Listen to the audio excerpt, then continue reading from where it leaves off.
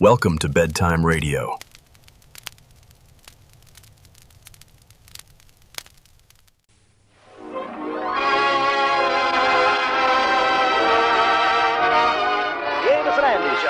A full half hour of entertainment with all the Amos and Andy characters, plus Bud Gruskin and his orchestra, and those famous Delta Rhythm Boys.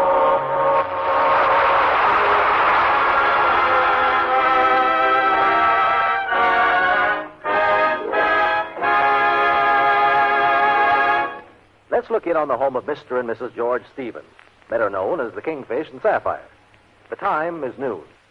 All morning, Sapphire has been cleaning up the house, and as the clock reaches the noon hour, she is about to go in and perform her most difficult and unpleasant job of the day. George, dear, time to get up. I'll tickle him behind the ear with my finger. Oh, flies. Get away, flies. Georgie, dear, open your eyes. I'll run my fingers through his hair. Don't cut it too short. Just use the clippers on the side. George, get up. Well, I'll give him the ice water treatment. Where's that pitcher? How do you like this, George Stevens?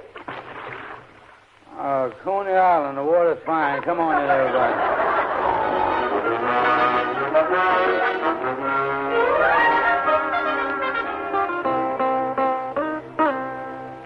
I tell you, Andy, my wife threw me out of the house this morning, and I was sick all night long. Was you very sick? Oh, must have been, because I perspired so much. When I woke up, my nightgown, the whole bed soaking wet.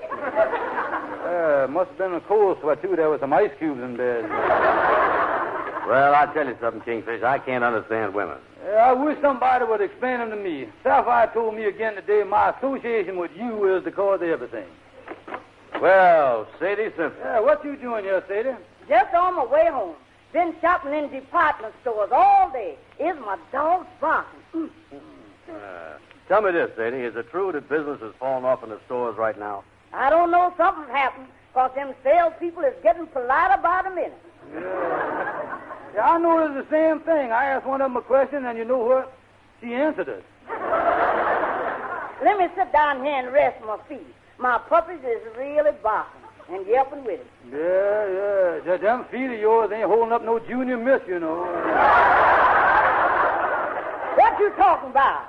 I want you to know that I stepped on a scale in front of a store today, and the scale read 136. Now, wait a minute. 130. Who said I had both feet on there? Tell me this. What do you really weigh, Sadie?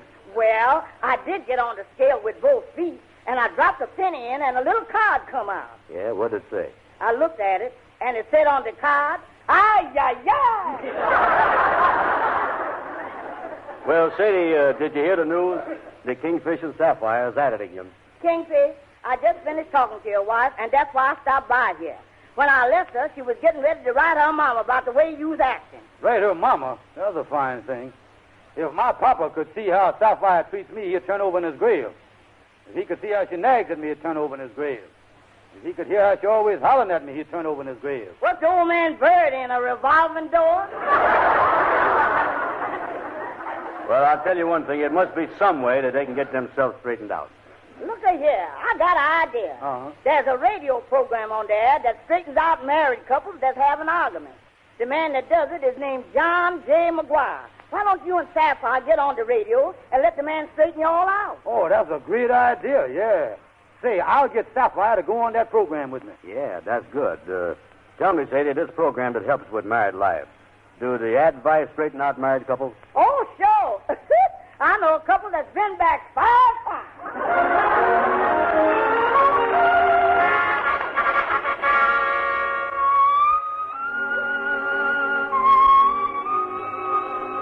And now, ladies and gentlemen, the Court of Marital Troubles continues. We present our next case, Mr. and Mrs. George Stevens. Oh, that's us, Johnny. Come on, Sapphire.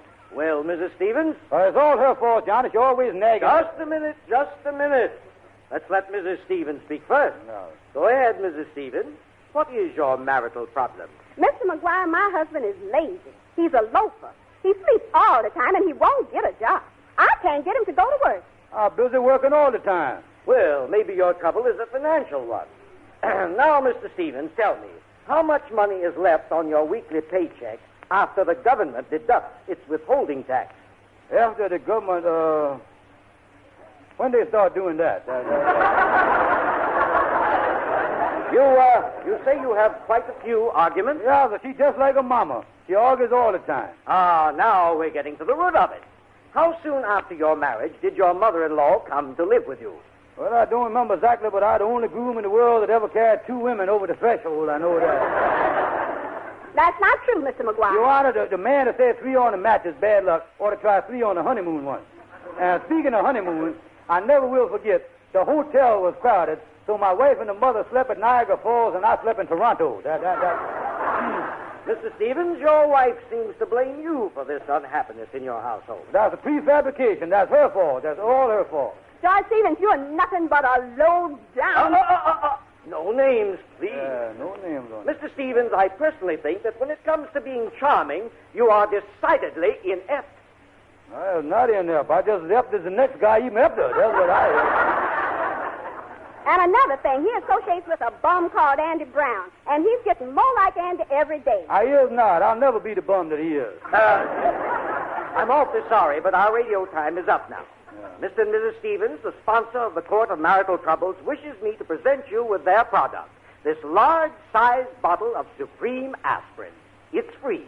Here is a year's supply. Yeah, well, the way my wife nags at me, that'll be gone in a week. Well, thank you, Mr. and Mrs. Stevens. And now, ladies and gentlemen... Yeah, come on, Sapphire, let's get out of here. I'm going to tell you something. If I had a glass of water, I'd take 2 or 3 of these Supreme Aspirins right now. George, I done reached the end of my rope. Well, now, wait a minute. I done stood all I can stand. George, this is the end. Oh, honey. I ain't fooling. George, I'm going home. I'm going to pack my things, and I'm going back to Mama. I'm through. Oh, honey. Now, listen, Sapphire. Can't we talk it over?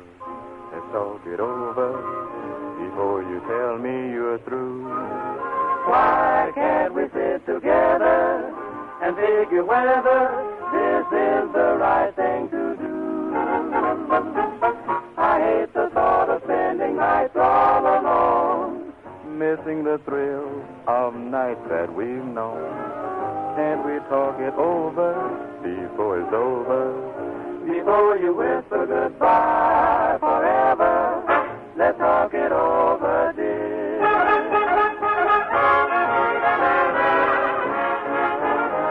Now listen, George. We were so in love the day love started. Who would think that we would soon be parted? I just can't believe it's true, Sapphire, dear. I make this appeal to you.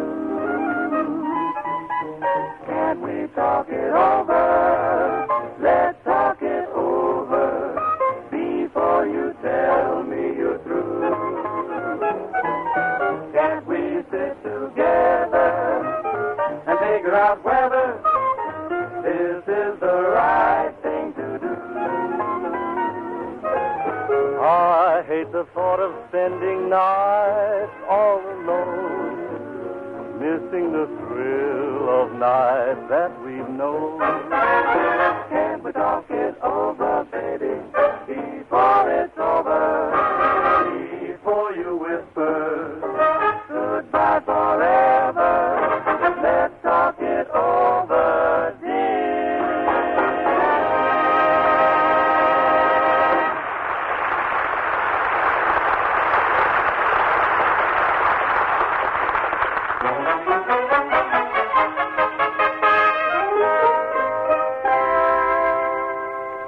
Oh, I tell you, Henry, me and my wife ain't getting along at all. Well, all of us married couples has our little difficulties. Now, my wife has the distinction of possessing a rare combination. She's got a strong will and a stronger left jab. You got a little of it, too, huh? Oh, yes. You know, I myself was forced to take out personal household collision insurance. Sure enough. And frankly, we just finished one of our little tete-a-tetes, and I don't feel any too strong. Yeah, you want an aspirin, Henry? I got 5 left. Well, what seems to be your marital conglomeration, Kingfish? Well, my wife blames me blames all of it on my association with Andy. Mm-hmm. So I done promised her that I'm going to break up with Andy. And that's what I'm waiting for now. Well, if you've got to lose a friend, Andy's a good one to lose, as I know of. Oh, I'm going to tell him cold turkey that I don't want to see him no more, don't want to be with him, I don't want to talk to him, just busting up. Well, Andrew Brown. Just a stranger I want to see. Kingfish, I done been to see my lawyer. I'm going to sue you up one side and down the other. I heard that radio program last night. You said I was a bum. And my lawyer say I can sue you on the grounds of information of character. Now, wait a minute, Anna. How can you do a thing like that to a pal? I just telling Henry here, of all the people in the world that I love, want to be friends with, it's you. Yeah, we got to be lifelong buddies. So why'd you call me a bum? Oh, my lawyer tells me I can get you for slander. I can get you for libel. I'm taking you to court, Kingfish. Well, now, just a minute. There must be some illegitimate way of settling this out of court. You know, Andy, suing the Kingfish for what he's got doesn't promise very much. Yeah, suing me ain't going to help you none, old pal. Partner deal, lifelong friend. But I want to clear the good name of Andrew H. Brown. Clear your good name. You better get yourself a bottle of ink remover, go down to the police station and pour it on the records if you want to clear yourself. Calling me a bum. That's fringing on my character. That's personal. I'm calling you a bum. You can't sue me for that. That information's in public domain. Don't tell me what. Oh, no, wait a minute. Now, calling me a bum stand on a corner is one thing. But it's something else when you say it on the radio and I get to be a nationwide bum. Well, now, listen. That program that you was on, Kingfish, is only local. The information is only broadcast here in the community where we live. Yeah, that's right, Andy.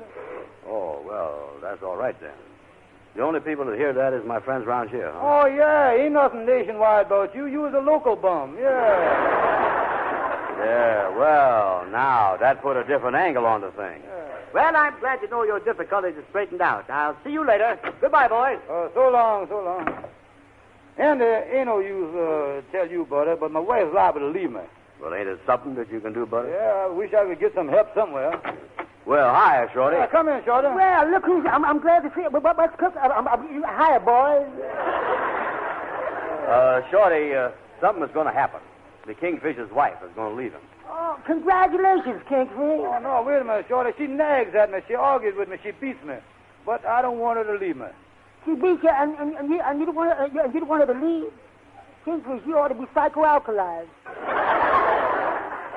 No, I tell you, Shorty, I was really worried about her leaving him. You know something? I was engaged to a gal once, and we were splitting her. And then she sent me a book for me to read so I would understand the woman's side of it. What was the name of the book? Miracles with Mink. Did you give her some fur? Oh, yeah. I sent her a fur scarf. Mink?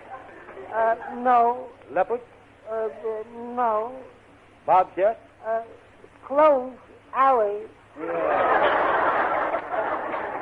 Well, the Kingfish don't know what to do to keep his wife from leaving him, Shorty. Yeah, well, Kingfish, you ought to send your wife flowers. Flowers? But, Shorty, she's still living. Oh, Kingfish, what you talking about? You got it all wrong. A husband don't have to wait till his wife is dead to send her flowers. He don't, huh? Oh, no. You can send them to her when she's sick in the hospital. Shorty, you has got an idea. I'm going to take her some flowers. I'll take her candy, too. I'll take her both of them at the same time. Oh, let's see. How can I get that money now? Well, I'll get that money some way, though. After that, you won't have a worry in the world. Well, there is one little thing that worries me, Shorty. My pal Andy here is mad with me because I said something about him on the radio. Oh, who listens to the radio? Nobody will hear that. That'll never be heard by a soul. Oh, good. So long, Shorty. So long, Kingfish. So long, Shorty. So long, bum.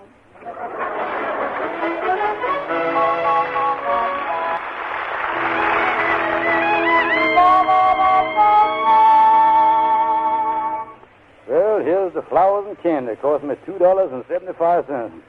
Leave I'll hide them behind the sofa and then get her to come in the parlor, and then I'll surprise her with them. Yeah, I'll put them right back here.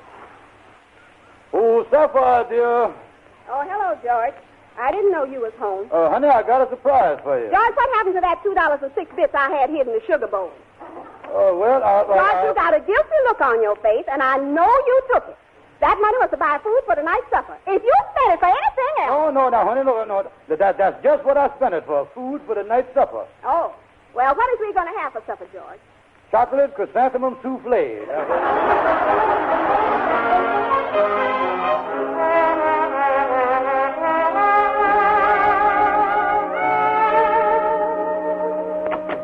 Well, come in, Gabby. Where you been? Yeah, ain't seen you for a couple of days. Oh, hello, Kingfish. Hi, Bum. Been on jury duty, boys, jury duty. And I've been on quite a jury, too. 11 women, and I was the only man. 11 women, and you was the only man, huh? Yeah, and we was locked up all day. Yeah. How'd you like that jury duty, Gabby? Lovely, lovely. While you and the 11 women was locked up there, how did you decide to kill? Is that what we're supposed to do in there? Listen, Gabby, the Kingfish and his wife is fighting again. Oh, I'm sorry to hear that. Sure, I'm sorry to hear that. Gabby, in your law work, you has had a lot of experience with this kind of stuff. What is the best way for a husband and wife to keep from fighting? Well, one thing, Kingfish, tell your wife that when she gets mad at you, count up to 10. Just count up to 10, that's all. You think that'll do it, huh? Oh, you'll be perfectly safe. I will, huh? Yeah, but when she gets to 11, duck. Say, Gabby, look here. I got to have happiness at home. My wife is at me all the time. How can we be happy? Not but one way to handle it, Kingfish. Not but one way. You has got to be the master of the house, the complete master. Sure enough. When a man goes in the cage with the lions, them lions can't know that he's scared of them. He's got to be the master. And you got to go home and be the master of your house. Speak right up, just like a lion tamer. Yeah, I'll go home like a lion tamer. I'll be the master. I'll let her know who's boss. Yeah, this might turn the trick. Gabby, this might do it. And if your suggestion works out, she might love me and never let me out of her sight again. What would you think of that? Love? No, ain't nothing loved about that. No.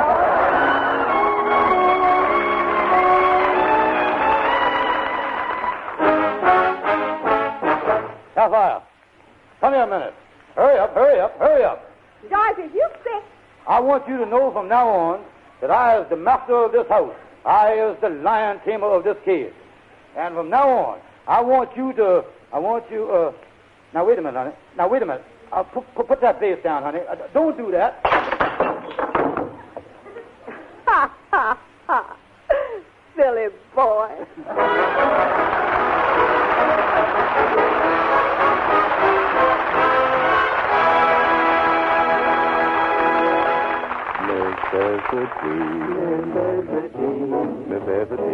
Necessity, that most unnecessary thing, necessity.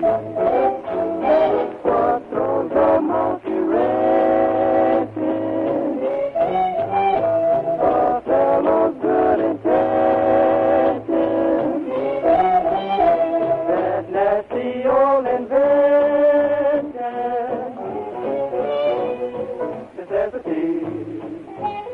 My feet want to dance in the sun. My head wants to rest in the shade. The Lord says go out and have fun. But the landlord says your rent ain't paid. Necessity. It's plain to see what a lovely old world this silly old world could be. But man, it's all in a mess, account of necessity. Account of necessity, account of necessity. The jail would never been there, except for folks who been there. Well, how did I get in there? Necessity, necessity. My feet wanna dance in the sun, my head wants to rest in the shade. The Lord says, go out and have fun. But the landlord said, your rent ain't paid. Necessity, necessity, that's the maximum that a minimum thing could be. But man, it's all in a mess, I must confess. There's nothing more than less, unless. Brother Ender, it's that one word I've been telling you about, and that is necessity. Necessity.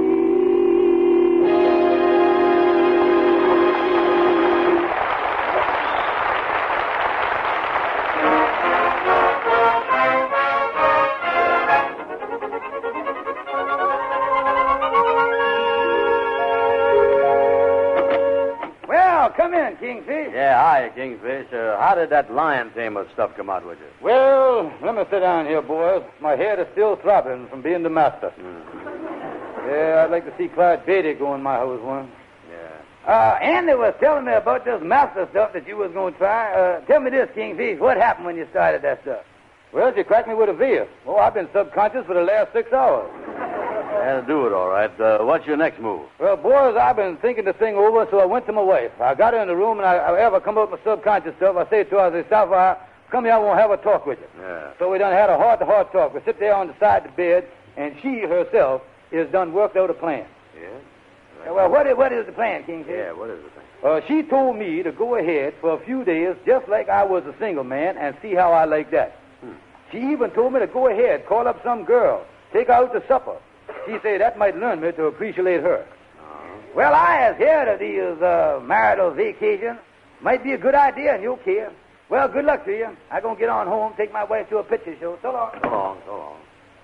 He's going to take his wife to a picture show. He ain't got no fight in him at all, is he? Nah. Well, tell me this, Kingfish. What is you going to do about this marriage vacation? Oh, I'm going to do exactly what my wife said do. I'm going to call up a girl. She told me to do it. No fooling. Who you going to call? Yeah, I went down in the basement in my trunk, and I got out my little black book that I used to have, and here it is. Let's look in here. Wait a minute here now. Yeah. Oh, here, one right here. Andy, she is something. Mm-hmm. Oh, I remember how she used to smile. One of the prettiest girls in town. Well, here I go, son. Oh, boy, this marital vacation is something, ain't it? Yeah, maybe she got a friend. I could use a vacation, too, you know. Yeah. Oh, this is the best idea Sapphire ever had. Hello? Could I speak to Trixie? Speak to who? Trixie. Trixie. Oh, yes. Hey, Mama.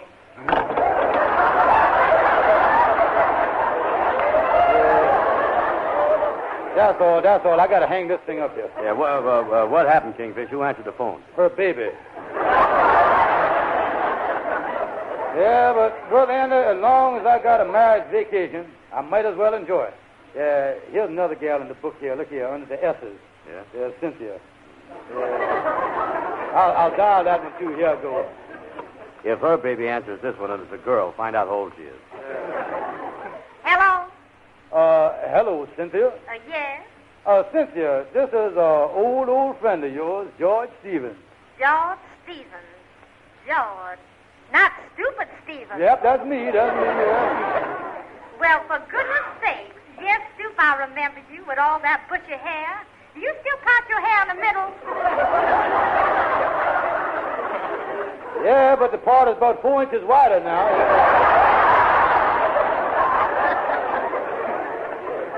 Well, I still remember the last time I saw you, Stoop. You took me home and we were standing on the porch, and the last thing you said to me was that you would phone me. That was 19 years ago. Well, Cynthia, I've been awfully busy, honey. And the reason I phoned you is because I had something to add you. Well, what is it, Stoop? How about me and you having supper together tonight just the way we used to? The way we used to? I'm sorry, Stoop. I just can't afford it. Goodbye. How'd you come out, Kingfish? Oh, she done develop into a tightwad, just as she is. You gonna try some more? Oh, this marriage vacation ain't nothing, Andy. I don't know what I'm gonna do. Well, listen, Kingfish, I've been thinking about your trouble, and I talked to a friend of mine. He told me the name of a man, Professor Hotchkiss. He say he really does a great job in straightening out married couples' trouble. Jonah? Yeah, I got his name. Here it is right here on this piece of paper. Say here, write to Professor John Hotchkiss. And there's the post office box in Harlem. And I put down there, your marriage trouble solved. Andy, you give me an idea. Thank you, pal.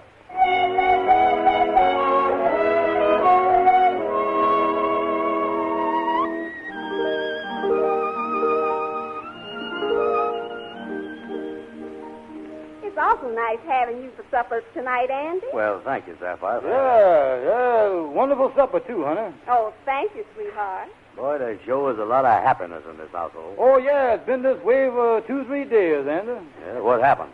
Well, my bride here has been so sweet, I guess it kind of reflected in me. Well, I learned one thing in the last few days, and that is to be a little tolerant to the one you married to.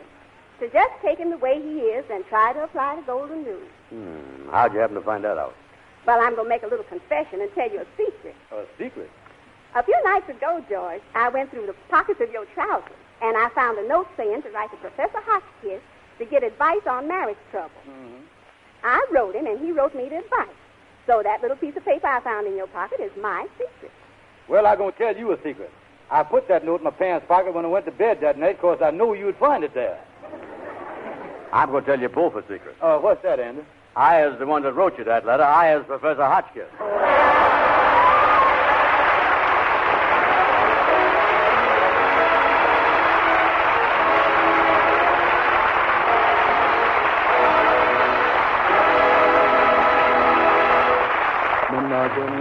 Managua is a beautiful town. You buy a hacienda for a few pesos down. You give it to the lady you are trying to win. But Papa doesn't let you come in. Managua, Nicaragua is a heavenly place. You ask a senorita for a legal embrace. She answers you, caramba, scramba, bambarito. There's Managua, Nicaragua, that's so.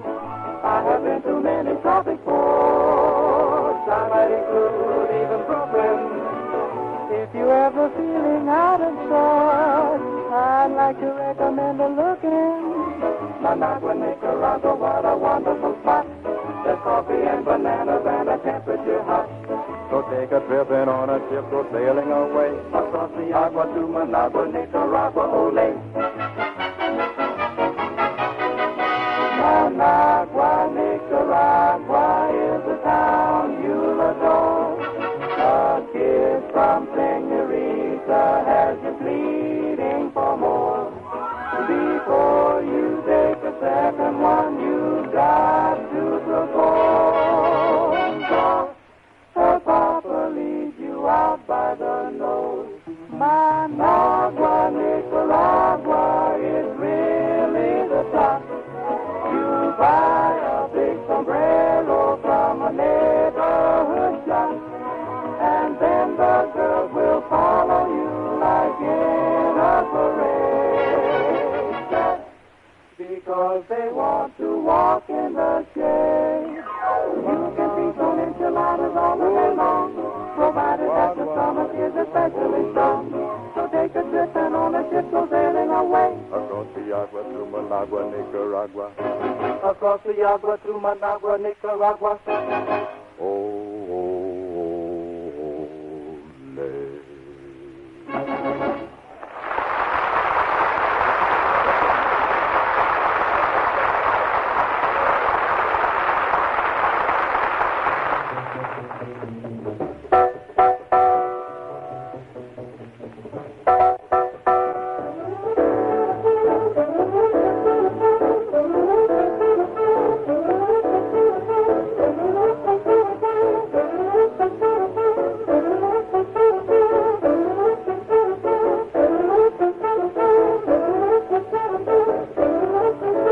The Amos and Andy Show has come to you through the worldwide facilities of the United States Armed Forces Radio Service, the voice of information and education.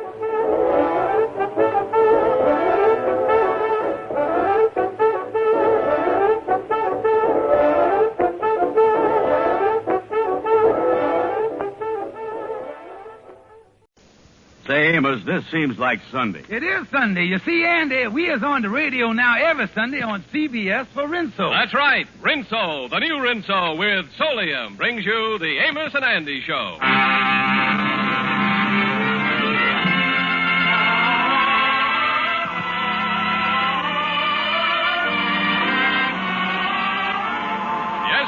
Rinso, the soap that contains Solium, the sunlight ingredient, brings you a full half hour of entertainment with Lou Lubin, Eddie Green, Ernestine Wade, Jeff Alexander's orchestra and chorus, and radio's all-time favorite, Amos and Andy.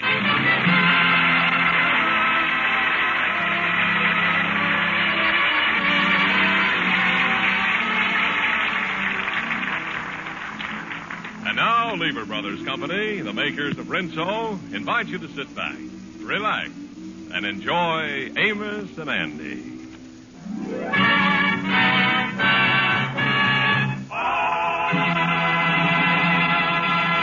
It's noon in the Kingfish's home, and the Kingfish has just finished his noonday meal. Breakfast. George, dear, I opened the letter that come this morning, and when I seen it was from my brother Leroy, it sure was a surprise to me. Mary, that's a surprise to me, too, honey. Didn't know your brother could write. Now, don't be nasty, George. You know that Leroy went to night school and learned how to write 10 years ago. Oh, yeah. Now I remember. The year he learned to write, we sent him a pencil for his 35th birthday. Leroy might not be so smart about other things, George, but he's got a mechanical mind. What is old Cogwheel here trying to invent now? Well, he's saying in the letter that he's coming here to New York to pay us a little visit. Well, I ain't going to let a man come up here like that and lay around my house. Your house? George Stevens, this is no more your house than it is mine. It ain't, huh? Who does the landlord send the eviction notices to?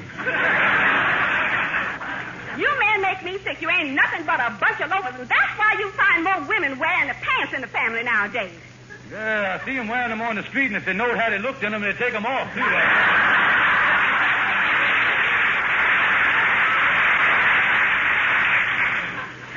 Leroy's coming up here to visit us, and he's got to have a roof over his head. Yeah, well, why has he got to have our roof? How about me finding him a room someplace else? Well, how you going to do it with the housing shortage? I ain't going to let no housing shortage stop an emergency like this.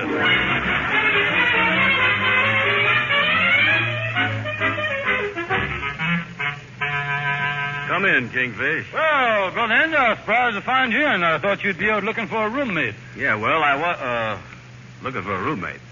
Well, don't tell me you ain't heard about the new law that Congress just amended the Constitution with. It was just flashed all over the United States. No, I didn't hear about that. And I was listening to my portable radio, too. Oh, well, no wonder you didn't hear. Such a big law, they didn't broadcast it over the small radio.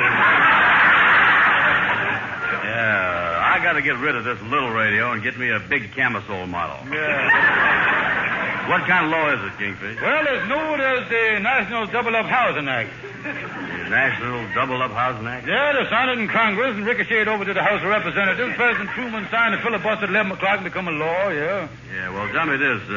What does this new law mean? Well, it simply means this, ain't it? That from now on, nobody won't be allowed to live alone. Oh, it's a stringent law. You mean that a bachelor has got to go out and get married? Oh, no, the law ain't that drastic. It means that he got to double up and share his room with somebody. That's what it means. Well, say, that law hits me, don't it? Oh, it affects everybody in every place. From now on, even the jails is going to put in at least 2 men together in solitary confinement. Oh.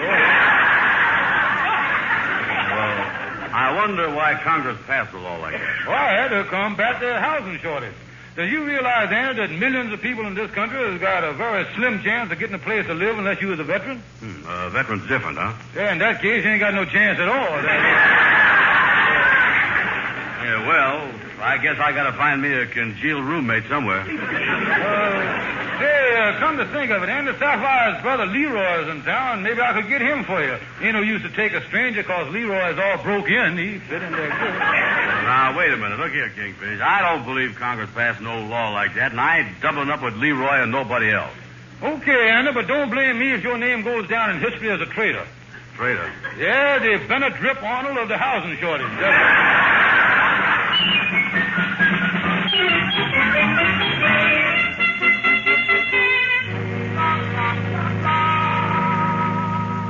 Hello, Henry. Has you, by any chance, got an extra room over at your house? No, Kingfish, we haven't. We'd like to have an extra room, but our apartment is so small we've got no place to put it. Well, Henry, old mechanical-minded Leroy, that awful-looking brother-in-law of mine, is coming to town and looks like he's going to start sponging off me. Yes, but I've got a brother-in-law like that, too. In fact, we are so ashamed of him that when our society friends call on us, we put a chauffeur's cap on him and make him sit in the car.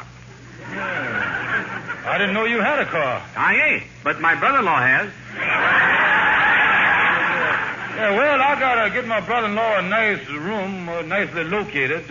What you mean, nicely located? That would be about 75 miles from my house, is what it's gonna be. Well, Kingfish, come in, Lightning. Yes, what's on your mind, Lightning? I got another here from your brother, Kingfish, Leroy Hancock. It was sent to the Lodge Hall, KU.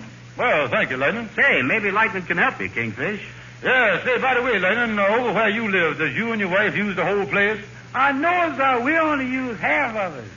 Oh, good. Half of it's empty, huh? I know, the landlord keeps his truck in the other half. Well, that won't work, Kingfish. Well, I'll whiz on back to the Lodge Hall. See you later. Letter addressed to my brother-in-law. Wonder what's in it. Henry, do you think there's anything wrong if I open it? I think it would be highly unethical. Good, then I was in the clear. Let's open the thing here. Yes, I'm very anxious to know myself. Go ahead. Well, this letter is from the Collins Lock Company. Listen to this. Mr. Leroy Hancock, dear sir, we received the plans of the lock you invented, and we are vitally interested. If it does all you claim the lock will do, we would like to buy it. Please contact us. Signed the Collins Lock Company. Look at it, right here in New York City. Say, Kingfish, they might pay several $1,000s for this. Too bad you don't own the patents on this invention. Yeah, it is, ain't it? Henry, let's wait till tomorrow and see who owns the patent. How are you going to do it? Well, my wife told me that Leroy spent $50 working on his latest invention, and this is it. Now, if I raise $50, I'll buy the lock outright from my brother-in-law. Mm-hmm. So I'm going out now, raise some money, even if I got to sell my best friend some stock or something. Well, Kingfish, you got to have luck with you. Well, this morning I found a horseshoe, Henry, and I'm getting out my rabbit's foot now. You think things are going to help you? Oh, sure it will. Listen, Henry, I believe in wishing well, and I also believe in a lot of things the daisy tell. I believe that a four-leaf clover brings lots of love, lots of joy, lots of happiness. I believe those things. And when it's Christmas, I believe in Santa Claus. Why do I believe? I guess that I believe because I do believe. I believe that dreams come true. If you wish for the dream by wishing well, don't tell the wish or you break the spell. It may sound naive, but that's what I believe. And when it's Christmas, I believe in Santa Claus. Say, why do I believe? I guess that I believe because I believe that dreams come true. If you wish for the dream by wishing well, don't tell the wish and break the spell. It may sound naive, but that's what I believe. That's just what I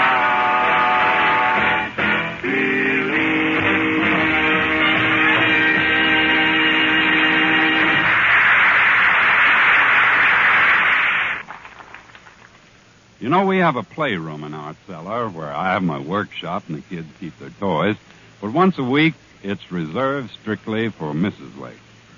On wash day, if it rains or if it even looks like rain, that's where she hangs the wash. That's where it dries with that beautiful new Rinso brilliance. Yes, even if they're dried indoors, Rinso washed white clothes turn out whiter than new, and gay washable colors even brighter than brand new.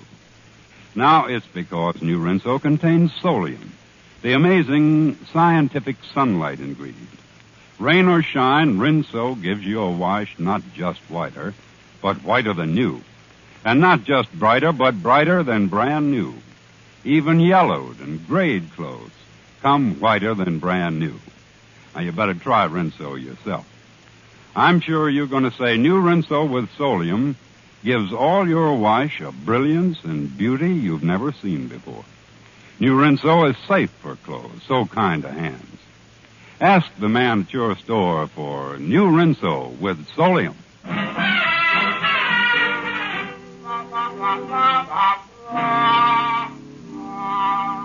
Well, hello there, Andy. Come in.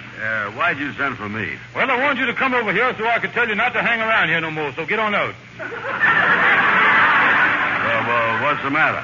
Well, anybody as busy as I is, I ain't got time to do nothing but tend to business. Being a stockbroker now takes up all my time. Now, here's $2 dividend for the one share you got. Here, take this. Yeah, well, thank you. I ain't got no stock. Oh, you didn't buy none, huh? Oh, give me my money back. Everybody done bought the stuff around here. I hand out money right and left. I thought you had some. Well, what is it? What is it? I raised money to buy a lock company, and the stock is even paying dividends before I get the company. Well, listen here. If I buy some of this stock, what do I get out of it? Oh, the stock pays 10% per annum. What's an annum? What's an annum? Yeah. I see I'm going to have to explain everything to you in annum, my boy, is dividend time. But when is annum? Well, according to the calendar, there's 5 seasons in the year. Summer, fall, winter, spring, and annum.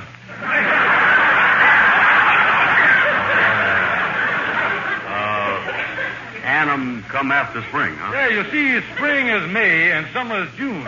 And annum's right in between there, so you're heading right into it now. That's why you're going right there. Yeah, well, what happens in Annam? Well, in the fall of the year, the leaves fall, and in the winter, the snow falls, and in the spring, the rain falls, and in Annam, the dividends fall. Well, is this stock safe? Oh, now, that's the feature of the whole deal, Andy. You see, the wise millionaires, Andy, it's got an old saying. Buy stock, put it away, and forget about it. Yeah. Well, this is one stock, if you buy, I guarantee that everybody's going to forget about it, see? Yeah, well, it sounds good, all right. Oh, I'm having some gold certificates printed at the Fort Knox printing company as soon as they send them over. You'll be here in a minute. Yeah, well, the stock you got there sounds good. Would you take some of your old IOUs for some of the stock? I consider that a personal insult to class my IOUs with this stock. Yeah, well, in the first place, Kingfish, I was broke. You're broke, huh? Yeah, flat. Well, then I'm going to take my cards off the table and put them on the floor and tell you something. That's what I'm going to do. What you going to tell me? What's that? That crazy brother-in-law of mine, Leroy Hancock, has got a mechanic mind. Now, he done invented a secret lock. And there's a lock company in town that wants to buy it by the name of Collins. Yeah, well, what about it? Well, now, he don't know this company's after. So I want to raise about $50 so I can buy the lock from him and sell it to this Collins company for $2,000-3,000. Now, maybe you could help me raise money. I'll give you 10% of what you raise. It's a deal. I'll try to raise some. Yeah, who you going to see? Well, if I can find some sucker that was dumb enough to put up $50 for this stock, the rest will be duck soup. Hi, fellas.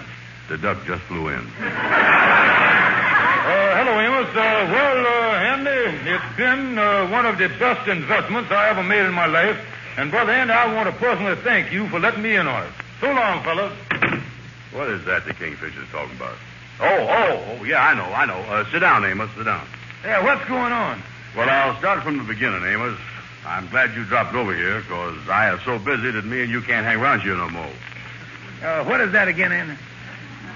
You know the 4 seasons of the year, don't you, Amos? Yeah, spring, summer, fall, and winter. There's another one there somewhere. Let me think. Think hard, Amos. Well, what is it? I don't know but 4, Andy. It rains in the winter, snows in the summer, the leaves drop off, what is that other season? I got it. Fort Knox.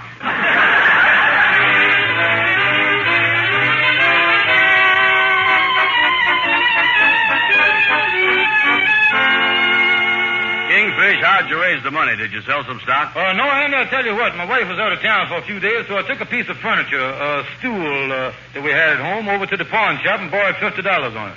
The man let you have $50 on a stool? Well, I took the piano along, too. He wanted to hold it.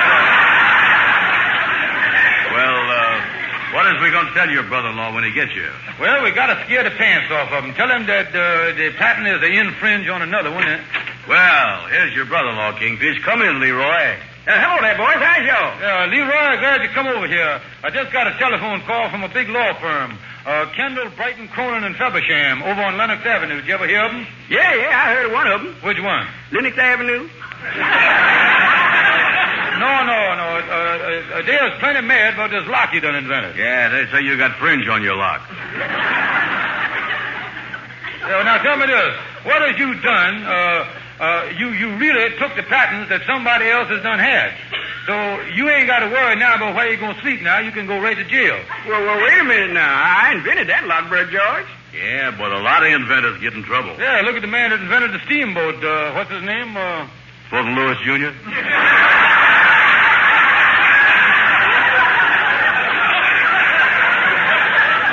No, that ain't the man. You mean Robert Fulton? Yeah, that's the man. He went to jail for inventing the steamboat. 2 fellas come along and proved to him that he was infringing on the steamboat. Well, who was the 2 fellas? The man that invented the boat and the man that invented steam. They was right there. Well, I didn't know that somebody went on and... Yeah, well, and look at the inventor that done so much for cotton. Eli Whitney. Yeah, the guy that invented the Cotton Club. Yeah, the same thing happened to him. Well, Brother George, I don't want to get in no trouble, but I got $50 wrapped up in this. Well, on account of you being my wife's brother and on account of me loving my brother-in-law, I'm going to give you $50 for all the rights to the lot so that you can get out of the mess and not bring a new disgrace to the family. Yeah, because if they sue the Kingfish, he done been disgraced so much it don't make much difference. Yeah, that's right. Well, give me the 50 and I'll turn the whole thing over to you. All right, here's the money, Leroy. $50. 2 10s and a 20. Put it in your pocket right quick there now. Now, thanks. Well, this puts me in a higher income bracket than I ever been in. Yeah, what bracket does it put you in? The $50 bracket.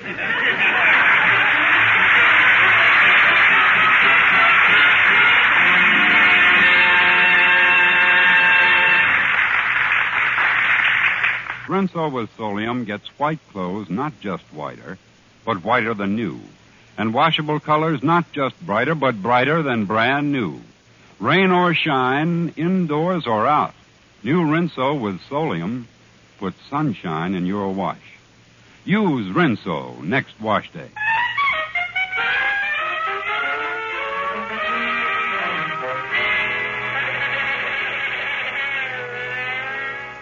Well, here's LaGuardia's law office now, isn't it? Yeah, well, come on, let's go on in. Well, hello there, LaGuardia. Oh, you're busy on the phone. Yeah, I'm just talking to one of my clients that I just sent. Excuse me a second, please. Hello? What's that again? You say they shaved your head, huh? Now, what else? You done cut your pants leg open at the bottom, huh? Uh-huh.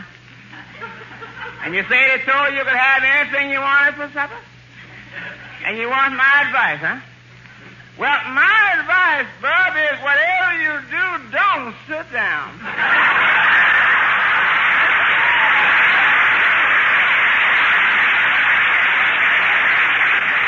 Yeah. Well, so long, Bub, and I really mean goodbye. Listen, LaGuardia, we got a new secret lock that we done bought, and we owns all the stock. Now, speaking of stock, I got a friend that's one of the greatest stock manipulators in the country. Oh, Jonah? Yeah, he went down on Wall Street. The first day he was there, he sent the stock market up 5 points. The second day he was there, he sent it up again. The third day, he sent it up again. And the next day, he had some bad luck. What happened? They sent him up.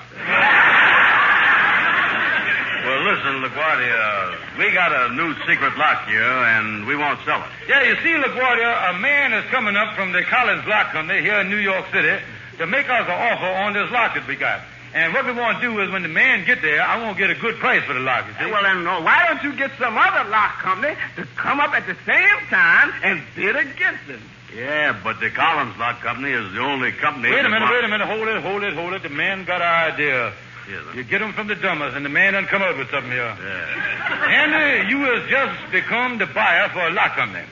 Yeah, what you going to do is this. You is coming over to the lodge hall when the Collins man is there, and you is going to be a lock buyer, and you is going to bid against Miss Collins man. Well, Buck, we're all set. See? Guess I better get over to court, so I got a client to defend. Yeah, who are you defending? Oh, fellow that's charged with feeding pigeons in Central Park. Well, ain't no law against feeding pigeons. Yeah, this fellow was feeding them to his family.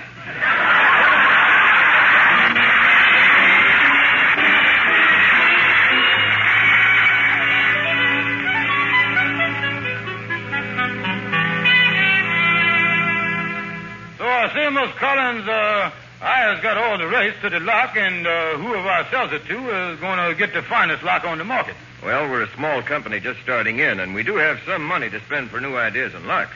Yeah, well, it's always a pleasure to do business with a firm that's got money. Of course, we're not interested unless your lock is absolutely burglar-proof. Oh, that's 100%.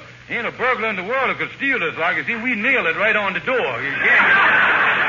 May I see the lock now, Mr. Stevens? Won't see the lock now. Well, you see, I got it on a door across the hall. Tell me this, you examined the plans here on the desk. Ain't you see these plans? Yes, I have seen a copy of the blueprints, yes. It's a very interesting mechanism, and it... well, I wonder who that could be knocking at the door. I ain't expecting nobody.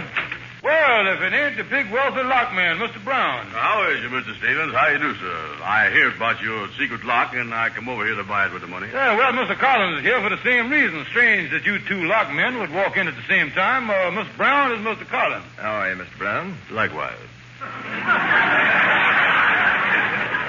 Mr. Brown, what firm do you represent? The big three, Yale, Harvard, Princeton, Lock Company. Yes, and it's a lovely firm to do business with, too, Miss Collins. I never heard of the firm. Well, we keep it quiet for tax reasons. Mr. Brown, are you the buyer of locks for your concern? Oh, yes, sir. I was also expert locksmith, too. I works on the biggest locks in the world. Tell you the truth, I just come back from a trip to Central America. Mm-hmm. What were you doing down there? I was fixing the locks on the Panama Canal.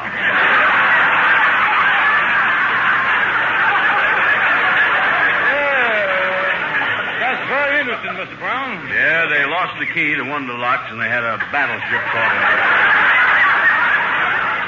And you made the key that opened the lock, huh? I made 2 keys. I can't keep running down to Central America all the time.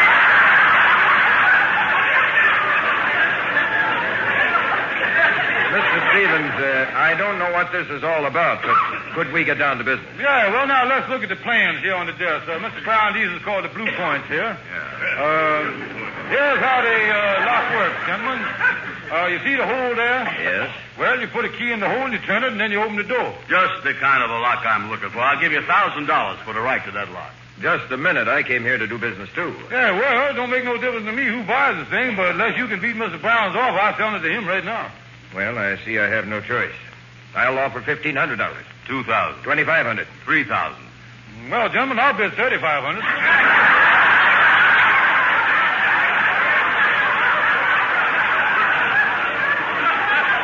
Mr. Stevens, what are you bidding for? Yeah, that's right. I ain't allowed to bid this. I already got it, ain't I? Well, I'll give $3,500. Well, Mr. Brown will have to get it for $3,500. I'm not allowed to bid over $3,000. Yeah, no? Well, so much for the practice bid. Now let's start the real thing here. Yeah, let's do it all over again. Let's start over. Come on. I don't understand this, but all right, go ahead. All right, now on the practice bid, Mr. Collins, you said $3,000 as high as you could go. That's right. All right, Mr. Brown, start the bidding. $2,900.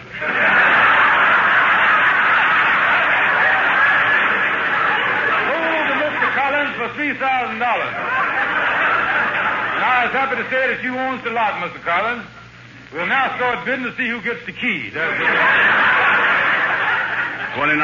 Well, now, just a minute. Just a minute here. Certainly the key goes with the lock. And I'm not going to buy it until I actually see the lock. To make sure that this secret lock is burglar-proof. Oh, it's burglar-proof? Well, I can prove that to you, all right. I got it right on the door across the hall. I'll take you over there and show it to you right now. Well, I want to see it. Well, I'll go along, too. Yeah, now, there it is. You see, Mr. Collins, it's on that door right there. That's the entrance to the treasurer's office. That's one room we don't let nobody in. That's a nice shiny lock, all right. Yeah, now, I'll get the key out of my pocket here. Oh, here we is. Yes, it's a very unusual-looking key. Yeah, sir. It's the only key in the world that'll open this lock. Boy, how I'd like to have this in my old alma mater, Yale, Harvard, and Princeton. Yeah. Well, I'll now put the key in the lock and open the door. Now, there you is, gentlemen. Now, I turn the knob and the door opens. My brother-in-law. Hey, Leroy. Wake up. He is in front of the lock, Mr. Collins. Hiya, Kingfish. I had a lock on that door. Did you have another key to the secret lock? How'd you get in here? That's the secret. You don't need no key. You can also open it with a half pin.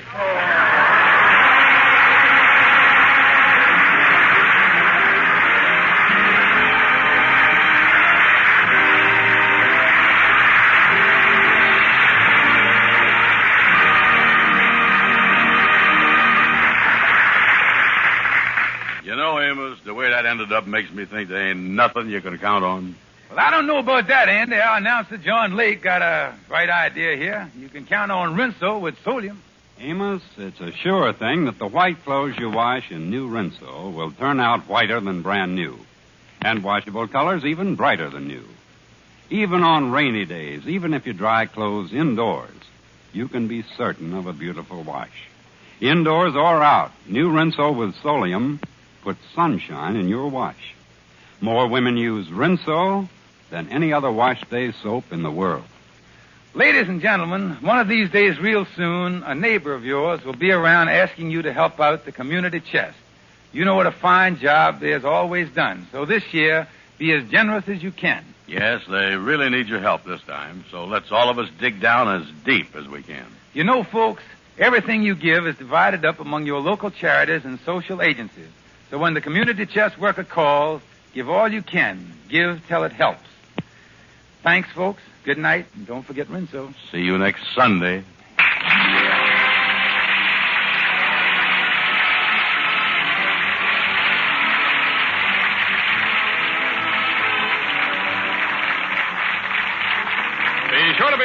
Sunday at the same time when Lever Brothers Company, the makers of New Rinso with Solium, will again present the Amos and Andy Show. Until then, good night to all of you from all of us. Amazing? Yes, but doctors have proved it.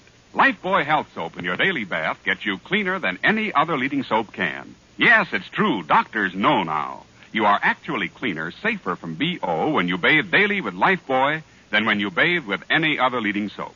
Get mild, refreshing Lifebuoy right away.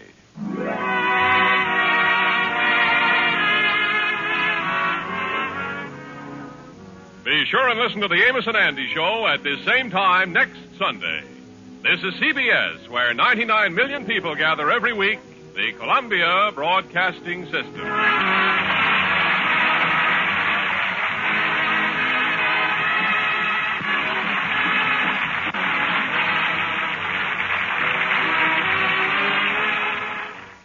Of Amos and Andy.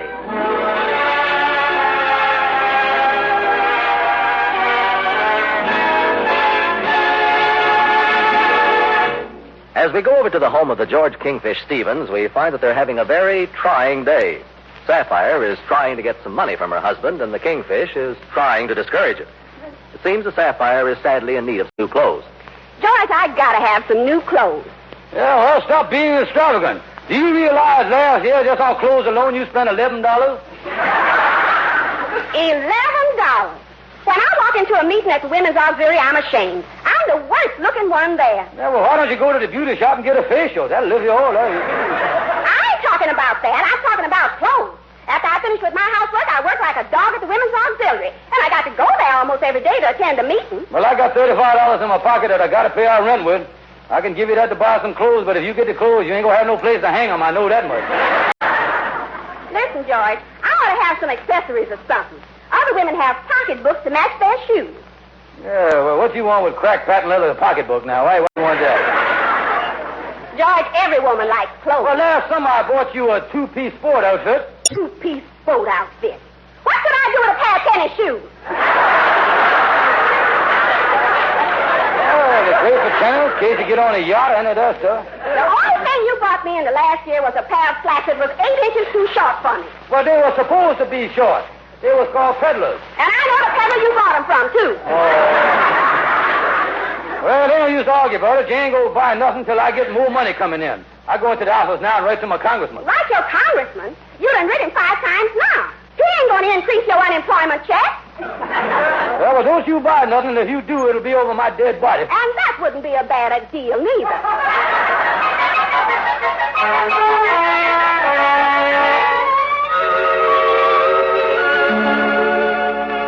Come in, Kingfish, come in. Well, hello, Henry. I was burned to a crisp. Is that so? What's the matter? Oh, me and my wife had an argument this morning. She wanted to buy some clothes and accessories and stuff, and I told her she couldn't do it. So I went back home a few minutes ago, and I found this package on the hall table. I opened it, and she done bought an alligator pocketbook. Oh, the way women waste money, it's just a case of gross negligee. Yeah, it's worse than that. I'd take it back to the store, but I don't know what store it come from. But I ain't going to let her keep it, I know that much. Yes, women's clothes is quite expensive. My wife went out and bought a pink satin slip for $12. $12? Yes, imagine spending $12 for something that she's always afraid is going to be showing. Yeah, you got trouble with your wife, too, huh? Oh, yes. She went out yesterday and bought a bathing suit for a ridiculous figure. Yeah, my wife's done lost her shave, too. I know where it is. But I tell you what, I ain't going to let my wife disobey me and buy no pocketbook. What do you think this here thing's worth? Here, I'll unwrap it here. Take a look at the thing here. Well, when it comes to handbags, I'm no connoisseur. But if that's real, genuine alligator, it ought to be worth at least $5. Wait a minute, our friend Andy's got a new gal that he met last week. I'll sell it to him so he can give it to his gal. I'll play safe and charge him $7.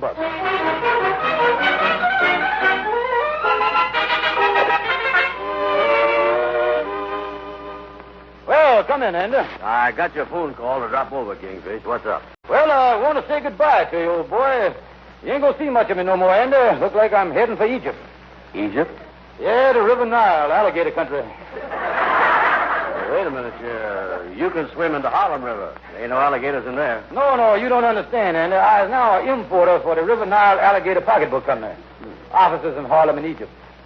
Each year I spend 6 months in Egypt, 6 months here, and 6 months traveling. See, Well, what kind of work you going to do? Importer for genuine alligator pocketbook. Well, I got my first one in today. Here it is right here. Oh, gee, say, that's pretty. Brand new. Never been touched by human hands. Only the alligator hands been on there. You see, this pocketbook is the choice part of the skin. You only get one for alligator. It comes right off the stomach. Sure enough? You see, alligator's got a pouch like a kangaroo, so you just cut the pouch off, put a zipper on it, and there you is. Right there. Well, tell me this, Kingfish. How much is they? Oh, you wouldn't be interested in nothing like this. This is the latest pocketbook. You ain't got no gal. You won't make crazy about you, nothing like that, is you? Well, now, the funny part of it is, I is. You don't mean to tell me. Is she the wild animal type? Well, she got a leopard coat. Well, leopard and alligator get along fine. They're both dead. They're going to love each other. They ain't going to fight. How much you want for it? Well, in Egyptian money, they sell for 12 and a half dromedaries apiece. But the price changes from minute to minute there, you see. Well, what do you think they sell for right now? Well, there's no way of telling. There's 5 hours difference in time over there, you see. 12 and a half dromedaries apiece, huh? Yeah, of course, that's FOB to Suez Canal. And then, of course, the tariff, then there's the import taxes, and the customs duty is pretty heavy. But it just happens that the president of the company is over here now, just got in. Ally Ben Hogan. He skipped all the taxes on it, you see. It just happened that he had this one in his turban. And he come by playing, he was 1.5 pounds overweight, and that's about 90 cents extra, that's all there. Well, wait a minute. What is the price of the alligator bag the way it is now? Well, if you pick one up in the Suez Canal, it's $5. 90 cents excess weight. Egypt tax sales is 30 cents. Brings it up to $7. Of course, the government, though, is asking us to be patriotic and make a 10% splash, so that brings it to $7.70. I'll let you have that. Yeah, well, I want to be patriotic, all right, but I ain't got but $5. Well, don't say nothing in Egypt about this, but you can have it for $5. Go ahead. Oh, great, Kingfish. Give me the bag. You know what I'm going to do? I'll give it to my gal's mama to get in good with her. Yeah, well, if you ever drop over to Egypt, Andy, look me up. So long, old boy.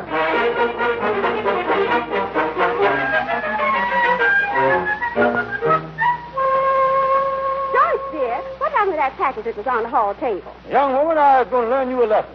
What you mean? I told you this morning that you couldn't buy nothing, so you went out here and went over my head and bought a genuine alligator bag. Now, you ain't going to get away with it. I done sold that alligator bag to Andy for $5. Now, let that be a lesson to you. You big dumber. That bag didn't belong to me. It belongs to Miss Williams upstairs. And there wasn't nobody in her apartment, and the delivery man asked me if he could leave it here for her. And a genuine alligator bag cost $50. Holy mackerel. I got to get that bag back from Andy before he finds out what it's worth. You get that bag back or I'll break every bone in your head. Oh, me. Trouble with my wife again. Always trouble with her. I ought to listen to my folks when I was young, because I remember my mama done told me when I was a knee pain. My mama done told me that she sighed. A woman sweet talk can give you the big eye. But when the sweet talking's done, a woman's a two-faced, all right, brother, or worrisome thing who leave you to sing the blues in the night. Right.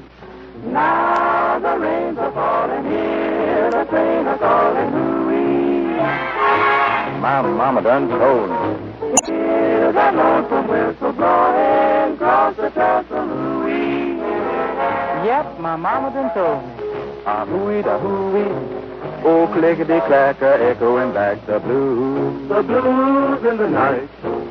The evening breeze will start the streets to crying, and the moon will hide its light. When you get the blues in the night, take my word, the mockingbird will sing the saddest kind of song. He knows things are wrong, and he's right. You know he's always right. From Nashville to Mobile, from Memphis to St. Joe, wherever the four winds blow.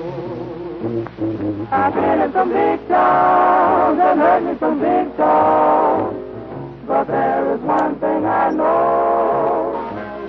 A woman's a two-faced, a worrisome thing who leave you to sing the blues in the night. got the blues on my left, the blues on my right, the blues in the day my mama was right. I've got those blues in the night.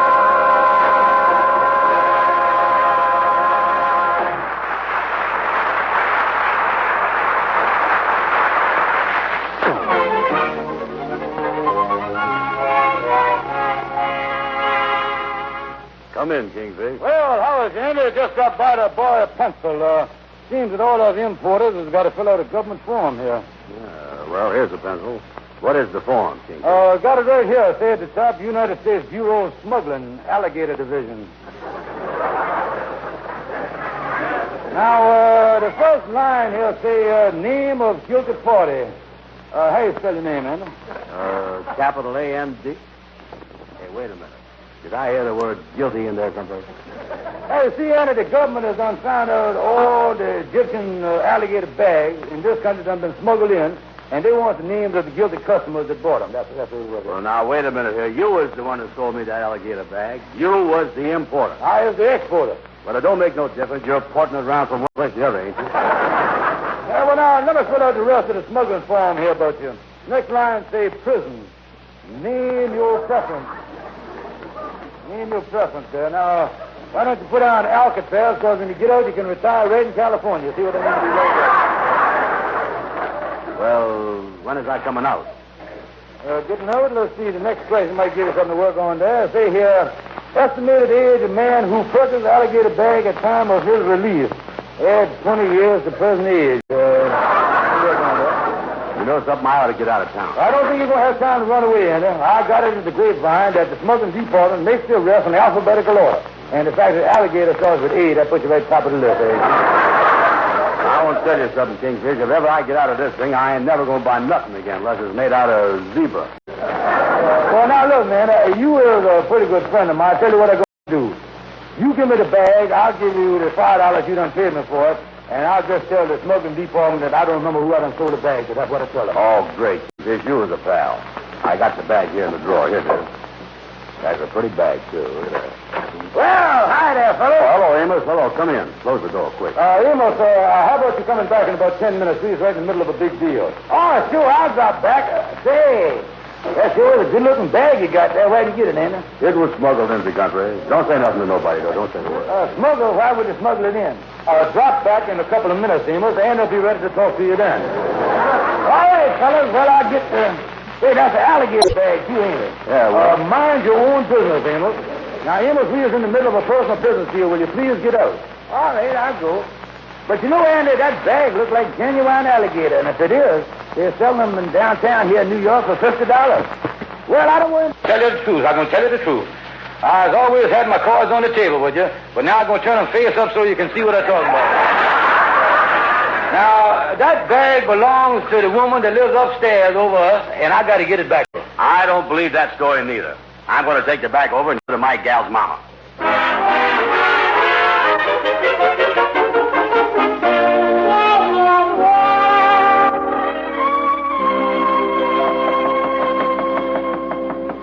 Well, I hope Carolina's mama's at home. This pocketbook will get me in solid. Hello there, Miss Adams. What you want around here, you lazy, no-good bum? Mrs. Adams, I brung you presents here. You dear boy. Why, come right in. Yeah, thank you. A present for me? I must open it and see what's in it. Oh, yeah, I admire you, Mom. You see, I never had a mama of my own. I come from a very poor family. Oh, Andy, a lovely bag. Oh, it's nothing. Just a beautiful, expensive alligator pocketbook. How can I ever repay you? Well,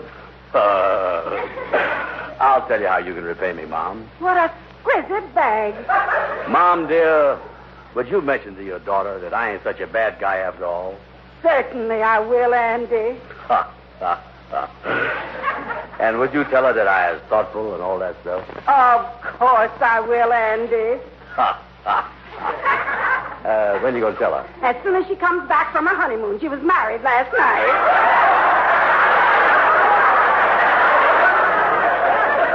She was married last night. Take your hand off that bag, you no good mom.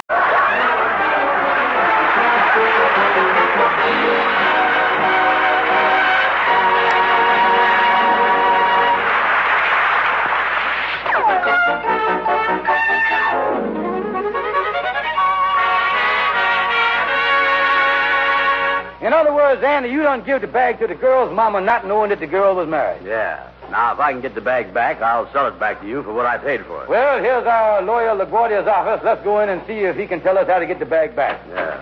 Well, hello there, LaGuardia. Oh, you got somebody in the office, huh? Just a minute, boy. Just a minute. Not lady. You say you want the marriage or no? Yes, it's been a horrible mistake, and it took me 10 years to find it out.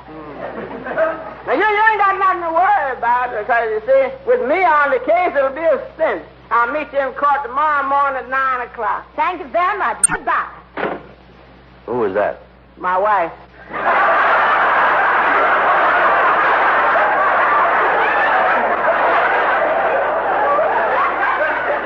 And, LaGuardia, you gonna handle the case, huh? Yeah, that gal is in a mess, man.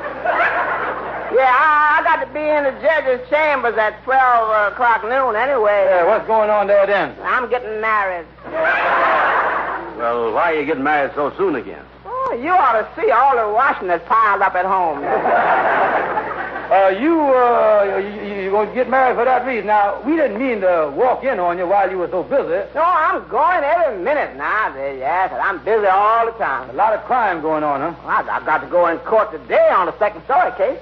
Second story case? Yeah, I had my client in court yesterday, and the judge didn't believe the story I told him, so I got to think of a second one now.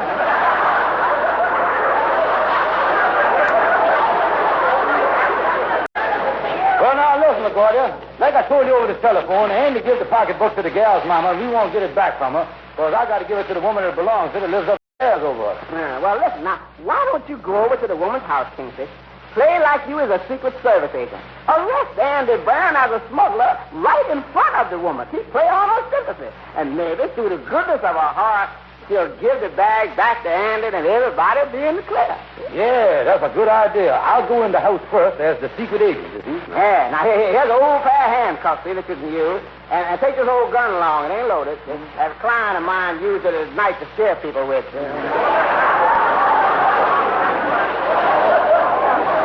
You know, Kingfish, this sounds like it's going to work. It's all right.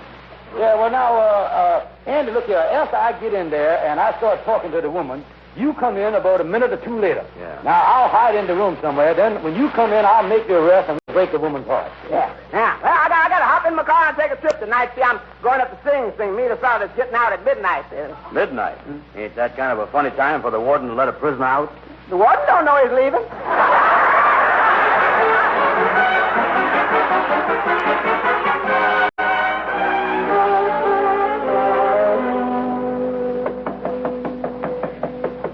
Well, I certainly hope this works. Good afternoon. I was looking for Mrs. Adams. I'm Mrs. Adams. Won't you come in? Thank you very much. I will. Mrs. Adams, I was here to tell you that one of the most dangerous criminals in the world is loose in this neighborhood. And we have been advised by our home office that he is on the way up here right now. Who are you? Who is I? I was with the FBI, the Federal Bureau of the Institution. That's who I am. Do you have credentials? Credentials? Yeah. I got them, too. I got around there somewhere. Yeah, here he is. Here's my card. There's nothing on the card. Yeah, you see, I was a Secret Service agent. Who else put a name on the thing? That's the trouble there. Oh, I see. Yeah, now, Miss Adams, I was looking for a bad criminal charged with smuggling. And this is an alligator case. What's that got to do with me? Tell me this. I want to ask you one question. You don't swore to tell the truth, whole truth, nothing but the truth. I'm going to ask you right now. Did any man ever give you an alligator pocketbook? Yes, I got one as a gift from Mr. Brown. Brown. Not the B-R-O-W-N. Andy Brown. Andy Brown. Sure, that's the name. Sorry, I ain't got my papers with us. You see, we burn everything when we go into action. That's what we do. Well, what about Mr. Brown? Mrs. Adams, our office just got a tip on Mr. Brown. He's coming out here, and I got to hide behind your curtains and capture him dead or alive. Dead or alive? Yes, we tried everything, but we find those two as the two best ways of doing it. Andy, it's criminals. My head. Oh, yeah. Hey, wait a minute. That must be Smuggler Brown now. Hey, listen, you go let him in, but don't say nothing. I'll hide behind the curtain here in the parlor, and then you bring him in here. Oh, my goodness. Hello, Miss Adams. Looks like the coast is clear. Come in, Andy. Yeah, I'll put on my shoes. You see, I don't want to leave no footprints no place. Won't you come into the parlor? Yeah. Excuse me if I keep turning around, looking over my shoulder, but I was a little shy of FBI men. Great bunch of boys, but I was too smart for them. Come in, Andy. Well, as I was saying, Miss Adams, there's a bunch of hot alligators that just got in town, and I want to tell you... Reach for the ceiling, Brown. Your FBI is on the air. Put it away. Holy Moses, Mrs. Adams, show me an open window. Is the door locked? Don't move, Brown. Stand where you is, Brown, and don't take off those shoes. We got you. Oh, me, I was cornered. Oh, my goodness. Oh, take it easy, Miss Adams. I'll fix him so he can't do no damage. Let me get out my handcuffs here. I'll handcuff ourselves together. In case he escapes, I'll escape with him. Yes, for goodness sake, get him handcuffed, quick. First I'll snap the handcuff on my own wrist. And now the other one. Well, Brown, you was a pretty helpless guy now. Excuse me, Chief, but you got both handcuffs on yourself. Excuse me, Miss Adams. We hold this gun a minute here. Oh, dear me. A revolver. Oh, don't worry. It ain't loaded. Oh, me. Where's the key to these handcuffs? Wait a minute, Chief. I think I got it here in my pocket. This revolver frightens me. Well, it ain't loaded. Go ahead and pull the trigger. Holy Moses. That's a fine thing for the FBI to send me out with. I got a good notion to write to J. Edgar Hoover. That's what I'm going to do. Inspector, let's get out of here before we get shot. Well, what is this all about? Mr. Brown here is a very good friend of yours. Now, he done smuggled in the alligator bag that he give you. Now, unless he gets it back, I send him to Alcatraz. That alligator bag, my friends tell me, is worth $50. And I'm not going to give it back unless I get the money to buy another one just like it. Now, look, Miss Adams, tell you what I'll do. I want to help this prisoner. He's got an honest face here. I've got $40 that I got to pay my Secret Service rent with. I'll loan it to Mr. Brown if you'll give him the alligator bag back. Well, all right, then. Give me the $40. Here's the bag. Thank you, Miss Adams. I feel awful about having to part with this bag. It's the prettiest alligator bag I ever seen. Someday I hope to own another one just like it. Well, now that Mr. Brown is free, maybe he can smuggle another one in for you. We'll work it out somewhere.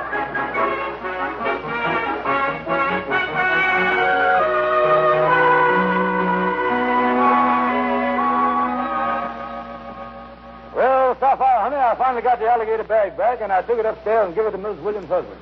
Yes, and to think that you had to spend the rent money in order to get it back. Well, I'll get the door, honey.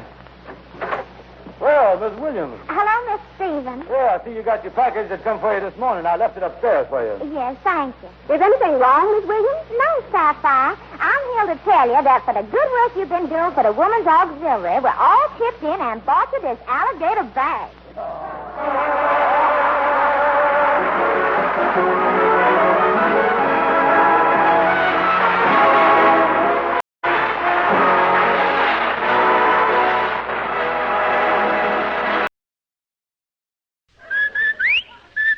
Andy, you know what day this is? Certainly, Amos. It's Tuesday. That's right, and Tuesday means we're on the air for Triple Action Rinso.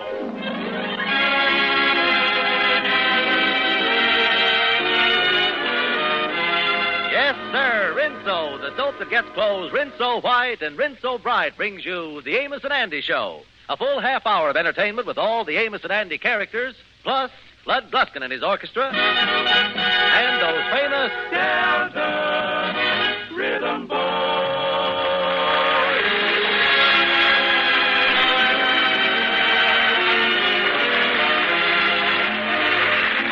Now, Lever Brothers Company, the makers of Rinso, invite you to sit back, relax, and enjoy the story of Amos and Andy.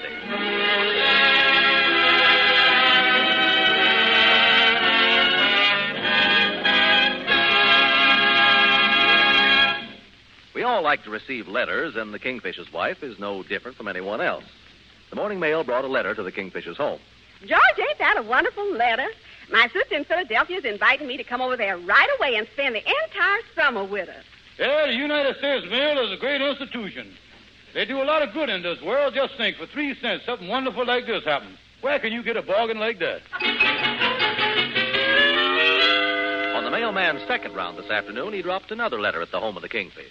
George, I just got a letter from my brother Alonzo, who lives in North Carolina. He's coming up here and wants to spend the summer here at the house. The quicker the government closes up the United States mail, the better off everybody going to be. All the mail is used for is to defraud us innocent people with a lot of crazy relatives. Oh, what you talking about? What you talking about? You ain't never met my brother Alonzo. And I'm going to let you in on a little secret. I ain't never going to meet your brother Alonzo neither. He ain't coming up here and mess around with me. I don't want to meet Oh, now listen, George. Alonzo needs a vacation. His wife's going away, and he's sending his two boys away to summer camp. Is that the place that they told you about that they sent them last year with a high barbed wire fence and the armed guard walking around? I wish you wouldn't be so silly. He'll be good company for you. He plays tennis, golf, handball, and I'll be away all summer. Yeah, well, why has he got to come up here and spoil it just because I got a lucky break with you going away? What's that? I mean, a lucky break with you getting a vacation. All right, then. We'll just forget Alonzo. Well, thanks for them kind words. Well, I'm leaving tomorrow, and while I'm over in Philadelphia with my sister for the summer, there's a little matter of money I want to talk to you about. Well, now, I'm glad you brung that up, honey. The best way to handle it is just to send me whatever you can. That's it.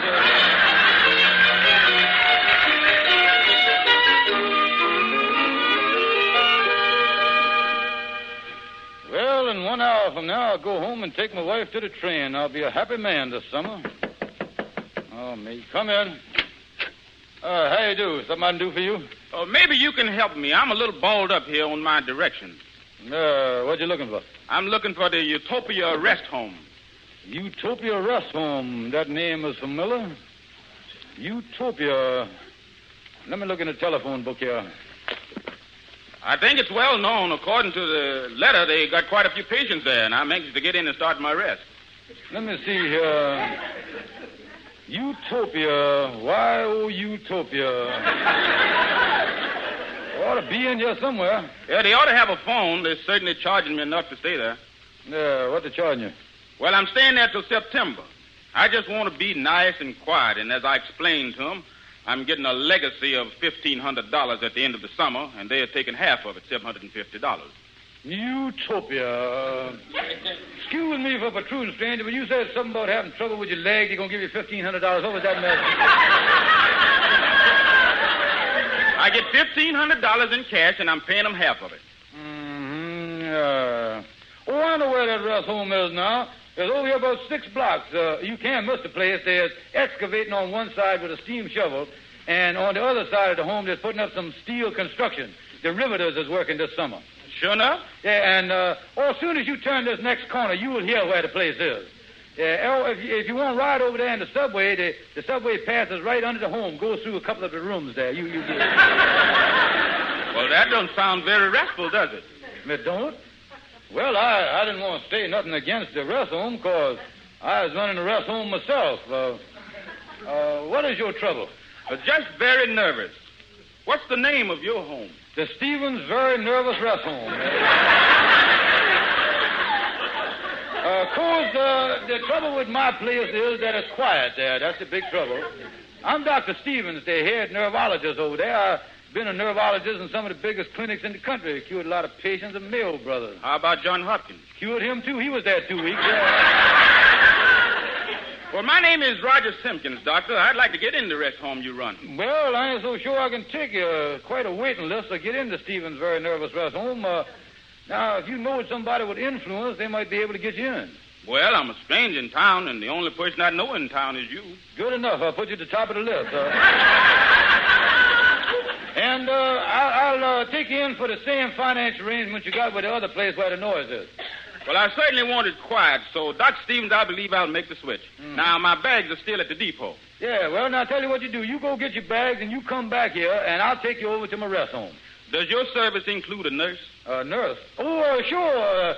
Yeah, here you come now. Come in, Miss Brown. Hi, Kingfish. Miss Simpkins, shake hands with Miss Brown. How do you do, Mr. Brown? Same to you, likewise. Well, now, you go ahead, and I'll see you later, Miss Simpkins. Thank you, and I'll be back. Who was that? Oh, just a fella. Andy, did you ever think of doing some good in this world? Maybe looking in history and finding somebody that you would like to copy? Well, I ain't thunk about nothing like that lately. Who would I copy? Stand over there and let me take a look at you a minute. See who you remind me of. Mm-hmm. I got it. Florence Nightingale.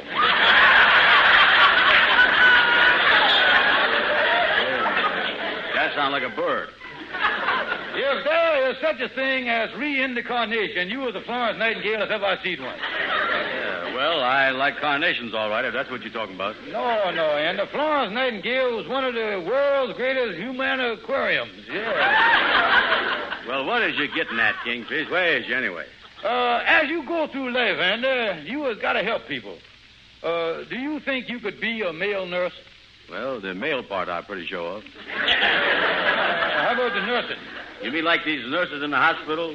You mean I gotta stick a hypochondriac needle in people and all that business? Oh, no. This is just a nerve case. Tell you what I'm going to do now, and I'm going to be fair with you. Yeah. My cards has always been on the table, but now I'm going to take them off and put the right ones on there so you know what I'm talking about. Yeah, what's the matter? Sapphire is leaving in an hour to spend the summer with her sister. Now, I was going to turn our home into a rest home for that man you just see walk out of here. Now, you is going to be the male nurse, and I is Dr. Stevens. Now, he pays us $750 at the end of the summer, and I'm going to give you half of it, $250. Well, that sounds fair to me, all right. Maybe you was right about those carnations. I'll be a male Florence Nightingale. Yeah. You know, Andy, a strange thing, but there's a nursing home there. Reminds me of a song that the boys sing around the lodge hall a lot. Yeah, what song is that? I think it's one of the best songs I ever heard them do. It goes something like, Ezekiel Canary. Hear the word of the Lord.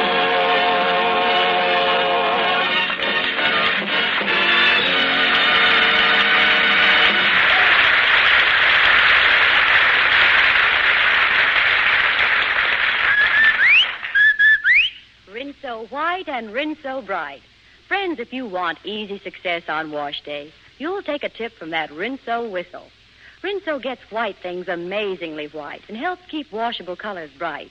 I had no idea wash day soap could make such a difference. Rinso's tops all right, ma'am. And here's why. Rinso's triple action formula gives you a special soapy-rich base, an amazing suds booster, and a marvelous grease chaser. Rinso's soapy-rich base makes deep driving suds that get out stubborn dirt fast. Rinso suds booster means heaps of suds even in hard water. And Rinso's grease chaser goes after grease and grime, helps prevent yellowing of clothes, yet is easy on hands. So ask for Rinso for a dazzling wash. A Rinso whitewash. With ease. A Rinso bright wash. With safety.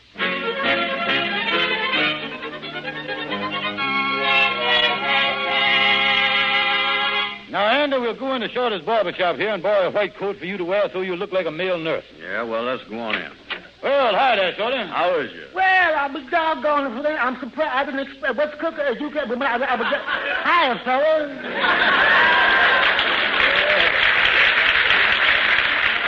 Shorty, my wife is going away, and I is turning our place into a rest home for nerves. I once went to a doctor about my nervous condition, and he told me what I needed was symphonic music. Yeah. He said the music would soothe me. He told me to get 25 symphonic records. Oh, sure enough? Yeah, and about every week or two, I'd get 4 or 5 more symphonic records. I kept buying them till I had 350, but they didn't help me. What was the matter? No phonograph. Now, look here, Shorty. Shorty, look here. If you got a white coat that'll fit Andy that you let him wear, he going to be the male nurse. Oh, yeah, I got one here that you can use, Andy. Oh, that's great. I want to look like I just stepped out of an ambulance. Yeah, now, Shorty, I got a mighty nice rest home if you want to spend a week or two there yourself. I went to a rest home once. It was on account of my speech. Yeah, what was the matter? Well, I could never finish what I started to. I would start one thing and end up with. I would begin to start off with. My words didn't seem to flow out like. That is, you can't. When I get you. But I'm cured now.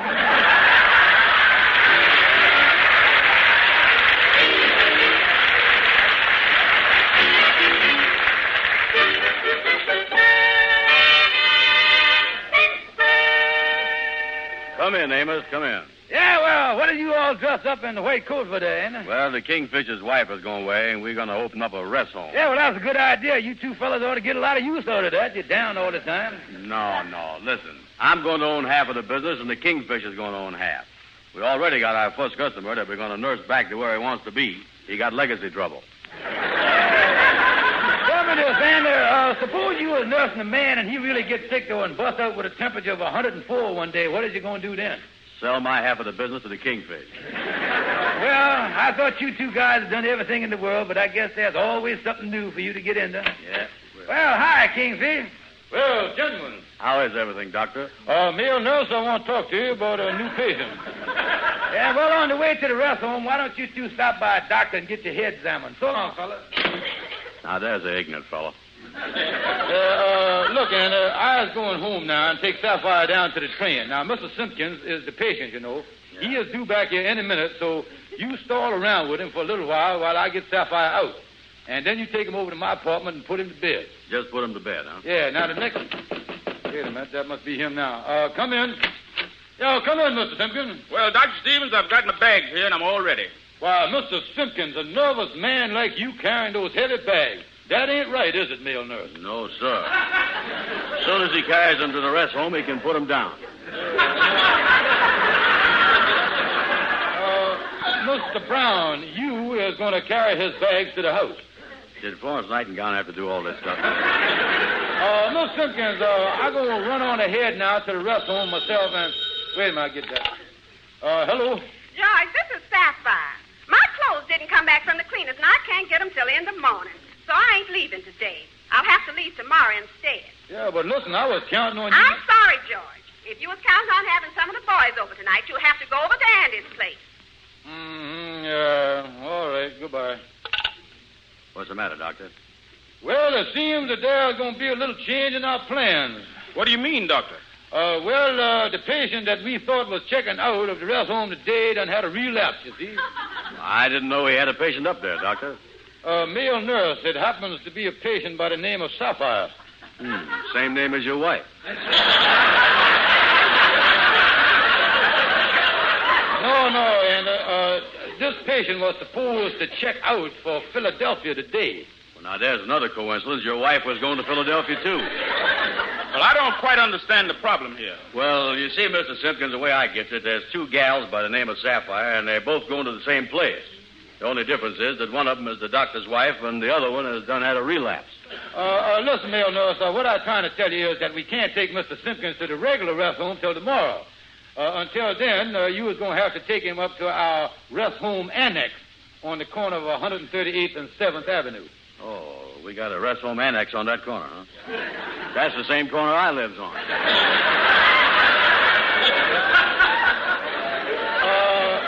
Male nurse, it happens to be the same place that you spent the night last night. You're a little mixed up there, Doctor. I was home last night. Well, anyway, Miss Simpkins, I wonder if you would step down the hall there and go into the reading room there a second and rest your nerves. I know mine is getting a little frayed here myself. I want to make a few arrangements with my male nurse here. Why, certainly, Dr. Stevens. I'll wait in that room for you. Yeah, I'll see you in a minute. Now, look, Andy, my wife ain't leaving for Philadelphia till tomorrow. So we got to take Mr. Simpkins up to your place for the night. Well, now, wait a minute, Kingfish. There's only one bed up there, and I ain't got no place to cook food for him or nothing. Oh, that's all right. You can go out and buy food for him. Well, it's going to cost money, but okay. Yeah, well, now I done got the man out of the office so I could get it into your thick head what I'm trying to tell you. Now, do you understand everything? Yeah, all except one thing. What's that? How did that other gal by the name of Sapphire ever get in your apartment?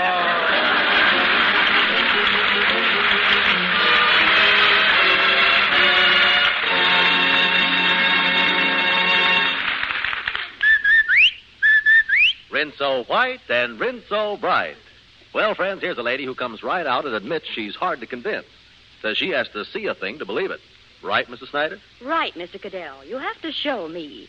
And that's just what Rinso did. Rinso showed me that using the right wash day soap makes all the difference. Why, now, with Rinso in my washer, I turn out the most spanking clean, whitest, brightest wash in the neighborhood. But naturally, Mrs. Snyder. Rinso has a triple action formula. Contains a special soapy-rich base, an amazing suds booster, and a marvelous grease chaser. No wonder only Rinso can claim the unanimous recommendation of the makers of 33 leading washers. Rinso means dazzling results.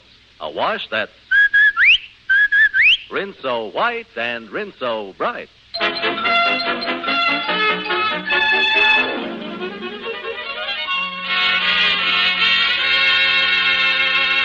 Well, Mr. Simpkins, this is what we call the Stevens very nervous rest home annex.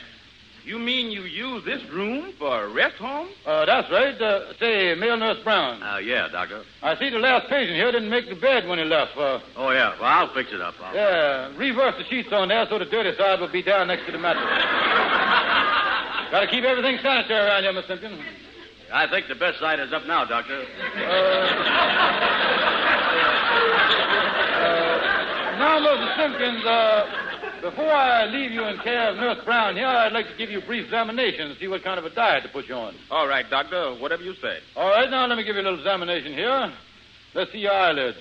Mm-hmm. Got two of them, ain't you? Yeah, they close all right. Let me feel your pulse here. 1, 2, 3. 1, 2, 3. 1, 2. Oh, sort of a rumble pulse you got there, yeah. Nurse, I want the patient to go on a light diet. How light, Doctor? Well, don't let it run over 35 cents a day. Now, Mr. Simpkins, Nurse Brown will be here with you on 24-hour duty. You mean that he's going to be in the same room with me all the time? Yeah, better than that, he's going to be in the same bed with you. I never heard of that. Yeah, well, just a safety measure. On real serious cases, I crawls in there, too, you see. Well, I don't know if I'm going to like this arrangement. Well, now, Mr. Simpkins, we feel that if a man is really sick, it's always safer to have a hospital staff right in bed with him. You see what I mean? Well, what is the advantage of that? Well, with Nurse Brown in bed with you, in case you want some aspirin during the night, all you got to do is nudge him. Yeah, and I'll tell you what he is.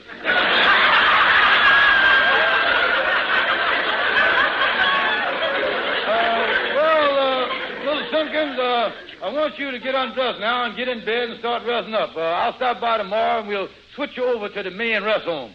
And Nurse Brown, I want you to take... Hey, Nurse. What you want? Let the patient get in bed first.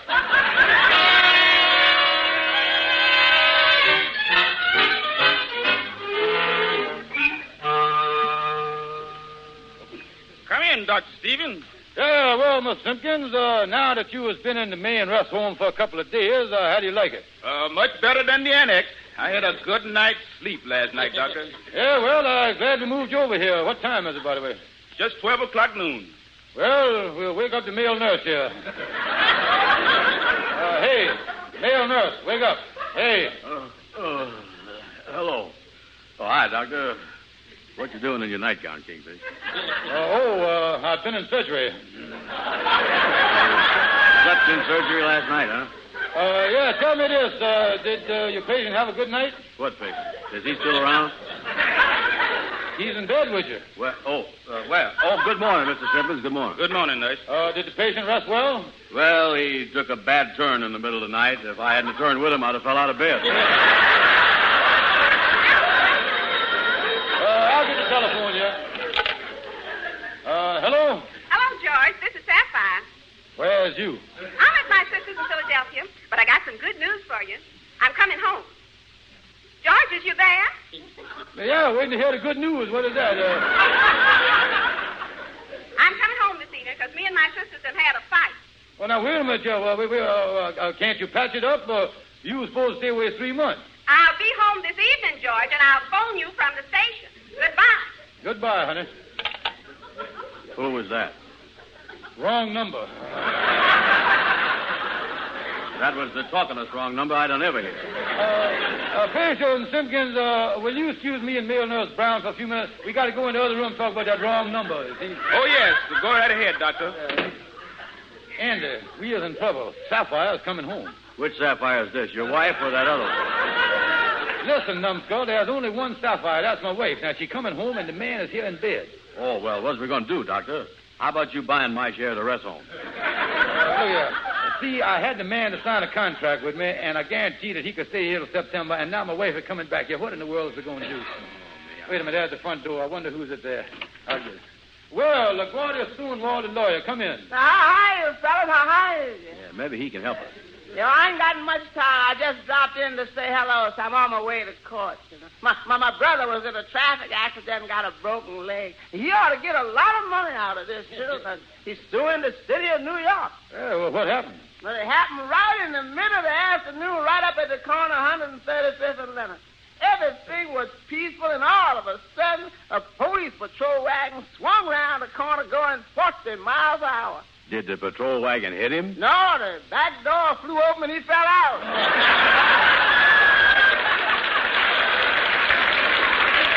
Now, listen, LaGuardia, give us some advice here. We is in a jam. Well, what is the fact? The first fact is we is running a rest home here while my wife is away for the summer. The second fact is we has got a man patient in bed in the other room. And the third fact is my wife has done decided to come home unexpectedly tonight. That third fact certainly messes the thing up, don't it? Yeah. Well, we want the man to stay here, but how are we going to handle Sapphire? Well, boys, there's nothing like the truth. I use it every once in a while myself. It works great. Now, here, you tell her that you split the money with her, and on top of that, tell her she's doing a great thing for mankind to let the man stay here. That's exactly what I'll do. I'll sell her a bill of goods on being a human aquarium. Well, I gotta go. See, I got a visit there. I got to stop by the court. See, there's probating my father's will. Oh, Jonah? Yeah. He left my brother $400 and my sister $750 and left my uncle $3,000 and cut me off with $1. Didn't that make you sore? Made everybody sore. He didn't have a dime.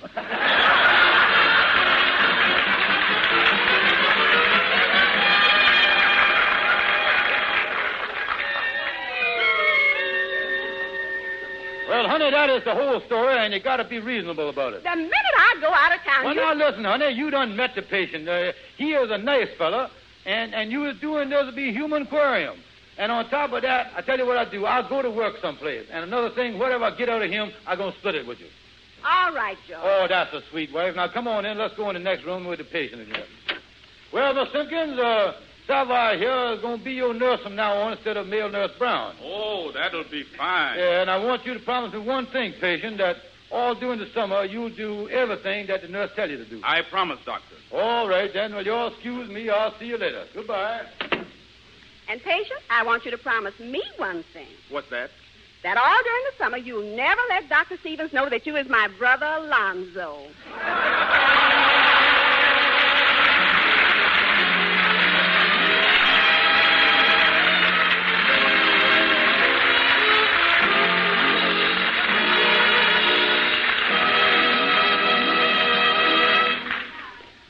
Ladies and gentlemen, this is our last broadcast this season, and we want to say goodbye. We are returning to the air again the last of September, and for this, we are very grateful to you. That's right. You folks have been mighty loyal to us, and we deeply appreciate it. And we thank you, too, for your loyalty to Rinso. We'll be back with you in the fall, and we're going to do our utmost to give you the very best show we can. Now, in the meantime, the makers of Rinso have another kind of a show for you, and it's a great show. One we know that you will enjoy. The name of it is Call the Police. And it's got everything. It's got mystery. It's got crime. A handsome detective. A beautiful girl. And love. Yes, sir, it's got love. So be sure to listen to Call the Police at this same time next Tuesday. That's right, folks. Listen to Call the Police on Tuesday evenings. And by the way, folks, the new Amos and Andy record album will be available very shortly. Maybe you might enjoy listening to it. In the meantime, we'll see you next fall. Good luck to all of you, and thank you for everything from everybody here. So long, folks. Goodbye, everybody.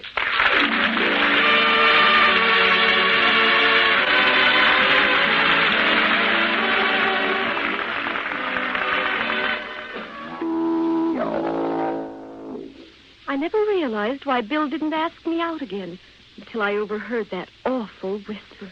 No man likes a girl with B.O. The way to stop those whispers is to take a daily bath with Lifebuoy. Lifebuoy is the only soap especially made to stop B.O. What's more, scientific tests prove that a daily bath with Lifebuoy helps build up increasingly better protection against B.O. Play safe.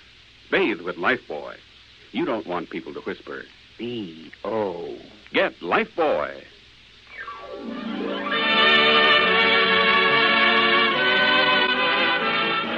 Be sure to tune in next Tuesday at the same time when Lever Brothers Company, the makers of Rinso, will present Call the Police.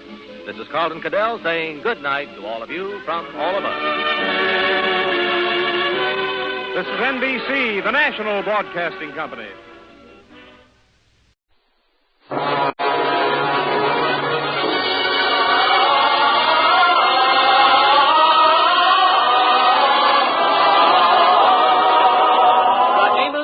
Show. A full half hour of entertainment with all the Amos and Andy characters, plus that famous quartet. You are listening up to the Jubilee. Jeff Alexander, his chorus and his orchestra.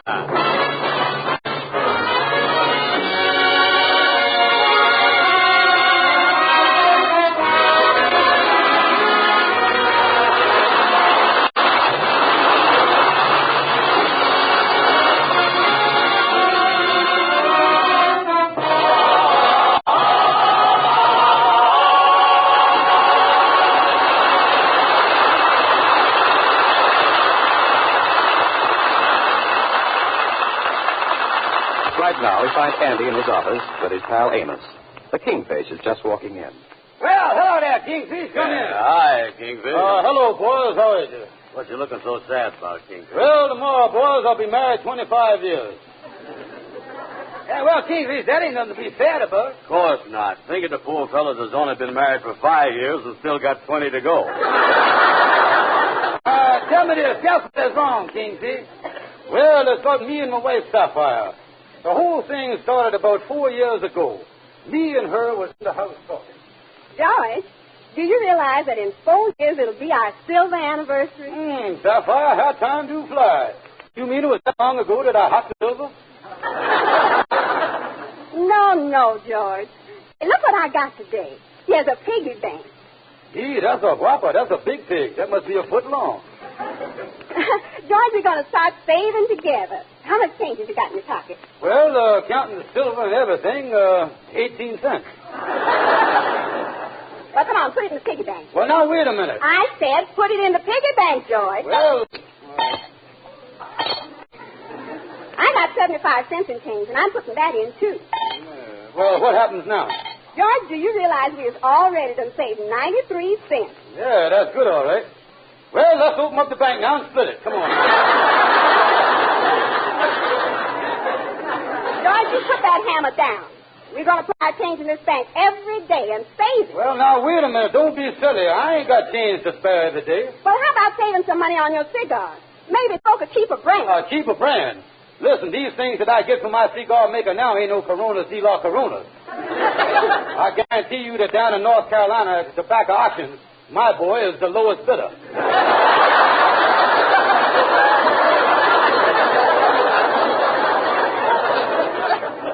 Listen, George, we'll both save a little change each day. And here's why we save it. I want something to look forward to, because in just 4 years, me and you is going to be married 25 years. And we ought to make a trip to the scene of our honeymoon. Oh, what you want to do that for? When a man gets bit by a dog, he don't go back and stick out his leg again. Don't you talk about our marriage. It's been wonderful. Well, if it is, I'd like to know how. George Stevens, you big bum, we'll pack this couple in time. All right, shut up. So we're happy. Go ahead. We had a wonderful time on our honeymoon. We seen Niagara Falls. We was even there when the man went over the falls in a barrel. Yeah, and if I'd have known then what I know now, I'd have gone over with you. Well, just the same, George. We'll save all our change for the next 4 years.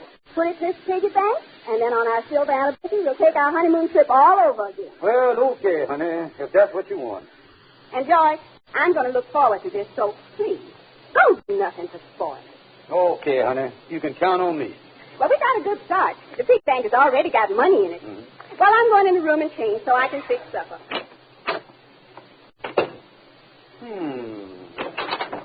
George, put down that hammer. Oh, well, put it down, honey. I'll put it down right now. Well, that happened 4 years ago, huh, Kingfish? Yes, and Sapphire, I've been putting money in there ever since. I've been dribbling a little in there, too. And you and Sapphire are going to take a trip pretty soon, then. That is, if you ain't done hit that bank with a hammer. Sapphire told me that she'd leave me if I messed with the piggy bank, so I ain't took nothing. Well, that's good. But let me tell you what did happen. One day, after we've been saving for about 2 years, I turned the pig upside down, to get the name of the manufacturer off the bottom of the pig. And while I was moving the pig around there, trying to get a focus on the name, 48 cents done fell up there. Yeah, well, that could happen, all right. Well, anyway, a few months later after that, I started wondering what the patent number was on the bottom of the pig. So I turned it over, and there was a little bit of number. I didn't have my glasses on, so I started kind of shaking it into focus. You know what I mean? How much did you focus out? 75 cents, focus out. Then accident started to happen. One day I was sitting there, and I just picked it up to see what the pig's stomach looked like. $1.25. Yeah, never will forget that day. A 25-cent piece and a $1 bill. Well, a $1 bill get out of that little slit. Well, I was putting on my button shoes at the time, and I just happened to have a button hook in my hand, you see. So between looking at the patent number, buttoning my shoes, and focusing, there ain't nothing left in the pig. That's what I mean. Yeah, well, that's too bad. And I love that pig. I used to call him a little paying fella. Yeah, she picked it up, and don't she know it's empty when she handled it?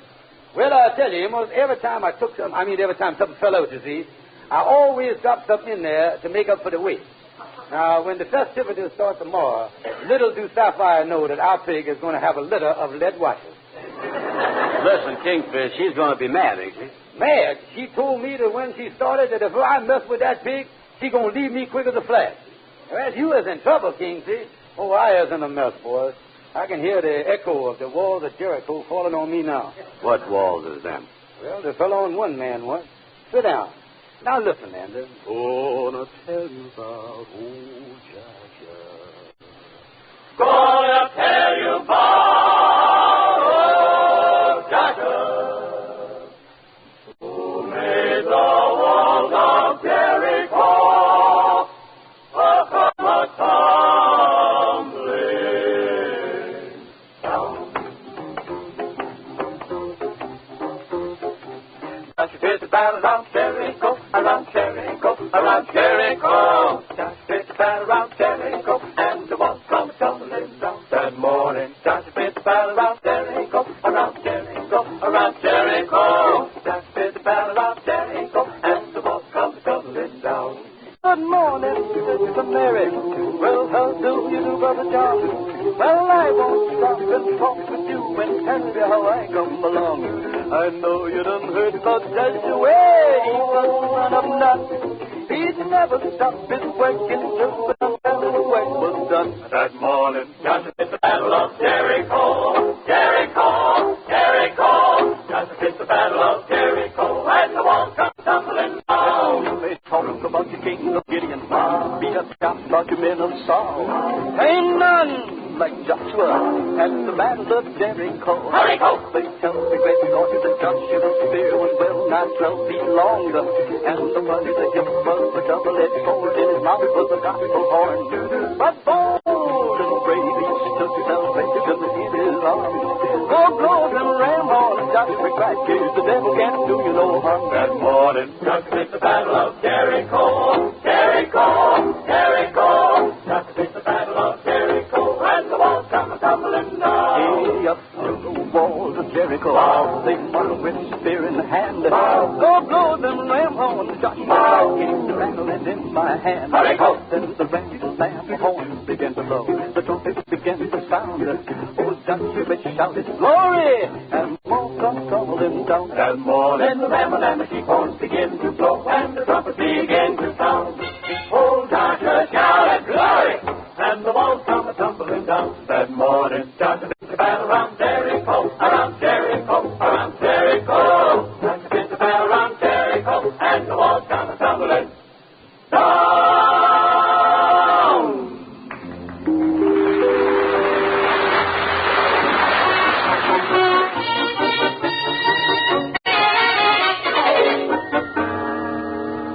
Andy, that piggy bank dealer's got me in a dilemma, and I am scared to go home. Hey, wait a minute.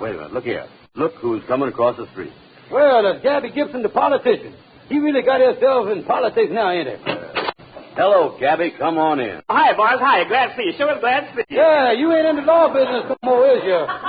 You done going into politics. What made you go in there? Well, I tell you what. In the ward where I live, there was a horrible condition. A very horrible condition. What was that? Well, I tell you, boss, I saw that all the money was going into ward boss's pocket. Every cent was going into ward boss's pocket. So I did something about it. Shake hands with the new ward boss.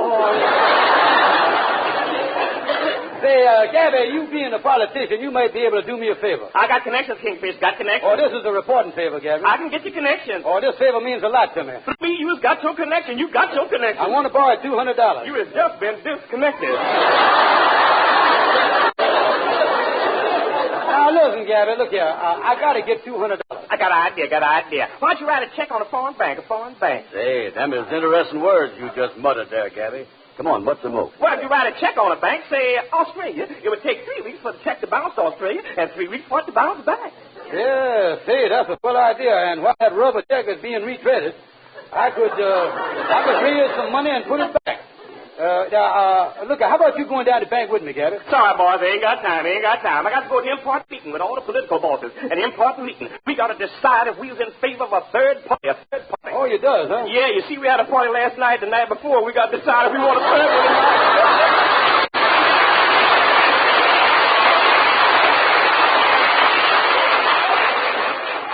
Say, Andy, look here. Gabby had an idea there. That's what I'm going to do. I is going down to the bank and tell the man that I is an Australian. And see if I can get him to cash an Australian check for $200. Then I'll make it good later. Say, tell me this. Where is Australia? I just wondering, I want to know where your check is posted. Well, Australia sort of sticks out there in the Pacific. It's surrounded by water on 3 sides. That's what they call a penicillin, Yeah, well, tell me this. What is I supposed to do about it? Well, now, look, Andy, I'm going down to the bank and tell the man that I was Australian. Now, you come to the bank 3 minutes later after I do, walk up to me while I is talking to the man. You think that I is your old friend from Australia, you see? Oh, yeah, I get it. Now, don't forget, when you come up, I is your old friend, Australia, down under. Down under the man's desk? Oh, no, just be there, Andy. I'll be talking to the vice president that okays the Australian check.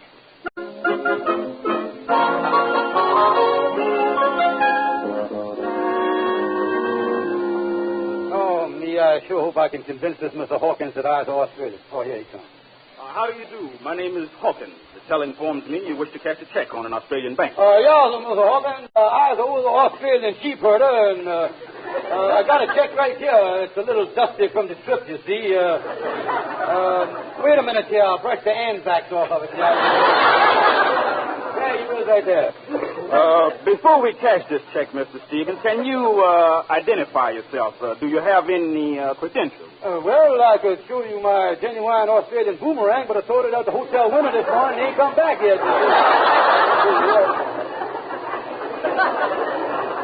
Well, don't you have any identifications at all? Well, I didn't bring much with me on this trip, Miss Hawkins. You see, I was only staying for 3-4 days. Let me see what I got in my pocket here. Here's some coins here. May have an Australian one here. There's a peso. There's a ruble. What is this brown one here? Hey, by any chance, have you got a man in this country by the name of Lincoln?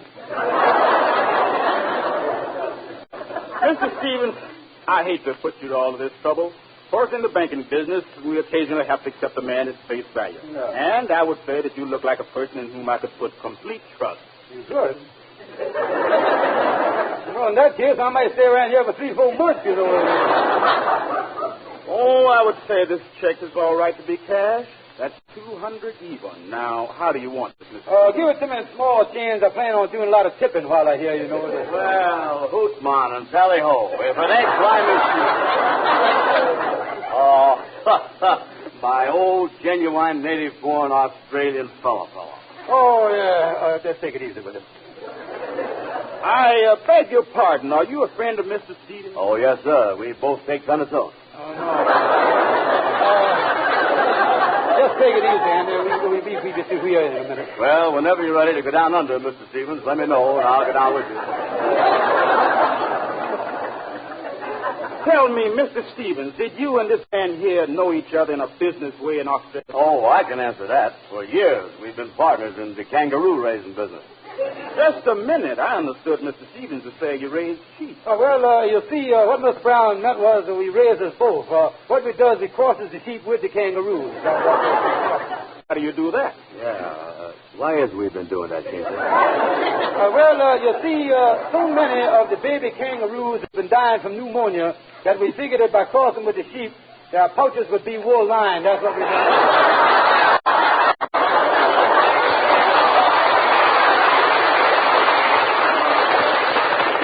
right, Mr. Stevens, I think perhaps you better call back for this money later this afternoon, after we came to your bank in Australia. Yeah, go ahead and do that. You say cable. I must cable your bank for further information. Well, how you like that? Just wait till the United Nations hears how you treated me, a naturalized Austrian. Come on, Andy. Let's take our business someplace else. Yeah, sure. Without no cable system. Yeah, come on, Andy. Let's go over here. We'll go over to see our lawyer Stonewall. He'll tell us what to do.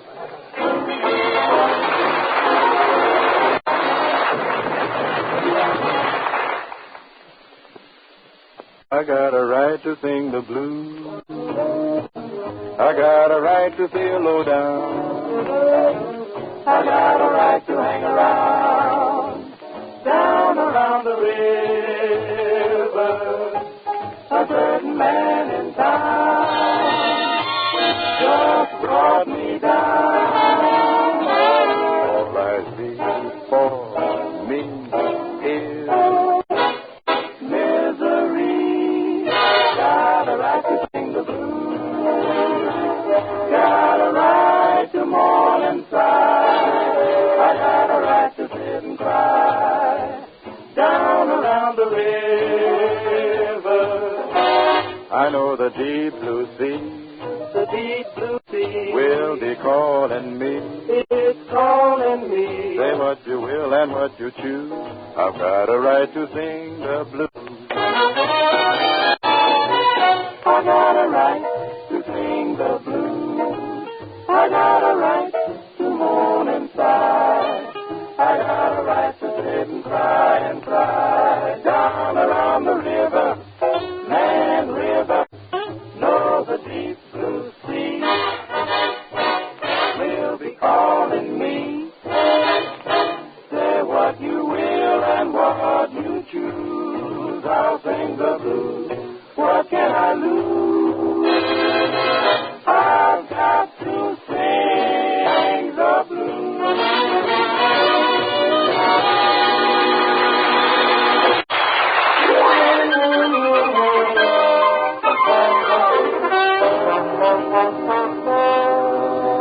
Well, Andy, we've been waiting here in Stonewall's office for an hour. I wonder when he's coming back. Yeah, you need some legal advice, all right. Well, come in, Stonewall. Well, hello, boss.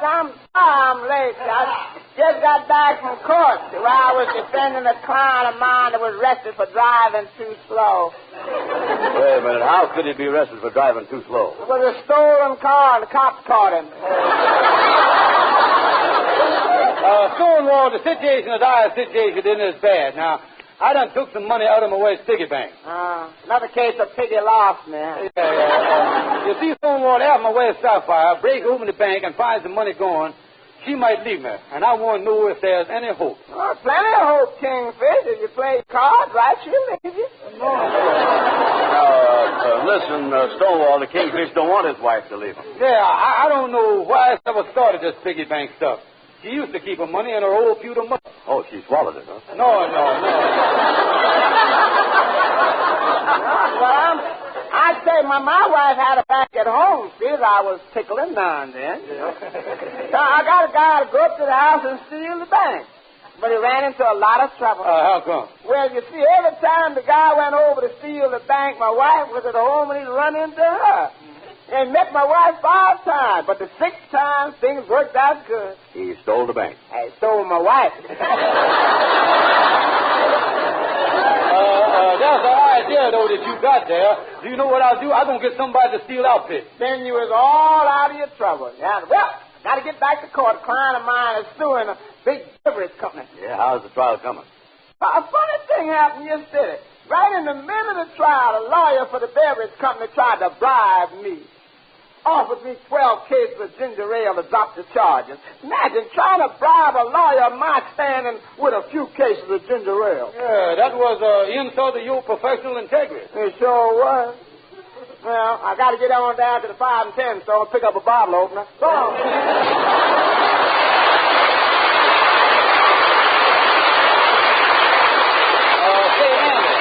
Andy, look here. Stonewall got an idea. Here is the key to my house. I got another one. Now, look here. I will take my wife to a moving picture show tonight, and while we is gone, you go in the kitchen, take the piggy bank. Now, it's on top of the icebox. Okay, I'll tell you what I'll do, too. I'll leave by the back door and come down the fire escape to the alley. That's the same.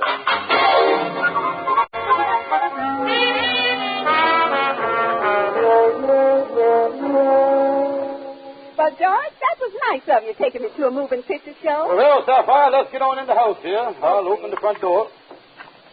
Holy smokes, the piggy bank's going. How do you know? You ain't opened the door. I tell you what, I just had a free ammunition. That's what I had. Wait, let me go back in the kitchen and see. Now, look, honey, it's gone. Oh, my goodness.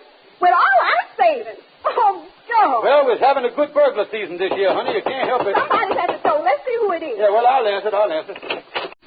What can I do for you, officer? Well, I'll tell you, folks. I was patrolling my beat when I saw a man come down the fire escape from your window holding a piggy bank under his arm and a chicken leg in his mouth. Yeah, well, you didn't catch the man, did you? No, I didn't. Good. I mean, bad. No, he escaped. When I started after him, he ran into a fence up the alley and dropped the piggy bank. And here it is right here.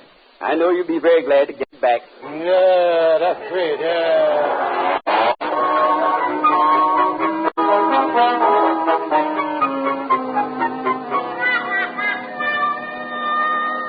Oh, me, that Kingfish got the bank back, and I run into the fence, got a lump on my head that's been throbbing all night.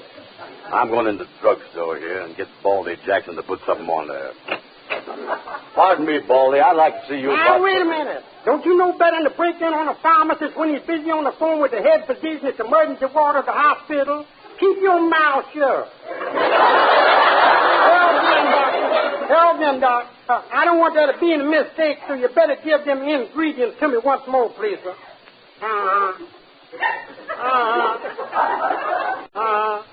Okay, Doctor. I'll make it up right away and rush it over to the hospital to you. One more question, sir. Do you want it on rye or whole wheat?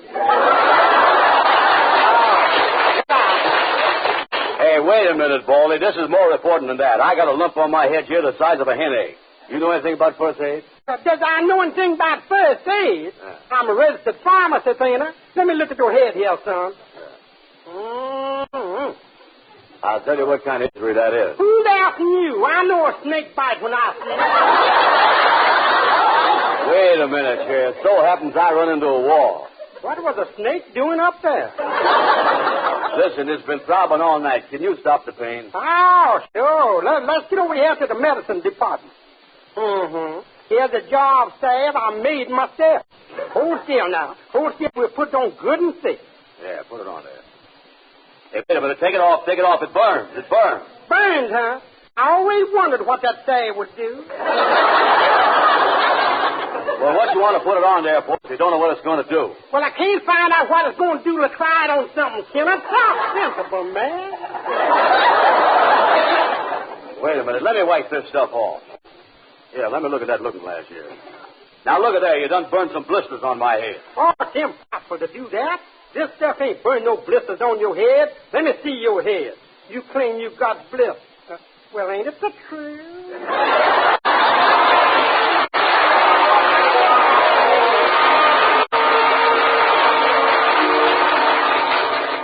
So that's why I asked you to come over here to my office, Sapphire, so I could tell you the whole story. You mean to say that he took the money out of our piggy bank? Yeah. Why, that's big. Now, wait a minute. Wait a minute, Sapphire. Wait a minute. It was all for you. When you was going to be evicted out the house, he needed money to give you shelter, so he took it out the piggy bank. When you needed food during the last 4 winters, he had to go to that piggy bank to take care of you. So all the money that he took out of there was for your own good. Well, the bank feels like it's full of money. Well, I'm going to tell you something, Sapphire. There ain't nothing in there but lead washers. I know just how I'm going to handle this thing.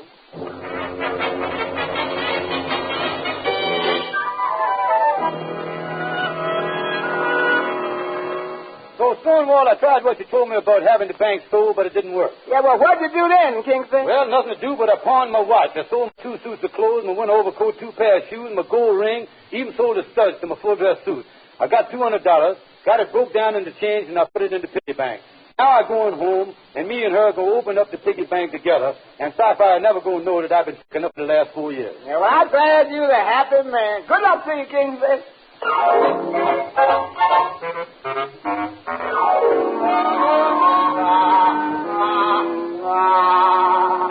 Well, honey, I was home, let's get the hammer and break the piggy bank open.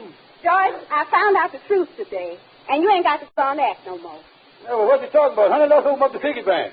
Well, I wanted to save you a lot of embarrassment and explaining. So I took the piggy bank today just like it was and sold it to the junk dealer for $2.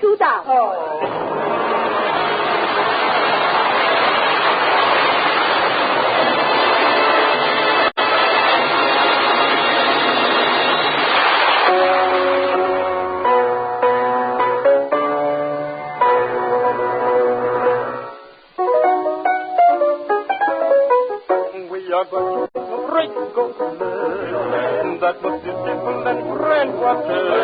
As the whistles that don't mean nothing, we will improvise the words that walk and swing.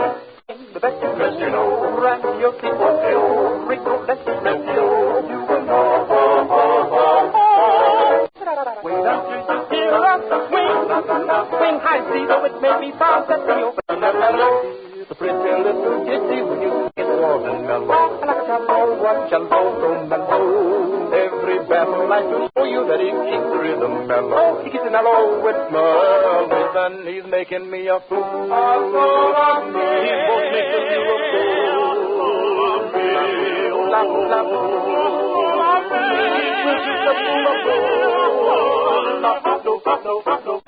I get the dollar, baby. Bologna, I can forget in the land of sunny Italy, I want to be better. Where those great big red bananas go, hi-ho, hi-ho. We go,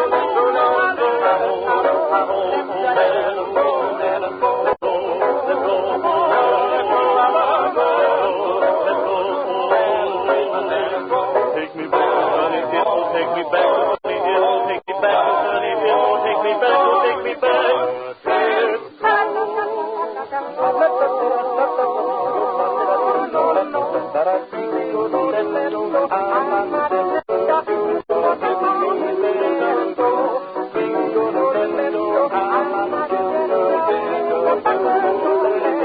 You make me laugh, you make me laugh. That's such a funny thing you do.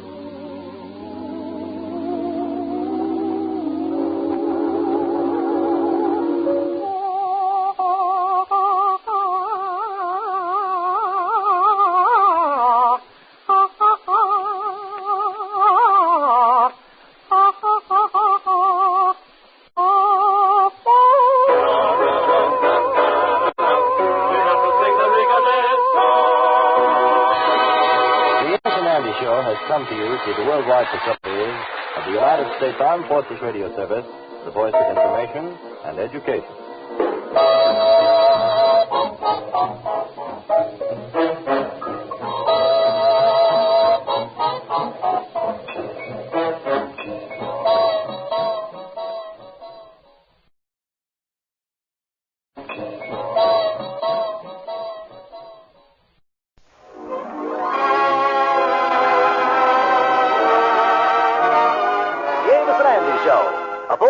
Of entertainment with all the Amos and Andy characters, plus Bud Gluskin and his orchestra, and those famous Delta Rhythm Boys.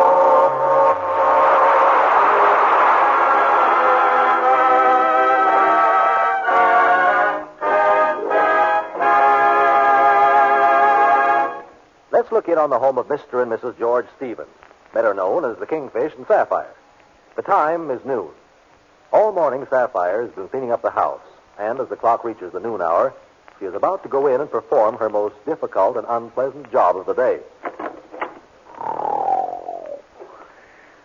George, dear, time to get up. I'll tickle him behind the ear with my finger. Oh, flies. Get away, flies. Georgie, dear, open your eyes. I'll run my fingers through his hair. Don't cut it too short. Just use the clippers on the side. George, get up. Well, I'll give him the ice water treatment. Where's that pitcher? How do you like this, George Stevens? Coney Island. The water's fine. Come on in, everybody.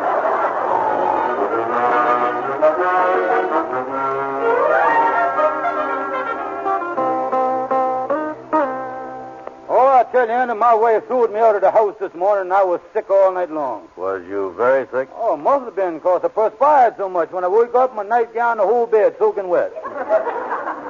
Must have been a cold sweat, too. There was some ice cubes in bed. Well, I'll tell you something, Kingfish. I can't understand women.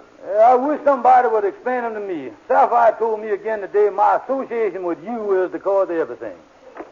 Well, Sadie Simpson. Yeah, what you doing here, Sadie? Just on my way home. Been shopping in department stores all day. Is my dog barking?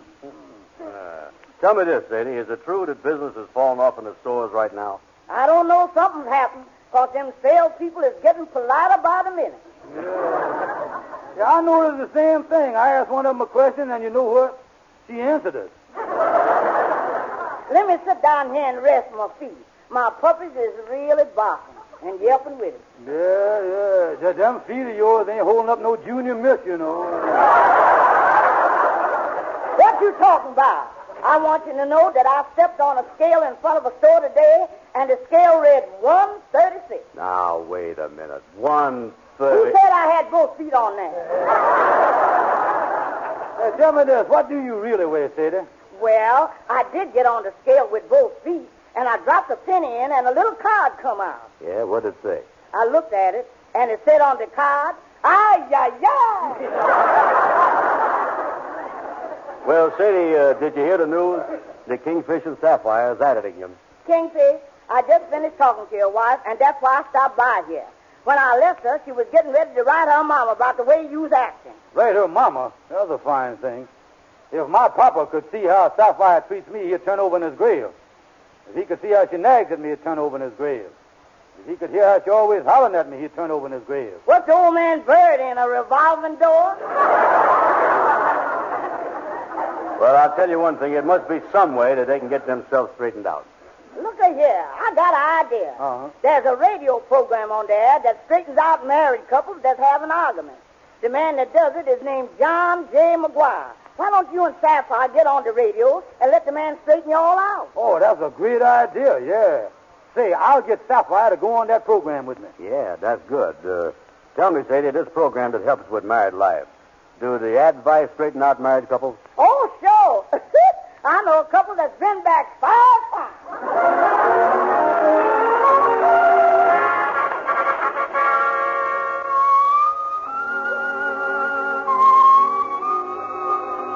And now, ladies and gentlemen, the Court of Marital Troubles continues. We present our next case, Mr. and Mrs. George Stevens. Oh, that's us, Johnny. Come on, Sapphire.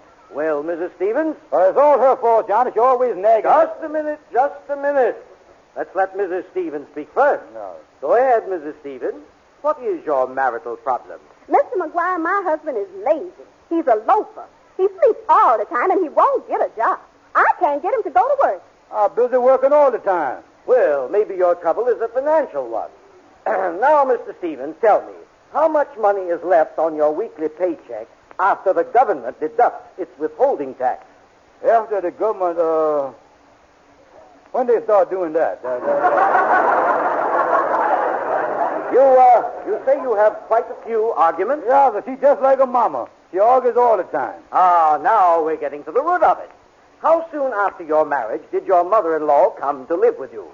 Well, I don't remember exactly, but I'm the only groom in the world that ever carried 2 women over the threshold. I know that. That's not true, Mr. McGuire. Your Honor, the man that said 3 on the match is bad luck ought to try 3 on the honeymoon once.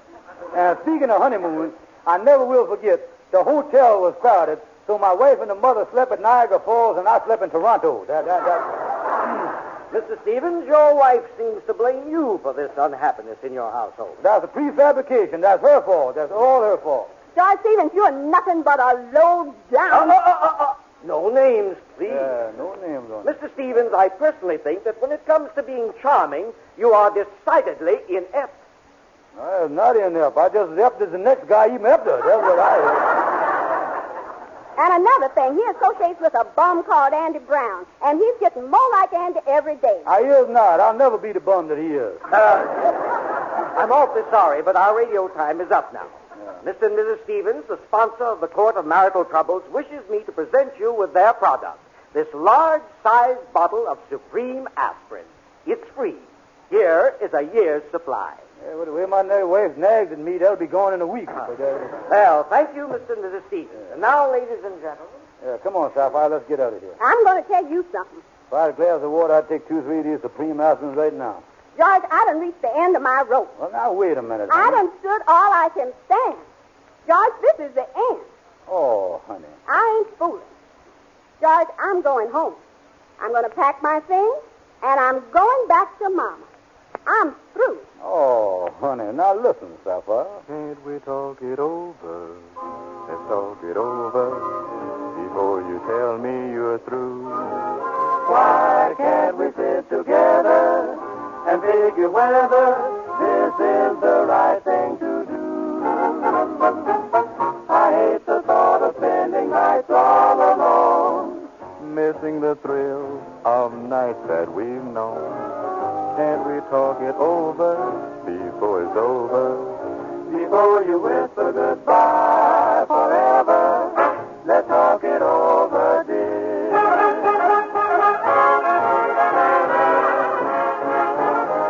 Now listen, George. We were so in love the day love started. Who would think that we would soon be parted? I just can't believe it's true, Sapphire, dear. I make this appeal to you. Can't we talk it over? Let's talk it over before you tell me you're through. Can't we sit together and figure out whether this is the right thing to do? I hate the thought of spending nights all alone, missing the thrill of nights that we've known. Can't we talk it over, baby, before it's over? Before you whisper goodbye forever, let's talk it over, dear.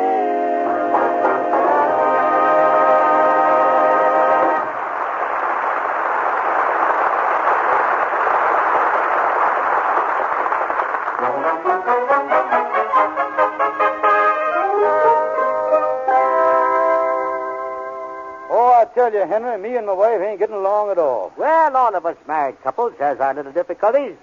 Now, my wife has the distinction of possessing a rare combination. She's got a strong will and a stronger left jab. You got a little of it, too, huh? Oh, yes. You know, I myself was forced to take out personal household collision insurance. Sure enough. And frankly, we just finished one of our little tete-a-tetes, and I don't feel any too strong. Yeah, you want an aspirin, Henry? I got 5 left. Well, what seems to be your marital conglomeration, Kingfish? Well, my wife blames me blames all of it on my association with Andy. Mm-hmm. So I done promised her that I'm going to break up with Andy. And that's what I'm waiting for now. Well, if you've got to lose a friend, Andy's a good one to lose, as I know of. Oh, I'm going to tell him cold turkey that I don't want to see him no more, don't want to be with him, I don't want to talk to him, just busting up. Well, Andrew Brown. Just a stranger I want to see. Kingfish, I done been to see my lawyer. I'm going to sue you up one side and down the other. I heard that radio program last night. You said I was a bum. And my lawyer say I can sue you on the grounds of information of character. Now, wait a minute, Andy. How can you do a thing like that to a pal? I just telling Henry here, of all the people in the world that I love, want to be friends with, it's you. Yeah, we got to be lifelong buddies. So why'd you call me a bum? Oh, my lawyer tells me I can get you for slander. I can get you for libel. I'm taking you to court, Kingfish. Well, now, just a minute. There must be some illegitimate way of settling this out of court. You know, Andy, suing the Kingfish for what he's got doesn't promise very much. Yeah, suing me ain't going to help you none, old pal. Partner deal, lifelong friend. But I want to clear the good name of Andrew H. Brown. Clear your good name. You better get yourself a bottle of ink remover, go down to the police station and pour it on the records if you want to clear yourself. Calling me a bum. That's fringing on my character. That's personal. Oh, calling you a bum. You can't sue me for that. That information's in public domain. Don't tell me what. Oh, no, wait a minute. Now, calling me a bum standing on a corner is one thing. But it's something else when you say it on the radio and I get to be a nationwide bum. Well, now, listen. That program that you was on, Kingfish, is only local. The information is only broadcast here in the community where we live. Yeah, that's right, Andy. Oh, well, that's all right then. The only people that hear that is my friends around here, huh? Oh, yeah. Ain't nothing nationwide about you. You was a local bum. Yeah. Yeah, well, now, that put a different angle on the thing. Well, I'm glad to know your difficulties are straightened out. I'll see you later. Goodbye, boys. So long. And ain't no use tell you about it, but my wife's liable to leave me. Well, ain't it something that you can do, buddy? Yeah, I wish I could get some help somewhere. Well, hiya, Shorty. Yeah, come in, Shorty. Well, look who's... I'm glad to see you. But what's cooking? Hiya, boys. Shorty, something is going to happen. The Kingfisher's wife is going to leave him. Oh, congratulations, Kingfish. Oh, no, wait a minute, Shorty. She nags at me. She argues with me. She beats me. But I don't want her to leave me. She beats you, and you don't want her, you don't want her to leave?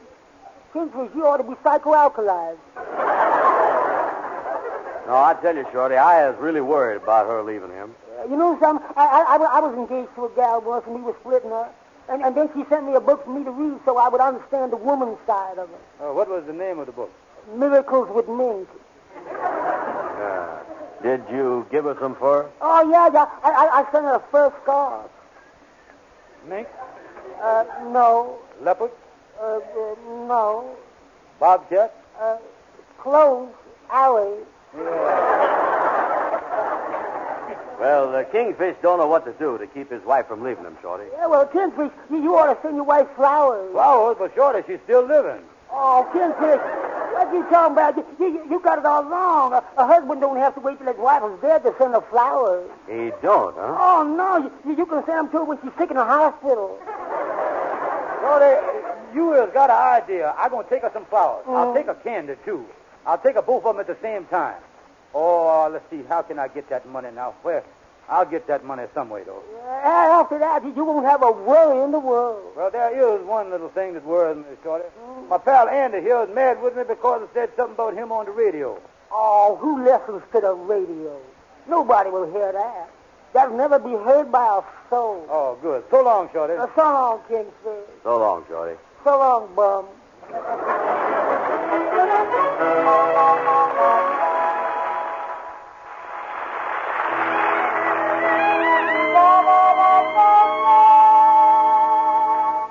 Well, here's the flowers and candy. Cost me $2.75. I'll hide them behind the sofa and then get her to come in the parlor, and then I'll surprise her with them. Yeah, I'll put them right back here. Oh, Sapphire, dear. Oh, hello, George. I didn't know you was home. Honey, I got a surprise for you. George, what happened to that $2.06 I had hid in the sugar bowl? Oh, well, George, you got a guilty look on your face, and I know you took it. That money was to buy food for tonight's supper. If you spent it for anything else... No, honey, no. That's just what I spent it for, food for the night's supper. Oh. Well, what is we going to have for supper, George? Chocolate chrysanthemum souffle.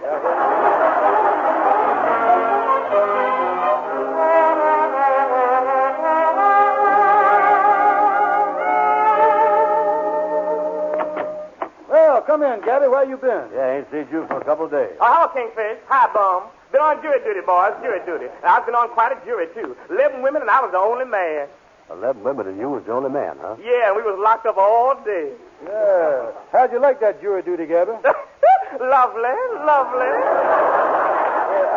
While you and the 11 women was locked up there, how did you decide the case? Is that what we're supposed to do in there? Yeah. Listen, Gabby, the Kingfish and his wife is fighting again. Oh, I'm sorry to hear that. Sure, I'm sorry to hear that. Gabby, in your law work, you has had a lot of experience with this kind of stuff. What is the best way for a husband and wife to keep from fighting? Well, one thing, Kingfish, tell your wife that when she gets mad at you, count up to 10. Just count up to 10, that's all. You think that'll do it, huh? Oh, you'll be perfectly safe. I will, huh? Yeah, but when she gets to 11, duck. Say, Gabby, look here. I gotta have happiness at home. My wife is at me all the time. How can we be happy? Not but one way to handle it, Kingfish. Not but one way. You has got to be the master of the house, the complete master. Sure enough. When a man goes in the cage with the lions, them lions can't know that he's scared of them. He's got to be the master. And you got to go home and be the master of your house. Speak right up, just like a lion tamer. Yeah, I'll go home like a lion tamer. I'll be the master. I'll let her know who's boss. Yeah, this might turn the trick. Gabby, this might do it. And if your suggestion works out, she might love me and never let me out of her sight again. What would you think of that? Love? No, ain't nothing lovely about that. No.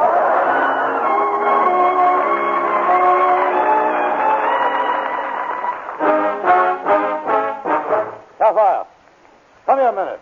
Hurry up, hurry up, hurry up. George, is you sick? I want you to know from now on that I is the master of this house.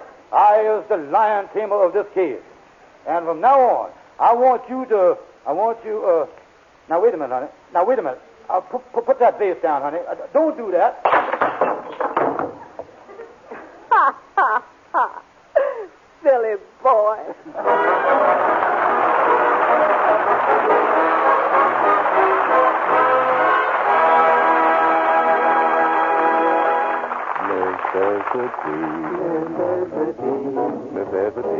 Necessity, that most unnecessary thing, necessity. What throws the monkey racing? A fellow's good intention. That nasty old invention. Necessity. My feet want to dance in the sun. My head wants to rest in the shade. The Lord says go out and have fun. But the landlord says your rent ain't paid. Necessity. It's plain to see what a lovely old world, yes, silly old world could be.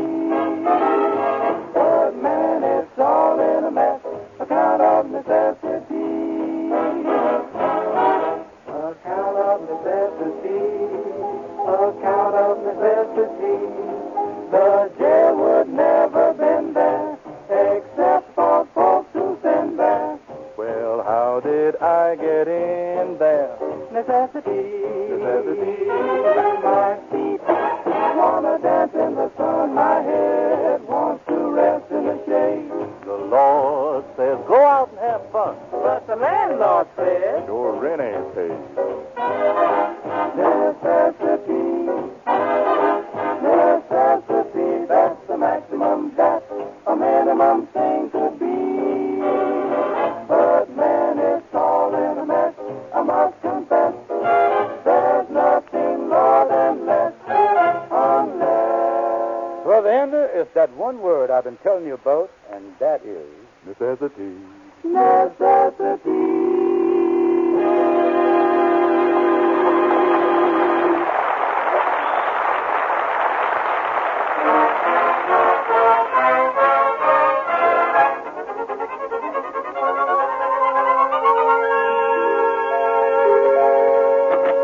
Well, come in, Kingfish. Yeah, hi, Kingfish. How did that lion tamer stuff come out with you? Well, let me sit down here, boys. My head is still throbbing from being the master. Yeah, I'd like to see Clyde Beatty go in my house one.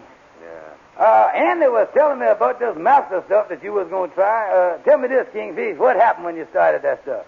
Well, you cracked me with a veer. Oh, I've been subconscious for the last 6 hours. Had to do it, all right. What's your next move? Well, boys, I've been thinking the thing over, so I went to my wife. I got her in the room, and I come up with my subconscious stuff. I say to her, I say, Sapphire, come here, I want to have a talk with you. Yeah. So we done had a heart-to-heart talk. We sit there on the side of the bed, and she herself is done worked out a plan. Yeah? Well, what is the plan, Kingfish? Yeah, what is the thing? She told me to go ahead for a few days, just like I was a single man, and see how I like that. She even told me to go ahead, call up some girl, take her out to supper. She said that might learn me to appreciate her. Well, I has heard of these marital vacations. Might be a good idea, and you'll care. Well, good luck to you. I'm going to get on home, take my wife to a picture show. So long. So long, so long. He's going to take his wife to a picture show. He ain't got no fight in him at all, is he? Nah. Well, tell me this, Kingfish. What is you going to do about this marriage vacation? Oh, I'm going to do exactly what my wife said do. I'm going to call up a girl. She told me to do it. No, fool. Who are you going to call? Yeah, I went down in the basement in my trunk, and I got out my little black book that I used to have, and here it is. Let's look in here. Wait a minute here now. Yeah. Oh, here one right here. Andy, she is something. Oh, I remember how she used to smile. One of the prettiest girls in town. Well, here I go, son. Oh, boy, this marital vacation is something, isn't it? Yeah, maybe she got a friend. I could use a vacation, too, you know. Yeah. Oh, this is the best idea Sapphire ever had. Hello? Could I speak to Trixie?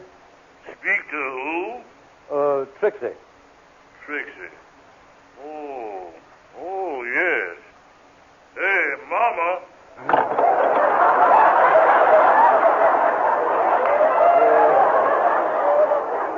That's all. I gotta hang this thing up here. Yeah, well, what happened, Kingfish? Who answered the phone? Her baby. Yeah, but, Brother Andy, as long as I got a marriage vacation, I might as well enjoy it. Yeah, here's another gal in the book here. Look here, under the S's. Yeah? There's Cynthia. I'll dial that one, too. Here I go. If her baby answers this one and it's a girl, find out how old she is. Hello? Hello, Cynthia. Yes? Cynthia, this is an old friend of yours, George Stevens. George Stevens. George. Not stupid Stevens. Yep, that's me. Yeah. Well, for goodness sake. Yes, Stoop, I remember you with all that bushy hair. Do you still part your hair in the middle? Yeah, but the part is about 4 inches wider now.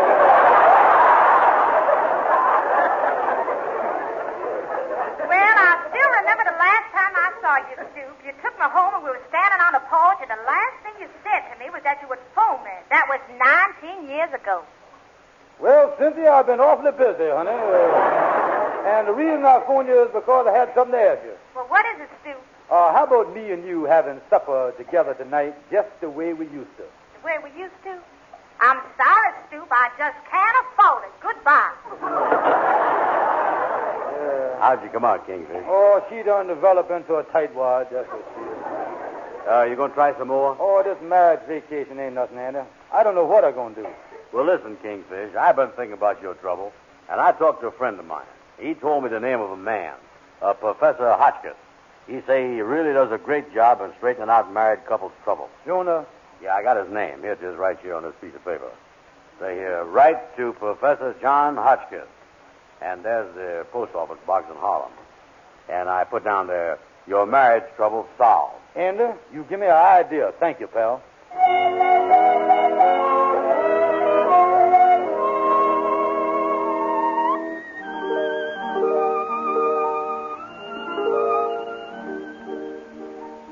It's awful nice having you for supper tonight, Andy. Well, thank you, Sapphire. Yeah. Wonderful supper, too, honey. Oh, thank you, sweetheart. Boy, there sure is a lot of happiness in this household. Oh, yeah, it's been this way for 2-3 days, Andy. Yeah, what happened?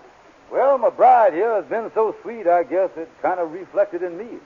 Well, I learned one thing in the last few days, and that is to be a little tolerant to the one you married to. To just take him the way he is and try to apply the golden rule. How'd you happen to find that out? Well, I'm going to make a little confession and tell you a secret. A secret? A few nights ago, George, I went through the pockets of your trousers, and I found a note saying to write to Professor Hotchkiss to get advice on marriage trouble. Mm-hmm. I wrote him, and he wrote me the advice. So that little piece of paper I found in your pocket is my secret.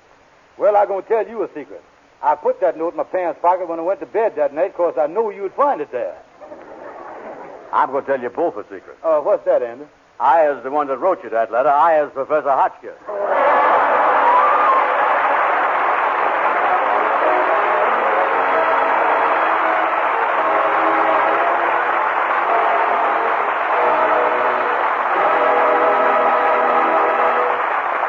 Nicaragua is a beautiful town.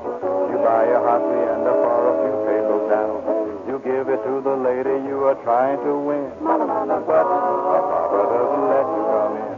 Managua, Nicaragua is a heavenly place. You ask a senorita for a legal embrace. She answers you caramba, scramba, bambarito.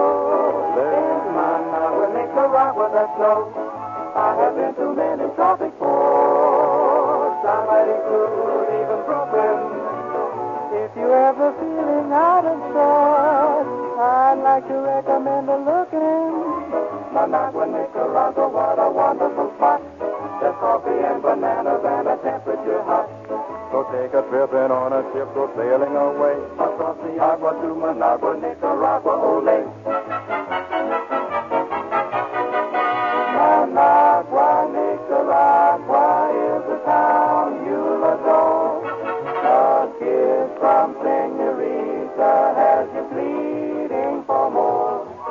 Before you take a second one, you've got to propose.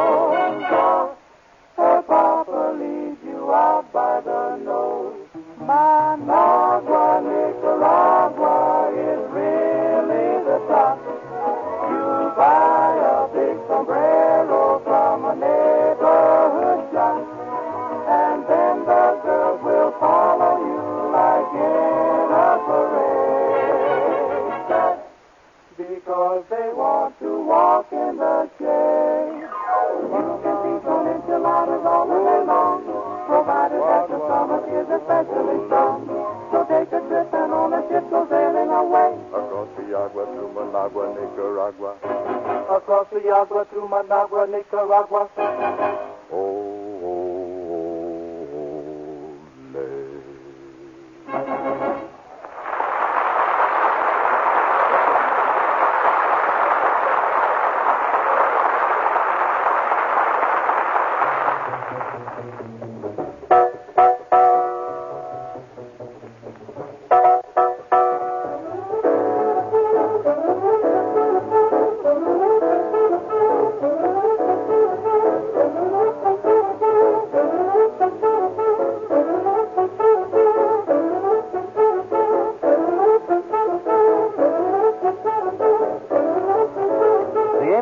Show has come to you through the worldwide facilities of the United States Armed Forces Radio Service, the voice of information and education.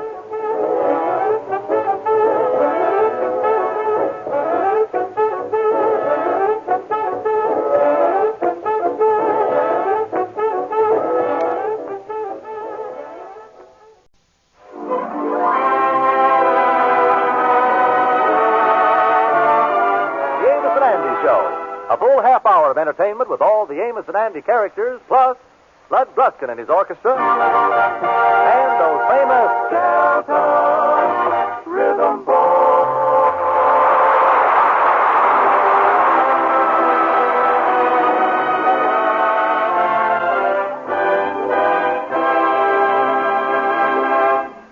Well, it's 11 a.m. in the Stevens home, and the Kingfish has just finished breakfast. Suggesting it will be another thing, because his wife, Sapphire, is showing him the monthly bill. Well, now, wait a minute, Sapphire, dear. The way to do this is to put all the unpaid bills in one pile right here, then put the paid bills in another pile. I already done that, and we got only one pile.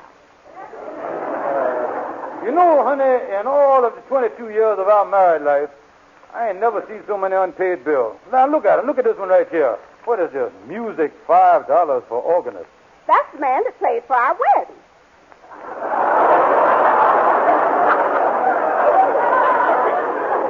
He's still living, huh? Now, here's something important. This is a bill from the electric company. It says last and final bill. Well, I'm glad to hear that. I thought they was going to keep on sending them things forever. George, we got to think of something to pay these bills. These utilities must be paid. Honey, I just ain't got the money. How about selling our automobile? You ain't going to sell that car or buy on it or nothing else. All right. That's the only pleasure I got, and I ain't going to give that up. Well, now, don't worry, honey. I'll tell you what I'll do. I'll take care of the utilities. I'll go down and see Henry Van Ford and borrow some money on one of my insurance policies. How much do you think you can raise? Well, I think I can get enough to take care of all the long past due bills. Oh, that'll be a wonderful feeling, George. Yes, and then we can start with a clean slate to March the 1st.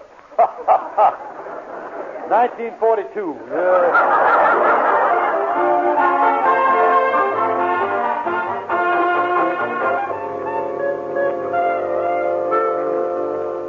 Hello, Kingfish. Come in. Well, hello there, Henry. Come down to see you about some business. Business, eh? Well, you'll have to excuse the looks of my office, Kingfish. My secretary stepped out for lunch, and she ain't back yet. Yeah, when did she step out? She stepped out, my word, she's been gone a year.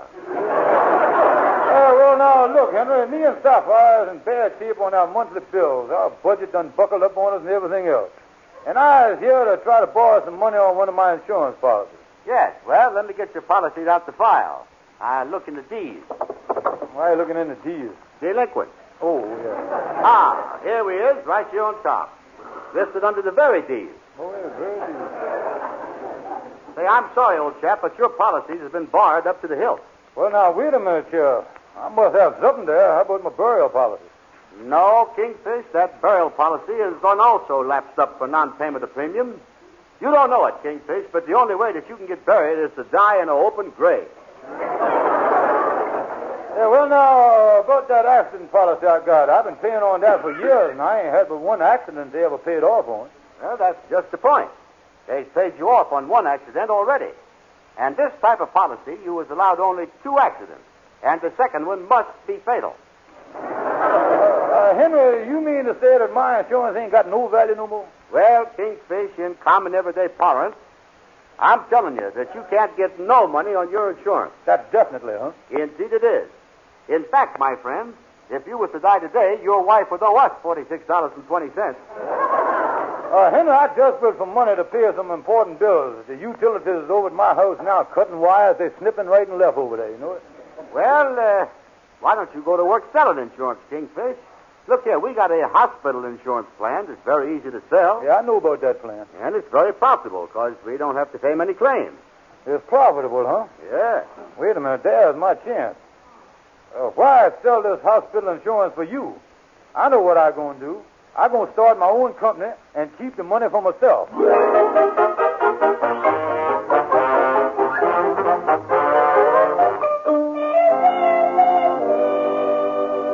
Hello, Kingfish. Come on in. Well, hello there, Brother Andy. How you feel? Oh, I feel very well. Yeah, glad to hear it.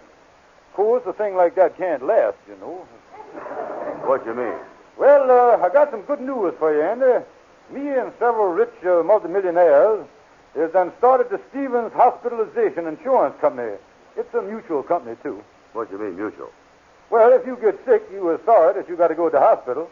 And if you go there, my company got to pay the bills, so the feeling mutual, you see what I mean there? We both. What is the deal on the thing? Well, Andy, if you has one of our policies, especially the ironclad one, which is only $1 extra, and you get sick, you receive free hospital service and medical care.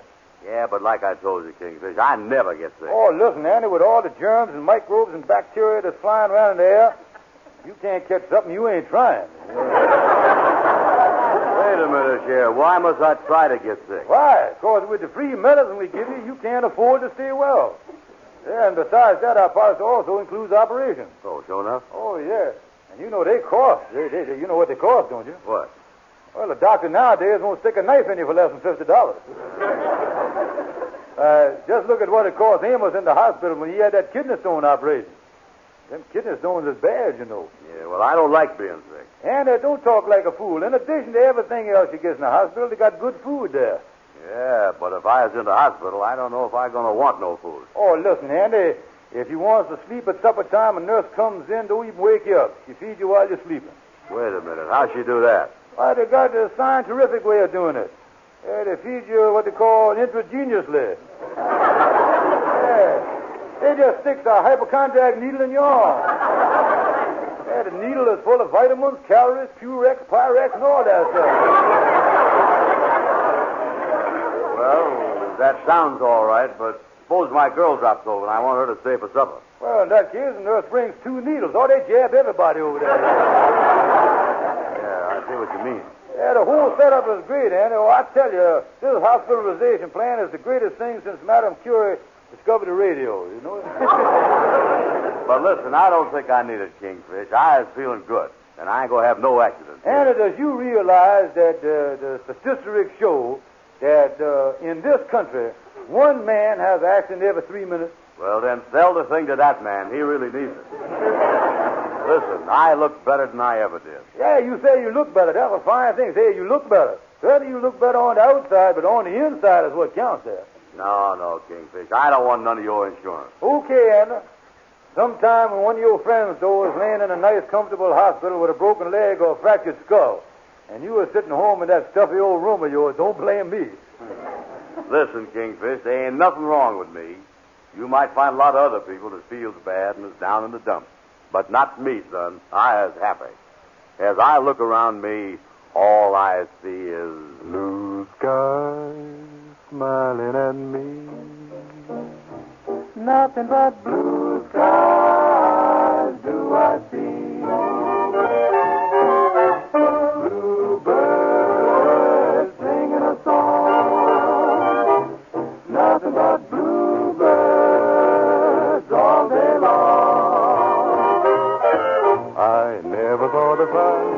shining so bright.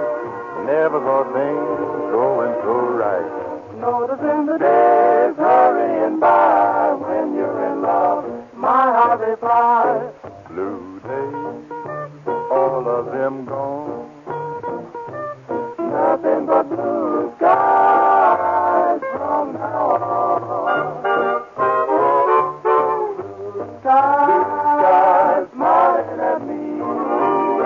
Nothing but blue skies smiling at me. Bluebirds are singing a song. They know that nothing is wrong. There's nothing but happiness all day long. Never saw the sun shining so bright. Never saw things going so right. Those days go hurrying by when you're in love. How they fly, blue days, all of them gone. Nothing but blue skies from now on. I was blue as I could be. Every day was gray for me. But now I'm white. I've got blue skies.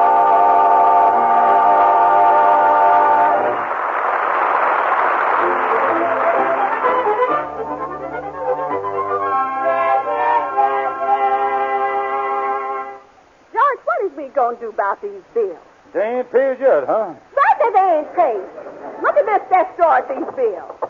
Yeah, must have been there all right. We got to get a new drawer there, ain't we? And what is this thing in this big envelope here? That's one of the members of the lodge is a technician for X-ray doctor, and while I was over to his office collecting some dues, he just took a sample X-ray of my stomach. Look at that, hold it up to the light. See there, honey? There it is. There's my belt buckle there with my initials on and everything. What you going to do with it? Oh, just throw it in the waste basket. It ain't worth, it ain't. Wait a minute. I got an idea. That shows the inside of you, don't it? Mm-hmm. See you later, honey.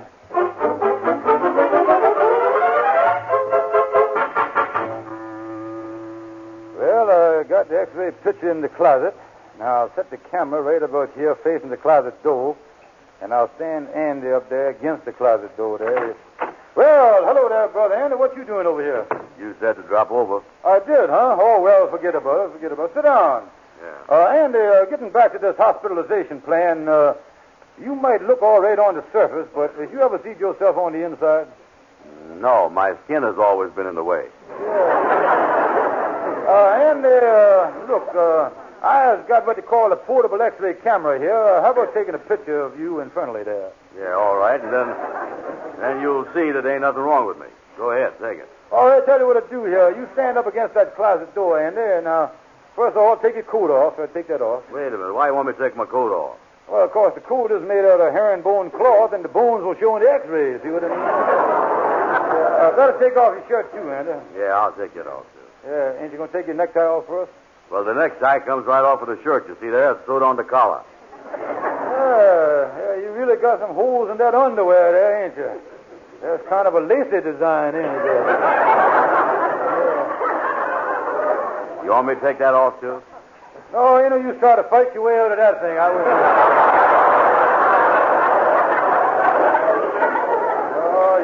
You never find the right armhole in that thing, I know. Now, I'll tell you what you do. Lift up that lacy shirt there and let me get a clean smack at your stomach there for this X-ray picture. Yeah, okay. But tell me this. I can't understand how you're going to take a picture of me on the inside. It's dark in there. Well, just before I snap it, I want you to open your mouth and let a little light in there. I know what I mean. Yeah, well, go ahead. Shoot it. All right, lean right against the door there now. All ready? Smile. Okay. There we is. That was perfect. Now, Brother Andy, you get dressed while I open the closet door here and goes in the X-ray room and develops the film. Well, that was all right. Well, the X-ray turned out beautiful, Andy. Yeah, it turned out fine. Here it is. Already? Yeah, when a stomach's in bad shape, they come out pretty fast, all right. How do it look? Well, now, let me hold it up to the light here. Let me see here. Yeah, let me look at it, too. Wait a minute. Yeah. Hey, what is this long thing there running straight up and down right in the middle of the back? Let me see there. You been eating any bananas lately? You look like a banana stalk in there to me. Bananas? Oh, wait a minute. Oh, I know what that is. That's your spinal column. Oh, well, it looks like it's broken. Look at the cracks in it there. Yeah, that's a bad spinal column, all right. I advise you to see a columnist right away about it. Yeah, what else you see in the picture? Well, as I hold it up here, I notice you got a floating kidney here. I is, huh? Yeah, there it goes swaying again. Look at that, moving around. Really floating. Yeah, hold that thing still. One of us is floating here. Yeah, sorry to see about your liver there, too. Instead of being on the right side, it's on the other side. Andy, you got a left-handed stomach. You know that? Hey, look here. What is that thing right there? That's the upper glottis. Yeah? What's this thing down here? That's the lower glottis. Yeah, Hey, look here, Kingfish. Look down there at the bottom of the picture there. Looks like a belt buckle. Looks like it got initial on the thing, too. GS. Andy, that ain't no belt buckle. That happens to be part of your anatomy. Yeah? What is that GS on there? Stands for gallstones. You got it?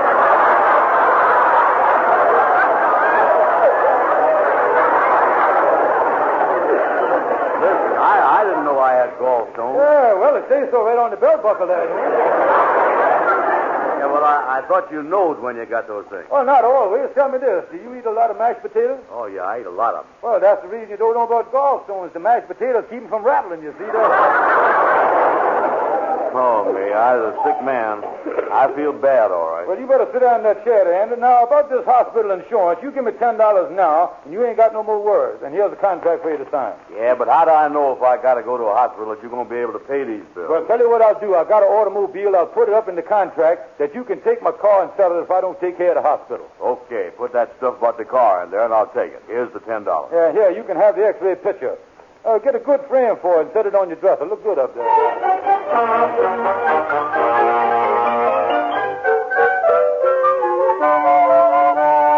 Well, Andy, old pal, how you feel today? Oh, Amos, you was looking at a man that's on his last leg. Yeah, what's the matter? You look all right to me. Yeah, on the outside, but you ought to see me on the inside. Yeah, well, there's something the matter with you on the inside. I don't know. Oh, yeah. For one thing, I got a floating banana stalk inside of me. What is he talking about, Andy? Oh, my spinal column is out of shape. I got to see Walter Winchell or some of them columnists. Oh, everything is wrong. How about your liver? I got that, too, with mashed potatoes.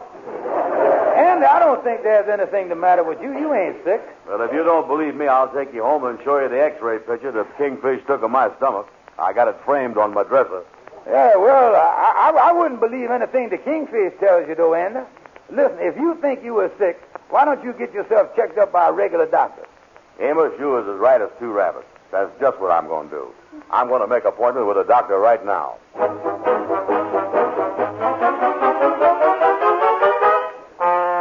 Well, what do you think, Doctor? Well, Mr. Brown, I'd like to make a thorough examination of you myself and give you a few tests. Then I'll let you know if you need an operation.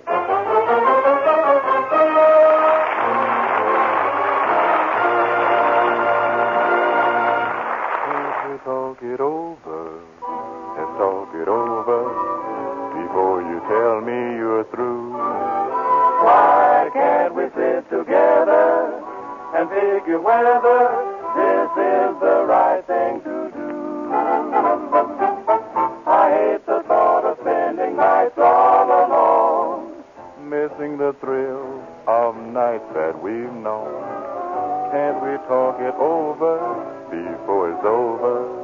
Before you whisper goodbye forever, let's talk it over, dear.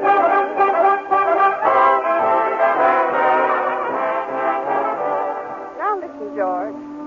We were so in love the day love started. Who would think that we would soon be parted?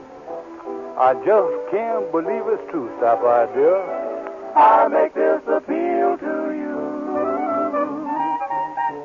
Can't we talk it over? Let's talk it over before you tell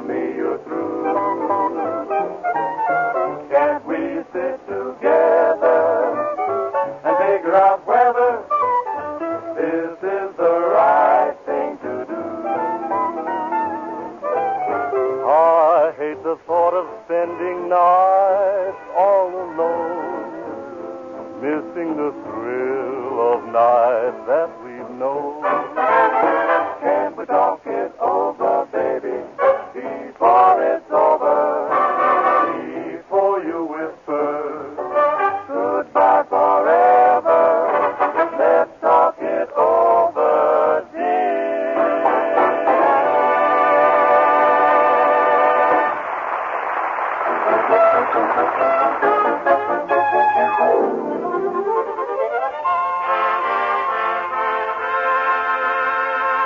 Well, Kingfish, I see you was really in a mess. You sold Andy this hospitalization policy, put up your automobile, and now he might need operation. Yeah, he gonna hold me to the whole deal. Well, in the smart set, Kingfish, the fashionable thing is to have the operation whether you need it or not. Sure enough? Yes, oh yes. Mr. Worthington DePeister of the 125th Street DePeisters had his appendix took out twice. Twice, huh? Oh, yes. The first time he was too late for the Sunday Society column. You mean to say that, Henry, the operation is stylish? Oh, yes, indeed. Mr. DePeister's incision was such a curiosity that he had a cellophane window put in his shirt tail. Well, I guess that was a high-class thing for DePeister, eh? Very high class.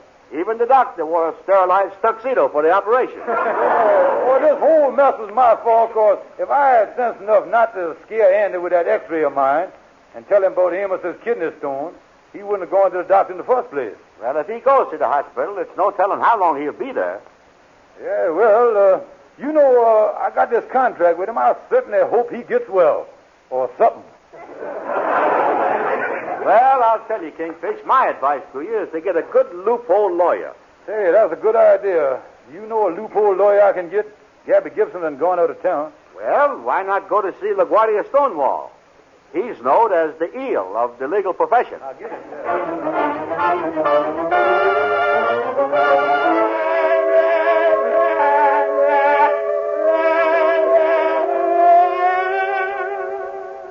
Hello, LaGuardia. Hi, Steve.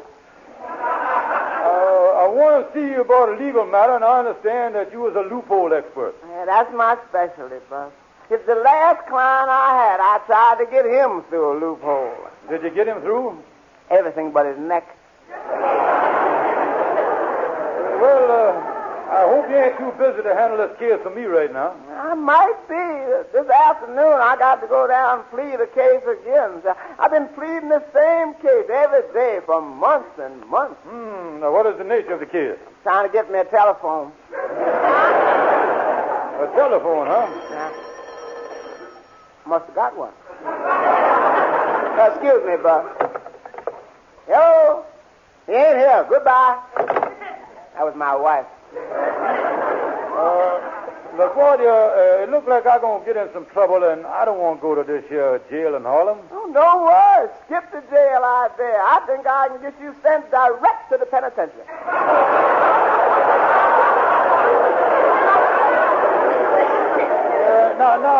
Look, serious, Miss LaGuardia.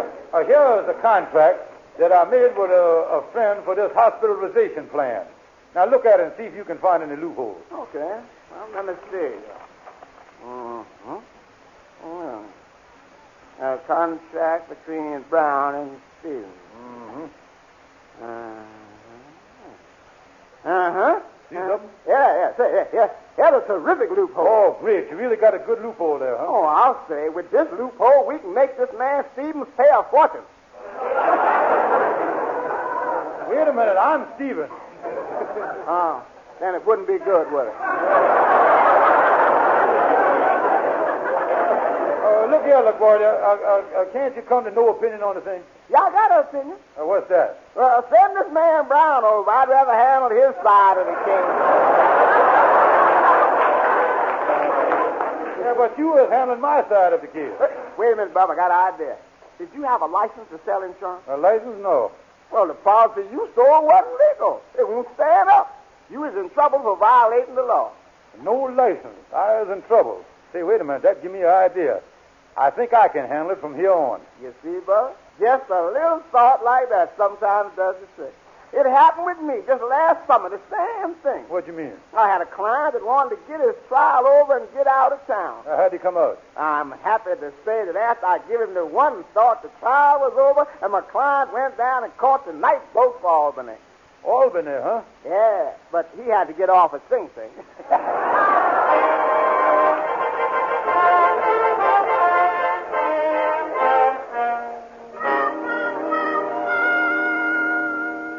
Come in, Kingfish. What's on your mind? Andy, I just come from talking to LaGuardia Stonewall, the famous lawyer, and you was in serious trouble. How was I in trouble? How? For buying insurance from my unlicensed insurance company. Carries a 2-year jail sentence. Yeah, in the eyes of the law, I was running a fraudulent insurance company. Well, wait a minute, here. I ain't done nothing. Oh, yes, you is. Here I was running a perfectly legitimate fraudulent business till you had to step in and ruin everything. Well, wait a minute, Sheriff. If I bought insurance from you and you didn't have no license, you was the one that's guilty. Oh, no, I ain't. You see, I plead ignorance. Yeah. Well, why can't I plead ignorance, too? Why? Because the Insurance Association only allows one ignorant party to a deal. First thing you know, you'll be reading that small type on the policy.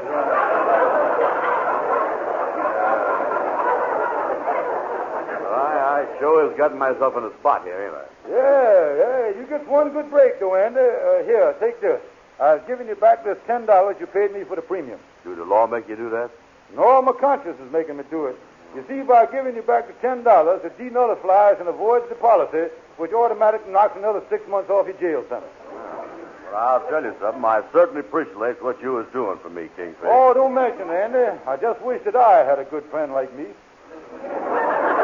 Well, shake hands, Andy. We're all in the clear of each other now. Yeah, we're all in the clear, except I got to go to that doctor and find out about those tests and see if I need an operation. Yeah, well, I hope you don't, because it's going to be very expensive for you, you know. Hey, tell you what I'll do. I'll walk over there with you. Okay.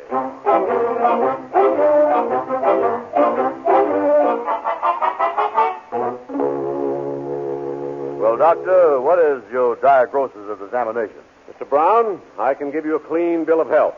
I can find nothing wrong with you. Oh, that's great news, because I was certainly scared. Yeah, and you can't blame Andy for being scared, Doctor. Oh, by the way, that X-ray you brought me was not of your stomach. If you can find the man it belongs to, get him to a doctor immediately. He needs an operation for a kidney stone.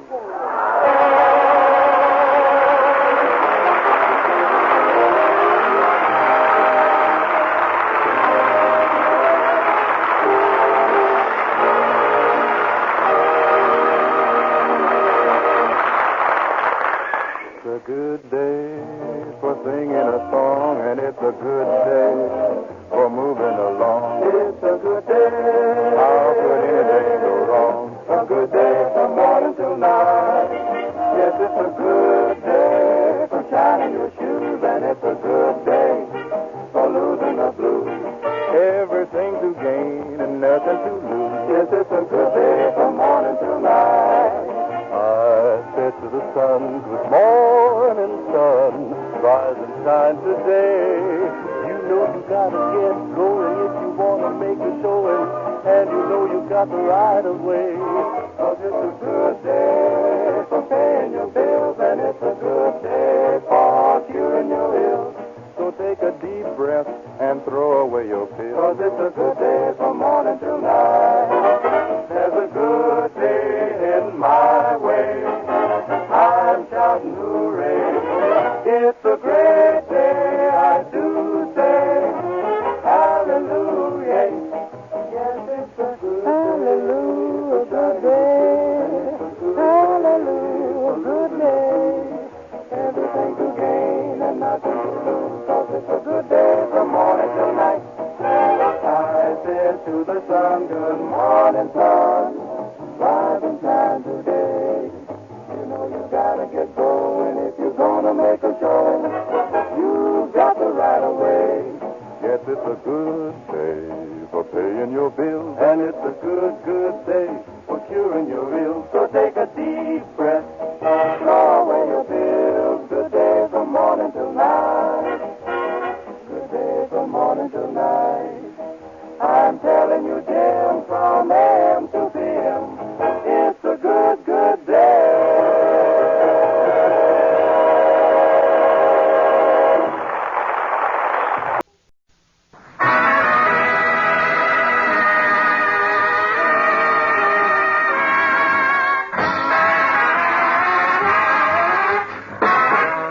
Amos and Andy Show, transcribed, written by Joe Conley and Bob Mosier, featuring Ernestine Wade, Johnny Lee, Jester Harrison, Eddie Marr, Jeff Alexander's music, yours truly, Harlow Wilcox, and starring radio's all-time favorites, Freeman Gosden and Charles Correll. Amos and Andy.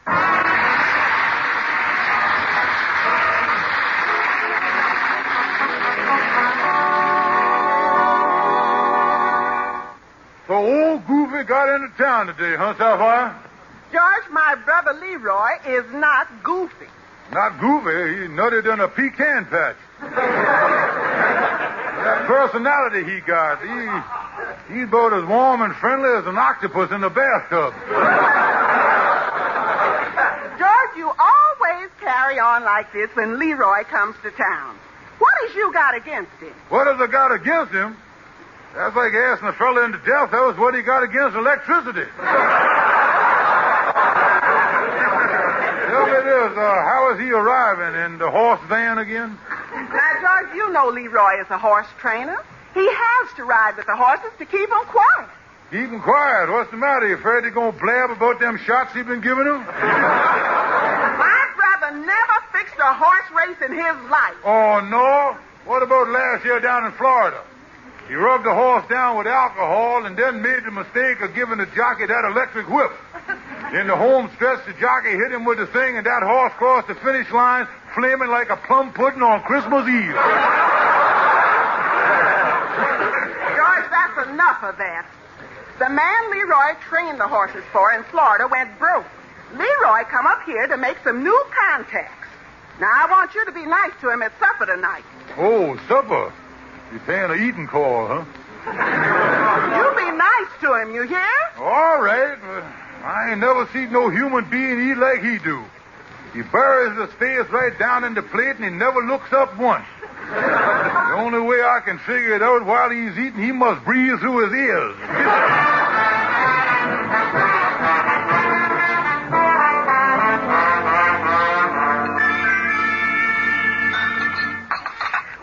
Would you like another piece of pop roll? Not right now, sister dear. I've had a genteel sufficiency, enough to substantiate my capacity. What's that, Leroy? Roughly speaking, it means the pig has had enough swill.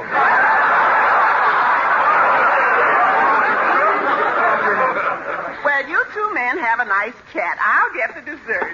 Fine. Now I'll have another roll yet. Well, brother-in-law, dear, I'm broke, so I couldn't bring you no present. I guess while I'm in your midst, I'll just have to spread the sweetness and light. Yeah, well, you can spread that as thick as you want to, but don't spread that butter so thick on that roll, will you? Tell me this, so that fella you work for went broke, huh, Goofy? Yeah, he didn't even have the cash to pay me off. No. He settled our account by giving me one of his horses. Oh, he give you a racehorse, huh? Well, he was a racehorse, but he's a little old, so we've been using him as a lead pony. I'd sell him if I could get $100 or so for him, but it takes a wealthy man to own a racehorse. Yeah, racehorse for sale, wealthy man. I just thinking here, my friend Andy Brown just got an insurance check for $400. Leroy, you got all the papers on this your horse you talking about just? Oh, yeah, but Kingfish, this ain't gonna be easy to pull off. After all, this horse won't exactly run like the super chief. He really broken down, huh? Well, he's a little wind-blown, and his legs done thickened up on him a couple of months ago. Well, don't worry about that. I shouldn't have no trouble after all, and his head done thickened up on him long before that.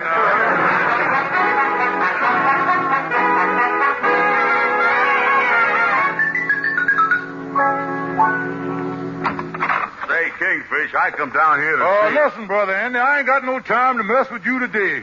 I'm going to be too busy here with the horse auction. What is this, a horse auction? Yeah. You is selling horses? Yes, Andy, the New York Racing Commission just made me official horse auctioneer. Ain't got my official insignia yet, but, it's a beautiful thing. 2 cross jockeys rampant on a field of pari-nuptial machines. Yes, it's signed by the president of the commission, Mr. Alfred Grinning Vanderbilt. Well, if you run a horse auction, where's the horses? Andy, don't display your ignorance like that, my boy. You know, you couldn't bring no thoroughbred horses in here from Jamaica on the subway, could you? Well, no, I guess you couldn't. But don't the people that buys the thoroughbreds want to see them? Well, listen, Andy, the people who buys race horses are so familiar with all the horses that you don't have to have the horses at the auction. The horses must be pretty familiar with the people, too, because there ain't none of them here either. To tell you the truth, I expected a big turnout of millionaires today, but some of them run into a little trouble. Mr. Whitney was taking a bag of money to the bank, straining himself, listening it up to the teller's window. One of the Vanderbilts was due, but he was down on Wall Street sitting on the curb, and a taxi cab run over his foot. And another millionaire got his head caught in a bank vault, so I don't think he'll make it. Oh, a lot of problems with the rich people, you know. Well, it's too bad that you can't hold the auction today. No, Andy. According to the racing laws, the auction must be held on time. This one's scheduled for 3 o'clock. Let's see. Holy mackerel, it's 3 o'clock now. Well, hot or cold, here goes. Gentlemen, first horse today is a fine chestnut scallion. Bred in England by Lord Chutney, out of Petrel by Berkeley Square. One of the finest horses on the turf today. Bidding on this fine steed will start at $300. $300? Sold to Andy Brown. Auction over.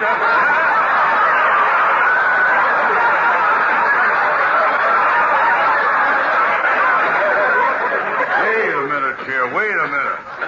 These horse auctions is pretty fast, ain't they? Oh, yeah. The racing commission won't let you waste no time. Once a man opens his mouth, he's good as dead. Oh, that's the law, boy. Listen, Kingfish, I don't want no race horse. Now, wait a minute, Andy. It's the law. You done bought a horse. Ain't no sense in dragging the police in this thing, is it? Yeah, but I tell you... Wait a minute, here. Now, I'm going to tell you something, Andy. It'll be great for you, boy, owning a race horse. Well... Oh, yeah, you picture in the newspaper and everything. Gals will go for you in a big shot, you know. They say you a big shot. They're going for you in a big way, boy. Yeah, that's right. Well, it was only $300. Yeah, that's all it is. $300 you bought. But I don't know nothing about him. All I know is he's a scalded chestnut. What is the name of this horse? The name? Yeah. Well, I tell you, Andy, in racing circles, the name ain't important. It's the way he runs. Well, I know that, but what's his name? Well, like I say, Andy, the name ain't important. It's the breeding that counts. Listen, I don't care if he breathes through his nose or his mouth. I want to be sure that I didn't buy no dog. Now, what's his name? Rover. Kingfish, the deal is off. Oh, sorry, Andy. My hands is tied by the racing commission. There's an English horse, too. They did get Scotland Yard after me, too, you know. Well, I don't want to get you in no trouble. Now, it's a deal. A deal is a deal, Andy, and this here is a deal. Well, okay. Here's the money. Yeah. There he is. $300. Yeah, you'll never regret it, Andy. You done bought yourself a wonderful racehorse. And I'll tell you what I'll do, son.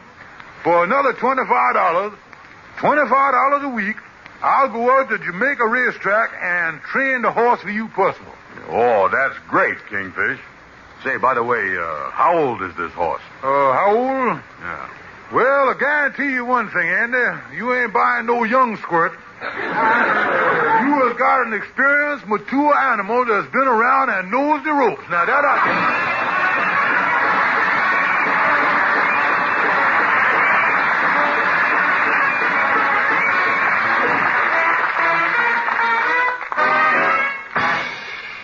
It's music time as Amos and Andy present The Four Nights.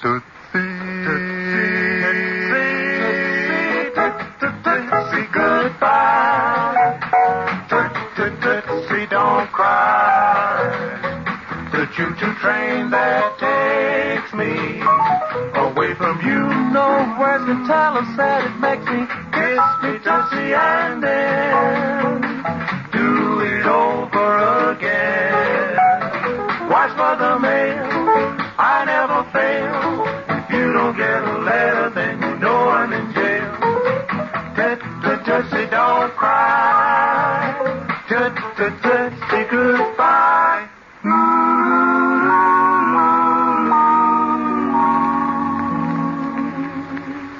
Yesterday I heard a lover sigh. Goodbye. Oh me, oh my. 7 times he got aboard his train. And 7 times he hurried back to kiss his love again. And tell her, Tootsie, goodbye. Tootsie, don't cry. The choo-choo train that takes me away from you. No words can tell how sad it makes me. Kiss me, Tootsie, and then do it over again. Watch for the mail. I never fail. If you don't get a letter, then you know I'm in jail. Tootsie, don't cry. Woo, woo. They're congregating. Woo, woo. The train is waiting. Goodbye, Tootsie. Goodbye.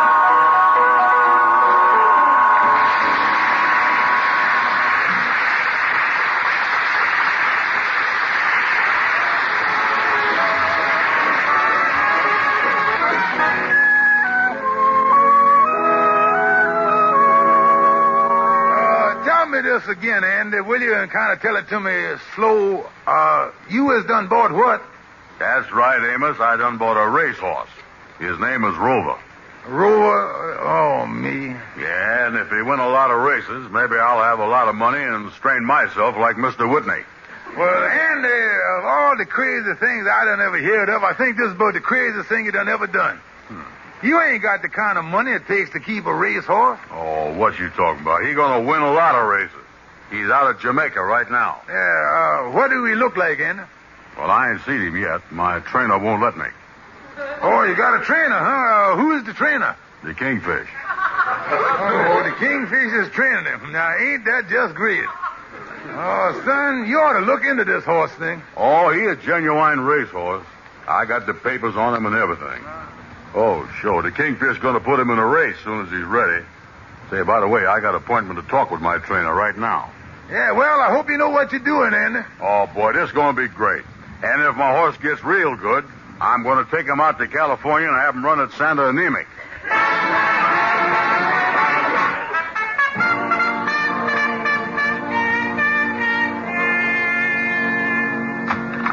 Well, come in, Brother Andy. How's the big horse owner? How is you, trainer, dear? Oh, fine. Say, has you found a race for my horse yet? Oh, no, Andy. We getting him in shape, though, boy. Yeah, we're having a little trouble getting him back to back in the starting gate. You is, huh? Yeah, can't seem to find no reverse on him. Yeah, oh, you got yourself a high-geared front runner, though, Andy. Great horse, that is. He doing all right, though, huh? Oh, yeah. Yeah, don't want to bring him along too fast, Andy. Get him overconfident, you know. Yeah. Yeah, glad you're here, though. I got a few bills I'd like to go over with you. Bill, listen, I done already paid you for the horse. Well, he's in training, ain't he? You got to eat. Oh, well, let me see them bills. Yeah, there it is right there. Look at that. Oats, $2. Hay, $2. Clover, $2. Alfalfa, $2. Corn, $2. Kingfish, this horse is going to $2 me to death. Tell me this, ain't there no horse blue plate special for 75 cents or something? Oh, no. Now you got to expect these little things, Andy. You was a big racehorse typhoon. Huh? Oh, yeah, all the gals are talking about you, boy. I hear them all over town. Say, Andy Brown got a horse. Oh, they're really crazy about you. Yeah, well, let me look here. This next bill here is for shoes. Yeah, that's right, Andy. The horse needed 2 shoes, so I bought a pair. Yeah, so there wouldn't be no argument. I brung the receipted bill. There you is right there, $22.50. Where's the receipted bill? Right there, Andy. The one from Florsheim.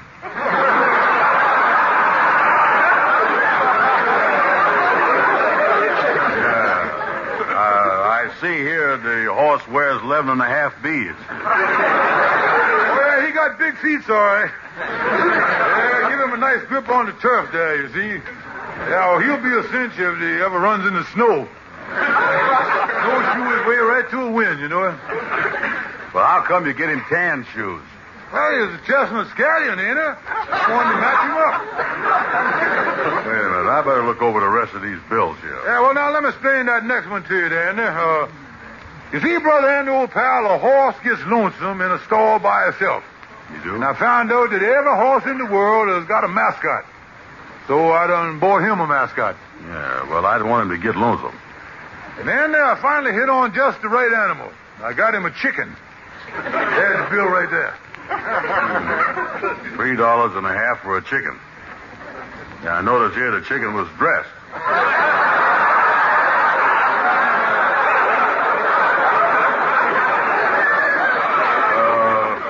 Do that help him not to get lonesome? Oh, yeah. Done the trick all right. Yeah. Hey, what's this bill here? Blanket, $47.50. Electricity, $3.75. Oh, electric blanket. Oh. Now, here you is, Andy. The bills come to a total of $93.50. Yeah, well, all I got on me is this 100. Yeah, well, that's fine, Andy. I'll take that. Yeah, but listen, Kingfish, this is getting into a lot of money. I want to see that horse. Well, now, wait a minute, Andy. You'll see him when he's ready.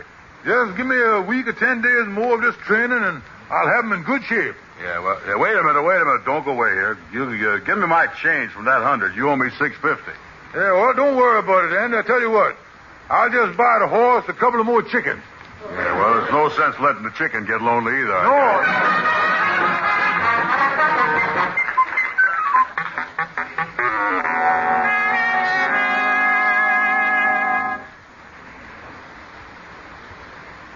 Calhoun, has you been able to find out anything about my horse, Rover? Well, Andy, the first thing I done was call the raising commission, and I found out one thing without the shadow of a doubt. Yeah, what's that? He definitely is a horse. Yeah, well, I figured he was. Ain't you found out nothing else? Well, I stopped off at the office of the raising farm and got this book.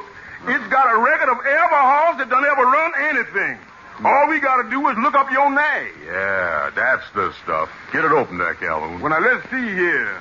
Rebound, renovation, reputation, Rover. Here we is, Rover. Say, look here. 1 year he won twice and finished in the money 3 times. Hot dog. Oh, yeah, had a big season the year at the Chicago Fair.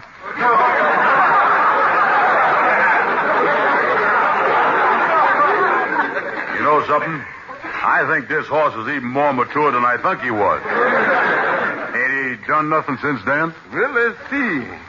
Since his last win, he been to the post 196 times. Well, how has he done recently? Not so good. The last time out, he didn't even make it to the post. Oh, me. I has done bought a pig, ain't I? Yeah. Calhoun, what can I do? Well, Andy, sometimes these old nags make a comeback. The thing to do is make the Kingfish take you to Jamaica and look him over. Yeah, that's the stuff. That's just what I'll do. Yeah, if he's as bad as his record, I'd make the Kingfish give me my money back. Yeah, but tell me this. You think there's any chance of this horse being any good at all, Calhoun? Well, I was noticing in the book here. In 1949, he won another race here. But they done disqualified him. Disqualified him? Yeah, they tried to give him a saliva test, but he didn't have no saliva.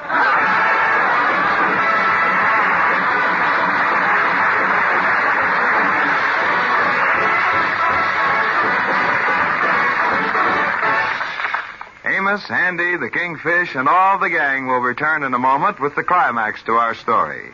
Meanwhile, here are the 4 knights. Has anybody seen my gal? 5'2", eyes are blue, throw what goes 5 foot could do. Has anybody seen my gal? Turn up nose, turn down hose, never had another beau. Has anybody seen my gal? Now if you run into a 5'2", covered with furs, diamond rings, and all those things, you can bet your life it isn't hers. Oh, could she love? Could she woo? Could she coo? Has anybody seen my gal? 5'2",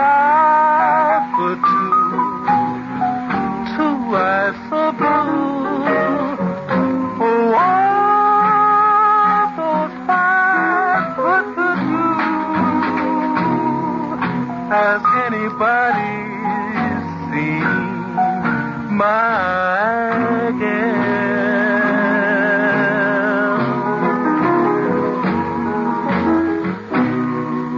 Turned up nose,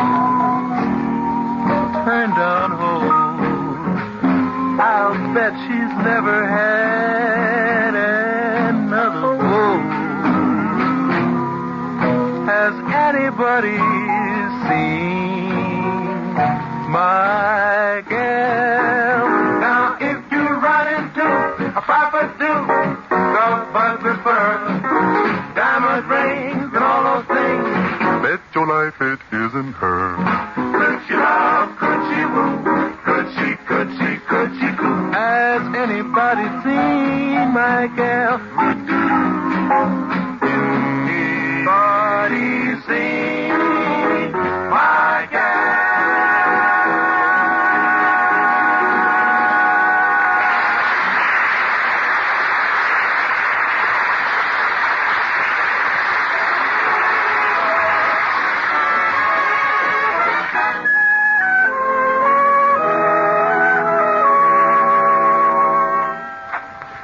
Well, now listen, Brother Andy, there was no sense in you coming all the way from New York out here to Jamaica. Now, I done told you that I was taking care of your horse. Look, Kingfish, I done found out about this rover. I wants my money back. He ain't nothing but a broke-down nag. Well, now, Andy, you can't say that. Now, wait till you see the horse. Now, come on, just follow me down here a little bit. Here's the store right down here. Come on here. Ah, here we is. Now, just look in there and see that beautiful animal. Where? Laying right there in the straw. Give me my money back. Now, wait a minute. Now, wait a minute. He's just conserving his strength, Andy. He's getting up now. Yeah. Look at him there, Andy. Look at there. Ain't that a proud animal? Yeah, look at that head. It raises up like a mountain peak. And that neck there sloping gently downward like the rolling hills. Yeah, in the middle of him looks like he had a landslide. Oh, no, Andy. That slight sag in the middle is typical of the breed. They is underslung like a Cadillac, cuts down the wind resistance. Hey, holy mackerel, look round his neck. The hair's gone. He's got the mange. No, Andy, I'll stand that to you. No. That's thorn scratches when they put the wreath of roses around his neck in the winner's circle. Cut the hair off him there. What's them things on his legs there? On his legs? Bandages. All racehorses wears them, you know. Yeah? But ain't that a splint on the front one there? No, Andy, that's just where he bowed a tendon there. Oh, nothing to worry about. He just run a little on the bias, you see. That'll clip back into place any day, that thing will. Kingfish, this is the saddest looking animal I done ever seen. That is an old nag. No, he ain't, Andy. Well, just the same, I want to have a look in his mouth. Now, wait a minute, Andy. Oh, wait a minute, nothing. Wait a minute. Come on, horsey, come here. Open your mouth. Open up. Holy mackerel, look at that, Kingfish. This horse ain't got a tooth in his mouth. Well, now, I'll explain that to you, Andy. In his last race, the jockey pulled him up too short and stripped him clean. That's what...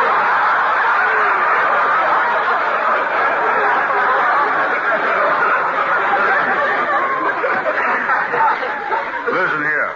I don't want this no-good horse. Now, I want my money back. Nothing doing, Andy. Now, you bought the horse fair and square. And you keep your big, fat, toothless mouth out of this. Now, look, Andy, don't be too hasty here.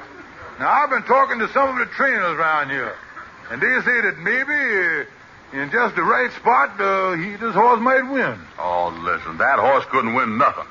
Kingfish, you is fired. I'm going to get me a real horse trainer to look at him. Then I'm going to take you into court and sue you. Well, now, wait a minute, Andy. No, sir. And another thing, I has done bought and paid for them Florsheim shoes, so get them off of your feet and put them on my horse.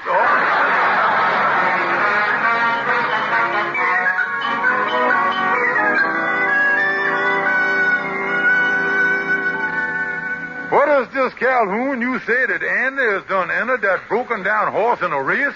Yeah, he's running in the 8th race at Jamaica this afternoon. Why, that crazy horse ain't got a chance. What's the matter, Andy? Out his head? Well, Andy got himself a trainer, and the trainer don't think he got a chance, but he'd like to put the horse in the race to see how he does. That chance he got with that old nag. Yeah, the only future ahead of that horse is hamburger.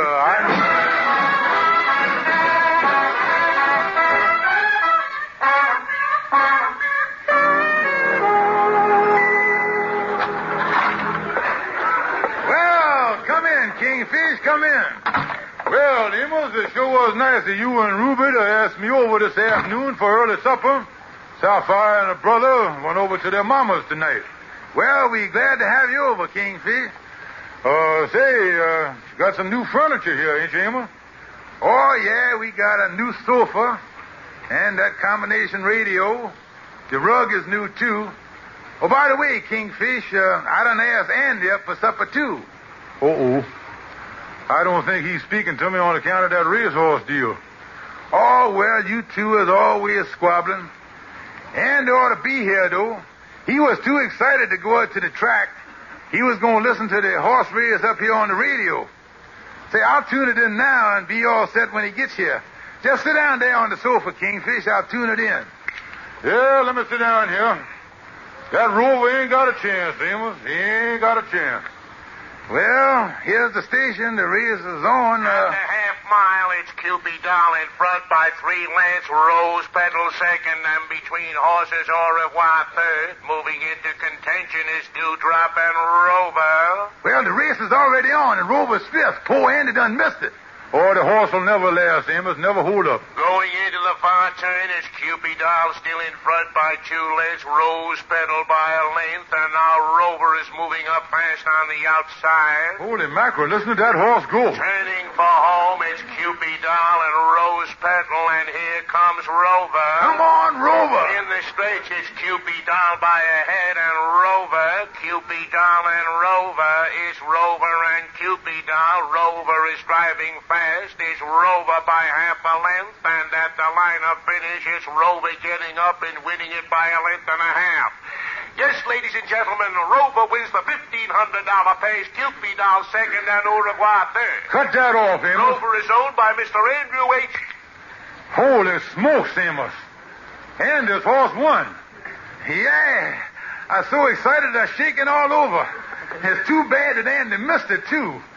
He don't know it, but he is getting a $1,500 purse there. Yeah. Well, excuse me, Kingfish. I'm going back in the kitchen and tell Ruby about it. Oh, me. How you like that lucky stiff Andy? Andy Brown, I never thought that he would... Hey, is anybody home here? Oh, come in, brother Andy. Come in, old boy. Oh, it's you. If I'd known you was here, I wouldn't have come. Well, now, don't get so, Andy, old pal. You didn't listen to no radio on the way over here, nothing, did you, boy? Radio? No. What you getting at? Oh, nothing. I just wondered. You know, Andy, old pal, dear friend, I've been thinking how I gypped you, and, well, it's done made me feel bad, Andy. Well, that's funny. It never affected your health before. Now, look, Andy, I tell you what I'm going to do. I really love you, boy. Just for old time's sake, I'm going to buy that horse back from you. Now, I got the money right here, and I'll give it to you, and we can call the whole thing square. Well, I don't know, Kingfish. I know he ain't going to do nothing in that race today, but, you know, I got a kind of affection for that horse. When he grins at me with them toothless gums. Very touching. It kind of brings tears to my eyes. Listen, Andy, I got an extra $150. I'll even throw that in to cover all the expenses that done cost you. Well, $450. Okay, Kingfish. It's a deal. Yeah, shake hands here, boy. Now, here is the $450. Yeah, you is. Yeah. Now, you just give me the horse's papers. That's it.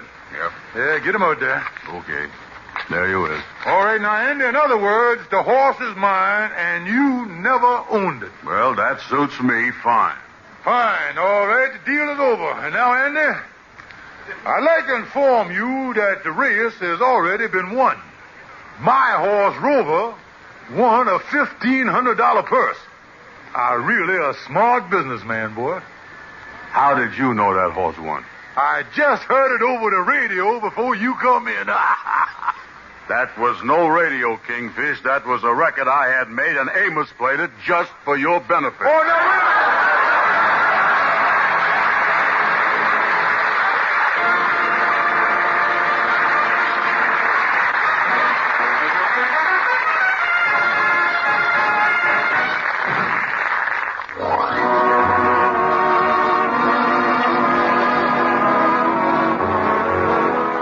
Listening to the Amos and Andy Show with all the Amos and Andy characters, the Four Knights, and Jeff Alexander's orchestra. Join us again next week for Amos and Andy. This is the United States Armed Forces Radio Service.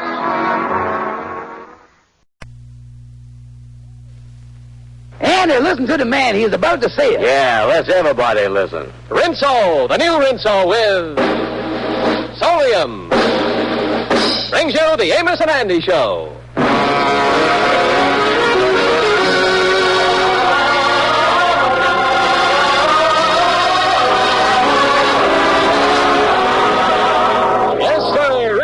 The soap that contains Solium, the sunlight ingredient, brings you the Amos and Andy Show. A full half hour of entertainment with all the Amos and Andy characters, plus the Jubilaires and chorus.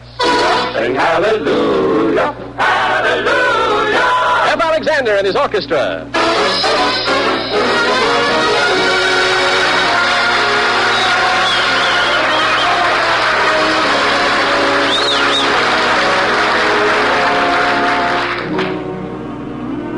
And now, Lieber Brothers Company, the makers of Rinso, invite you to sit back, relax, and enjoy the story of Amos and Andy.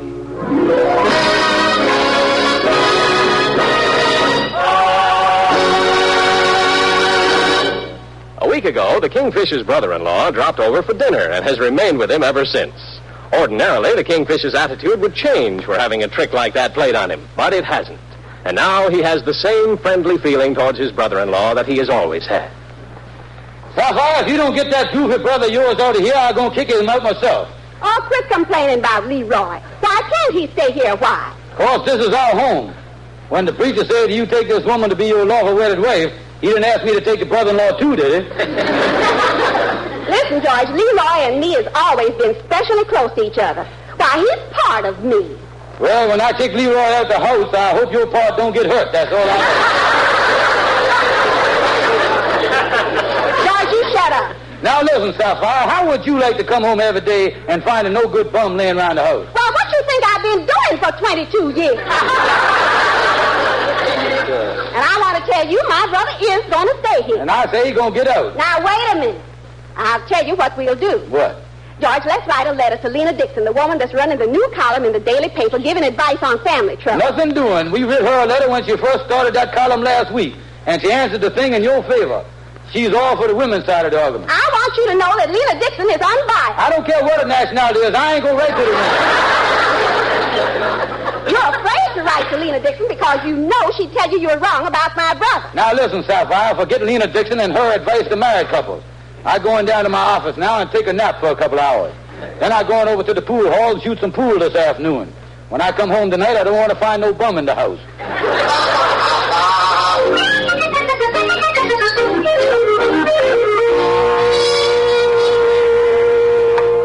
Come in, Kingfish.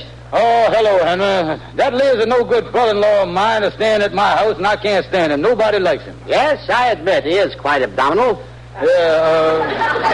Them in-laws gets me down. Me too, Kingfish. I had my mother-in-law with us for 7 months, and she is very snot-noxious. Yeah. I wish I could get Andy to give up his room so that Leroy could get it. Well, can't you think of some scheme? Well, of course, me with my innocent mind, I ain't much on schemes. But wait a minute, I just got an idea. Yes, what is it? You know, me and Andy went to a moving picture last night called The Kiss of Death. Mm-hmm. They made the whole thing right here in New York in a rooming house. Yes, I heard that. Maybe I could tell Andy that I is in the moving picture business and need his room for a picture. Well, that's an excellent thought, Kingfish. You could even tell him that she's working for one of the Cecil B. DeMille's brothers. Yeah, I got an old megaphone in the closet at the office, and I put on my old army puttees. I think I'll go over to Andy's room now and see what I can do.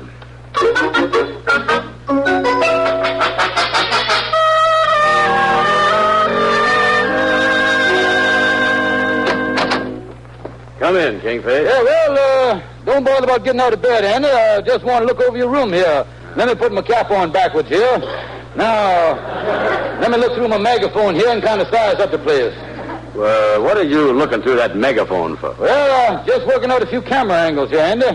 Oh, I forgot. You ain't heard about my new job. I was in the moving picture business now, as we say in the high-class circles, the cinnamon. Well, what you doing up here in my room? Well, you remember that picture we see the other night that was made in a rooming house here in New York? Yeah. Well, they was making another one just like it, and I was the location scout in charge of looking up rooms to take the pictures in, you see. No fooling. What is the name of the picture you're working on? Oh, this is going to be one of them big Hollywood epidemics. Oh, yeah, it's a real extravaganza, all right. They call it The Return of Devil's Island. You mean they want my room for Devil's Island picture? Yeah, I figured we could use it for one of the cells. You think this place could pass for a cell? Oh, provided we clean it up a little bit, yeah, we could. Well, wait a minute, I don't know if I want my room in the moving picture or not. Oh, it's a big thing for you, Andy, old boy. We'll even give you credit on the screen. You know how it always says gowns by Adrian and makeup by Westmore? Yeah. Yeah, well, on this picture it'll say dirty room by Andrew H. Brown. Hey, you know something? That might not be a bad deal to have them shoot a moving picture right in my room. What'll happen in here? Well, in the big scene, Andy, a fellow is locked up in here in solitary confinement. He's tired and he's exhausted. He's laying on the bed there fighting off rats with his shoes. Yeah, well, will they bring their own rats or use the ones I got here? Oh, they'll bring their own. They want to use little rats, you see. They just want the little mice. Well, wait a minute, Kingfish. This is beginning to sound a little fishy to me. Is you on the level with this picture stuff? What's the name of the company you working for? The company, you is here to Monogram, ain't you? Yeah. Well, ours is called Initials. Initial Pictures. Incorporated. Is it a big company? A big company. They are so big that next week they is investigating Washington. That's what they do. Tell me this, Kingfish. Does your company make any good pictures? Well, last year in the Academy Awards, one of our pictures nearly got an Oscar Hammerstein. Oh, we was going there. Yeah. Wait a minute, though. I don't believe nothing you're telling me. You know something? This all sounds fishy. Listen, Andy, I'm going to tell you the truth.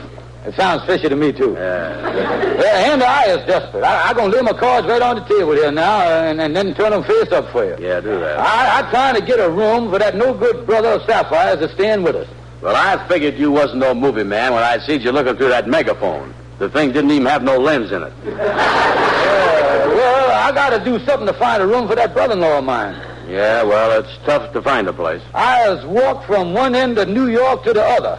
And once today I said to myself, my feet can't stand no more. There's only one thing left for you. Stop walking. Start riding. Why don't you swing down, sweet chariot, stop and let me ride. Swing down, chariot, stop and let me ride. Rock me, Lord, come and easy. I've got a home on the other side. Why don't you swing down, stop and chariot. Swing down, chariot, stop and let me ride. Rock me, Lord, come and easy. I've got a home on the other side. Well, Ezekiel was out in the middle of a field. He saw an angel working on a chariot wheel. Wasn't too particular about the chariot wheel. Just wanted to see how a chariot feels. Why don't you swing, oh, sweet chariot, coming for to carry me home. Swing, oh, sweet chariot, coming for to carry me home. Well, Ezekiel went down, he got on board. The chariot went stomping on down the road. Wasn't so particular about stomping down the road. Just wanted to lay down his heavy load. Why don't you swing down, sweet chariot, stop and let me ride. Swing down, chariot, stop and let me ride. Rock me, Lord, come and easy. I've got at home on the other side. On the other side, I got my home. I've got a home on the other side. If I could just make it in.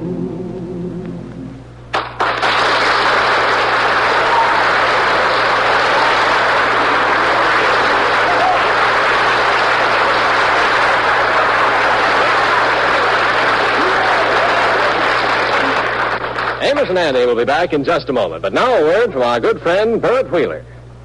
Ever since clothes were first invented, women have had to wash them. Years ago, you know, they used to soak them in a brook and bang them with rocks to get them clean. Then some bright guy figured out how to make soap and revolutionized wash day. Well, there have been all kinds of soap since that first crude discovery. But today there's a new soap on the market that makes every other wash day soap seem as out of date as that old brook and rock routine. That soap is New Rinso with Solium, the amazing sunlight ingredient. New Rinso with Solium actually washes white things whiter than brand new and makes colored washables look brighter than brand new. That's what I said, whiter than new, brighter than new. And only New Rinso with Solium, that sunlight ingredient, can do those two things. No other soap can even claim to do them because no other soap contains sodium. Well, you want that kind of a wash, whiter and brighter than new? Say New Rinso to your dealer tomorrow.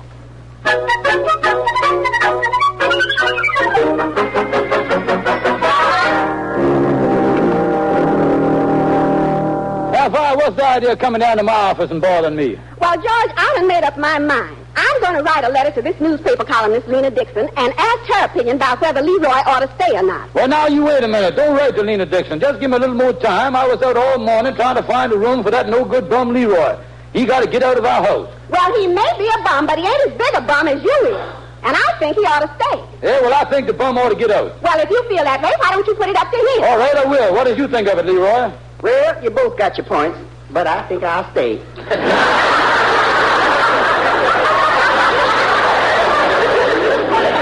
Well, that settles it. I'm going shopping. I'll see you back at the house later. So long, sister dear. Leroy, now that we is alone, I want to have a little friendly chat with you. I'm going to talk to you like a Dutch oven. What's on your mind, brother? Leroy, there's a great opportunity in California for you. Remember that great statesman, Horace Greeley, that said, go west, young man, go west? Why would he say a thing like that? Well, he uttered them words when his brother-in-law moved in on him, I think. If I didn't know you better, Kingfish, I think you trying to get rid of me. Come in, Gabby. Hi, Kingfish. Hi there, Let that laughing hyena out here. Will you get on out there? Go on. See you later. So long. I just stopped by to say hello, Kingfish. Yeah, glad you dropped by, Gabby. You look a little down in the mouth, Kingfish. What's the matter with you? Oh, this thing of living in the house with my brother-in-law has got me down. You know one thing, I had a brother-in-law who lived with me once for 15 years, and I just treated him with kindness, I gave him the best food and let him wear all my clothes. And for the whole 15 years, I gave him $10 a week spending money. $10 a week. I'll bet he'll never forget you for it. No, indeed. I'll say he didn't. He saved up $10,000, bought the apartment house we was living in, and had me evicted. Tell me this, how is I going to get my brother-in-law out of the house, Gabby? Very simple, Kingfish, very simple. Make him think it's dangerous around your house. Scare the man. Go ahead and scare him. How? Wait a minute, I got it. Tell him you got a rare tropical disease, and he's allowed to catch it. Yeah, I'll tell him that I got something like that. Come to think of it, Andy ain't met Leroy yet. I'll get Andy to play like he's the doctor and come in at just the right time. Well, I got to be going, Kingfish. I had a busy day down at the Bureau of Vital Statistics. I found out that right now there's one woman for every man in the country. I think that's bad. It's going to put a lot of men out of work. They say in 1950 there's going to be 2 women for every man. I think that's very bad, too. That's very bad. If this keeps up, someday there's going to be 4 women for every man. Just think of it. 4 women for every man. Well, what did you think of that? Lovely.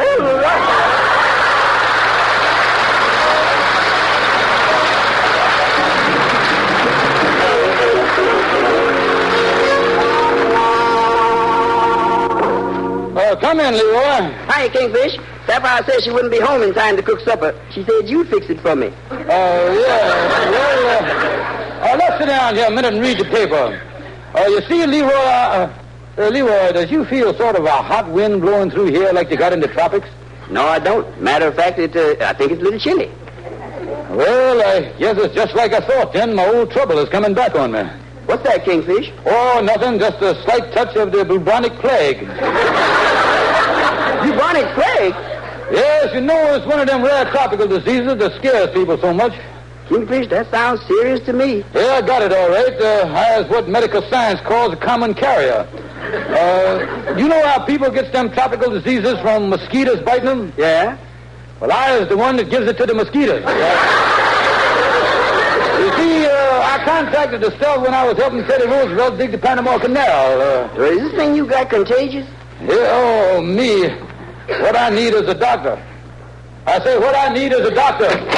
Excuse me, I was a doctor. Anybody around here suffer from rare tropical disease? Oh, doctor, I was glad you just happened to be passing.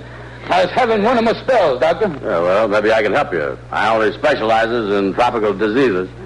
Kingfish, is this a good doctor? Is he a good doctor? Why, he served his internship at that big hospital in Baltimore, Johns Mansville. One of the greatest doctors you ever saw. Oh, yes, sir. I spent 2 full weeks there learning medicine. He can hit you with a hypodermic needle and make you jump 2 feet, can't you, son? Yeah. I get him every time. Doctor, I tell you what I wish you'd do. I got a spell here. Look in my eyes and see if the symptom is there. Is my eyes dilated? Yeah, it is, all right.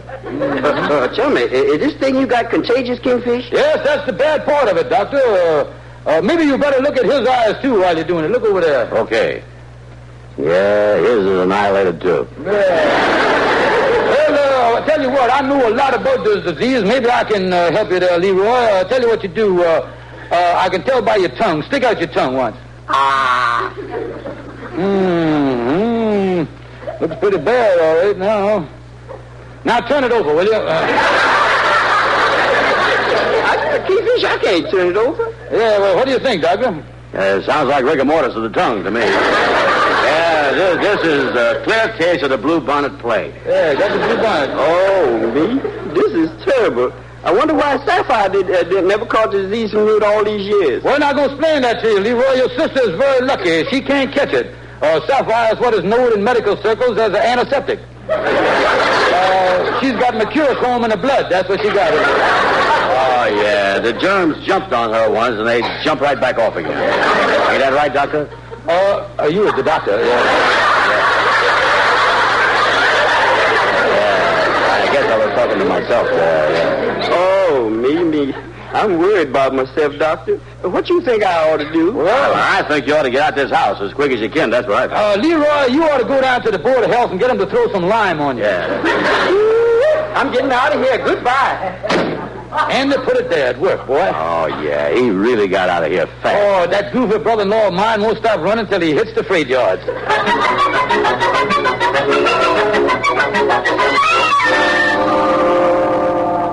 George, it's 10 o'clock and Leroy ain't been here all evening. I wonder where he's at. Well, I don't know, honey, unless he decided to go away somewhere. George, there's something fishy about this, and I think you're at the bottom of it. Oh, no, honey, you know that I wouldn't do nothing to... Look, George, it's Leroy. Yeah, well, what you doing back? Who that gentleman with you there? I'm from the Board of Health, and I'm going to quarantine your brother-in-law and your wife in this house, and you come into the hospital for a few days to be put under observation. Oh.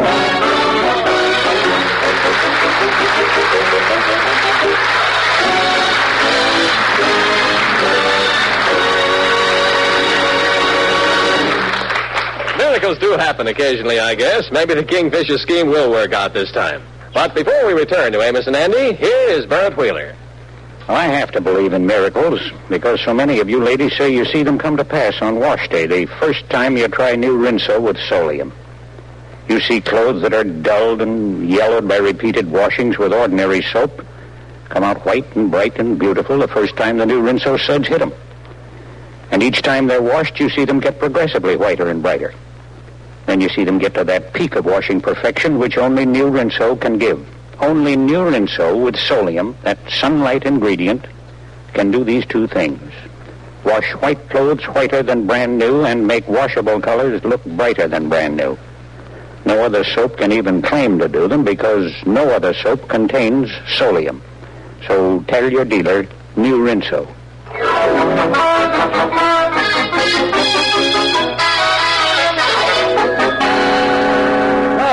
Stonewall. Well, come in, Kingfish. Where you been? I've been in the hospital under observation for 3 days. Oh, they think you're a little balmy in the head, huh?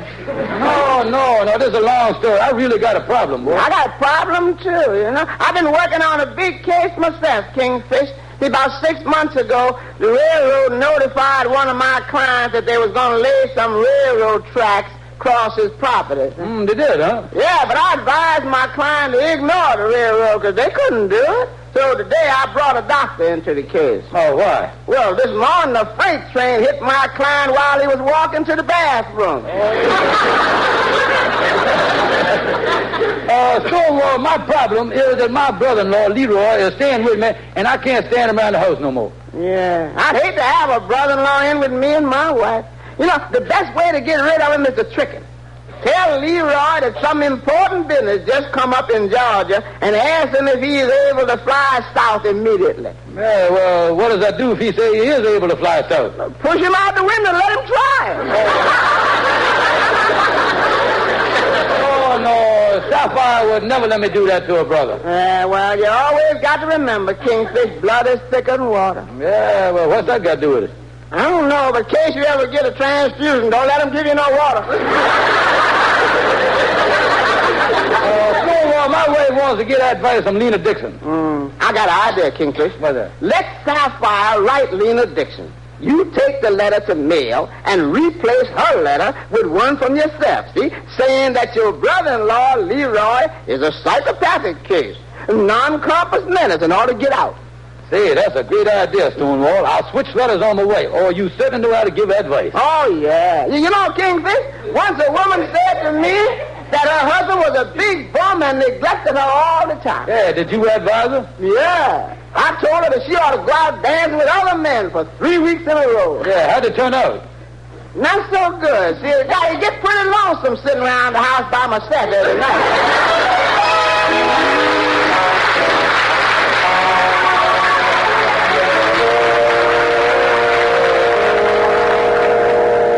Tell me, Kingfish, why is we going in here to the newspaper office this early in the morning? Well, I told my wife to write the columnist Lena Dixon, and before I had a chance to switch the letters last night, my wife mailed it. And I won't get in the mail room and switch letters by getting that one back and putting this one I got in my pocket in the place of it before it gets to Lena Dixon, you see. Oh, yeah. I see what you're doing, yeah. Yeah, now don't forget how I told you to act. Come on, let's go in the newspaper office here and get back where the mail... just follow me now. Yeah, I was right behind you. Hey, where do you guys think you're going?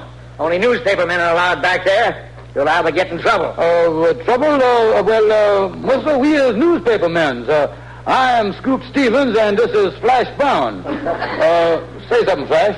So long. I'll be back in a flash. Wait a minute, Andy. Wait a minute. Come here, wait a minute. How come I never heard of you birds around here before? Yeah, well, now, I can explain that to you. That's because we is foreign correspondents, like Lowell Thomas. Yeah, and H.B. Calcimine. Oh, so you're foreign correspondents. What are you doing back in America? Well, now, there's a question you asked us there, and that's a good question, yeah. Ain't it, Flash? Yeah, sure is. We just returned from Paris. We spent years over there so we could get a feature story on France. Mm-hmm. Just what did you find out about France? The place is show packed with foreigners, all right. Is that right, Flash? Oui, Signor. Paris. Familiar with Paris, eh? Yeah. Tell me, how is Rudy LePay? Oh, fine. He's married now and got 3 children. Yeah. No. Rudy LePay is a street. Oh, the street. Oh, yes, well, that's still there, yeah. Oh, sure. We know Paris backwards. Yeah, we went up to Main Street there one day, and we see the Triumph d'Arc there. That's Arc de Triomphe. Well, that's what he meant. We know Paris backwards, you see. Excuse me, I got to answer the phone. Yeah, okay, go right ahead. Come on, Andy, quick. Come on, follow me. Right with you. Here's the mail room right here. Now, let's look in these different boxes. Here we is. Here's Lena Dixon's mailbox. We're lucky. She ain't got a mail yet. Yeah, can you find it? Wait a minute. Yeah, here it is right here. Here's the letter. Now, I'll take this letter out, and I'll put my letter in there. Yeah. Oh, boy, this is working great. Yeah, well, come on. Let's get out of here. Yeah, come on, quick, come on. Hey, where you guys been? Viva la France.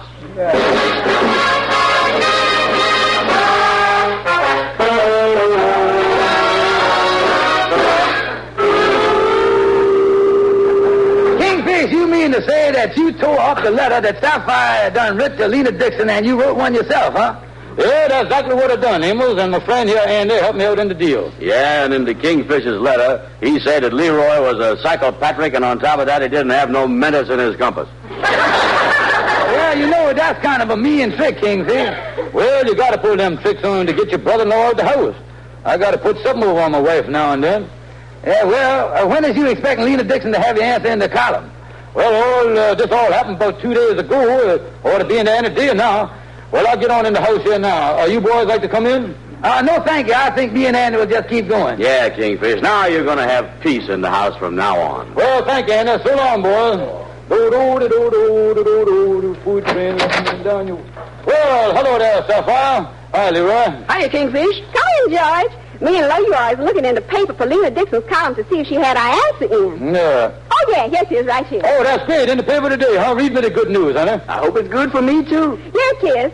It say, Dear Mrs. G.S. That's you, Mrs. George Stevens. Say, in answer to your problem about the brother-in-law, in view of his condition, I feel that he should stay at your home so that he can have the care he needs from both you and your husband. What? Well, there you is, George. And you know, we agreed to abide by her decision. Leroy, you is staying. Of all the silly and crazy answers, this Lena Dixon is the worst. Little do you know that I has been working on this thing for 3 days. Goodbye. What you laughing about, sister? Little do he know that I've been working at the newspaper as Lena Dixon for 2 weeks.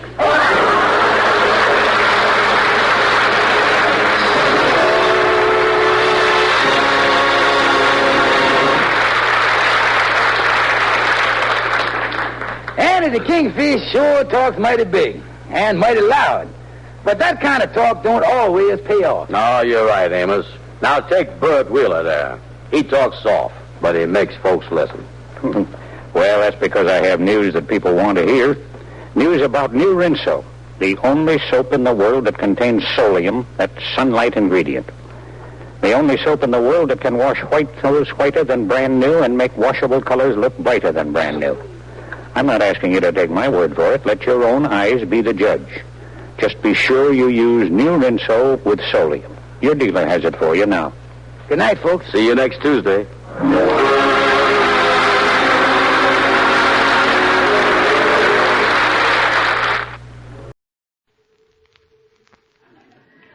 Andy, listen, the man is just about to say it. Yeah, let's everybody listen. Rinso, the new Rinso with Solium, brings you the Amos and Andy Show.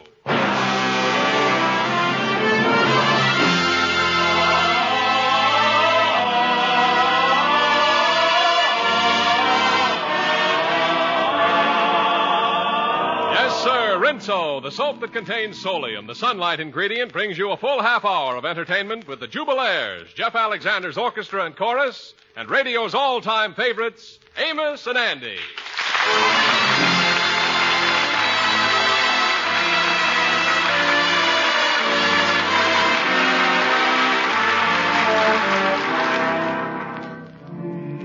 Amos and Andy will be back in just a moment with their traditional Christmas story.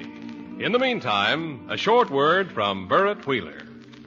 Well, here we are, hardly one shopping day away from another Christmas. Lots of things have changed since last Christmas, haven't they? For one thing, last year at this time, nobody had ever heard of New Rinso with the wonderful sunlight ingredient solium.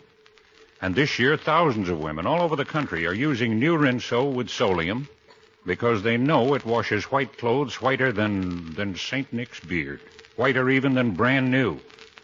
And New Rinso makes washable colors look brighter than the brightest spangle on your Christmas tree. No other soap in the world can give you results like that because no other soap contains solium.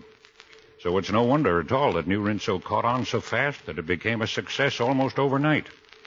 Don't forget, New Rinso with solium is safe for clothes and kind to hands.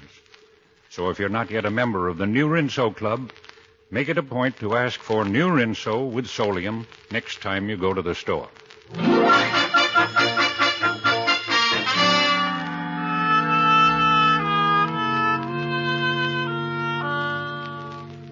It's the day before Christmas. The morning crowds are milling about Lenox Avenue in Harlem doing their last-minute shopping. Andy is out with Amos' little girl, Arbadella, on their annual Christmas tour of the department store windows. Right now, they're looking at a little doll in one of the windows. Yeah, that sure is a pretty doll, Arbadella. Yes, that's the one I wrote and asked Santa Claus to bring me. You did, huh? But Daddy said I wrote the letter too late. You see, I only wrote it 2 days ago. Yeah, well, maybe your papa ain't got the money. That ain't giving Santa Claus much time. You got to write him before that. My, isn't she pretty, though, Uncle Andy? Yeah, that sure is a pretty doll. Daddy said Santa Claus would bring her to me next Christmas. Oh, sure. You see, that'll give him more time. We're having a good time today, ain't we, Uncle Andy? Yeah, this is sure fun for me, all right, Barbara. I like being out with you. Yeah, and I like being out with you, too. But I guess we got to be getting on home now. Oh, do you think Mommy and Daddy will be home yet? Oh, yeah. They say they'll be home by noon. Uncle Andy, let me just look at the doll once more. Oh, sure, honey. Stand up close to the window and take a good look. She's beautiful. She's a talking doll, too. Yeah, talking doll. There's the best ones, all right. That sure is a pretty dress she's got on. But when Santa Claus brings her to me next year, I'm going to make her a lot more pretty dresses, pink ones. You know, Uncle Andy, I can hardly wait till next Christmas. Oh, yeah. It'll be around before you know it, honey. It's only a year.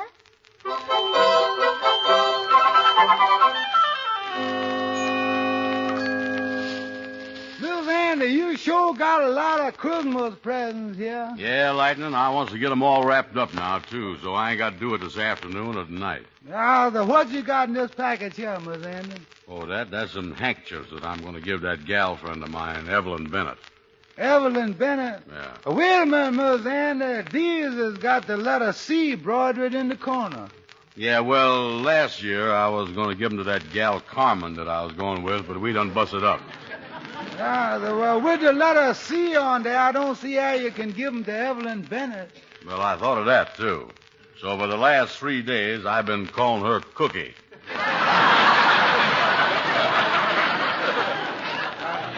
Well, I'll wrap the... Well, wait a minute. Here come the Kingfish and Miss Van Porter. Yeah, come in, fellas. Come in. Well, hello there, Andy. Lightning. Merry Christmas, Hello, fellas. boys. How are you? Well, I see you wrapping up all your Christmas presents there, Andy. Anytime you want me to turn my back and not look, just say the word.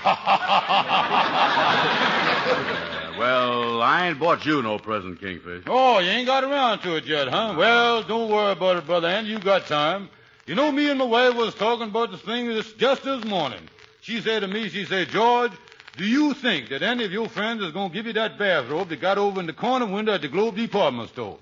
I said, honey, you mean the blue one with the red sash around it? She said, yeah, you know it's marked $3.95. I said, yeah, honey, the one size 40. Funny how me and my wife talk back and forth. Well,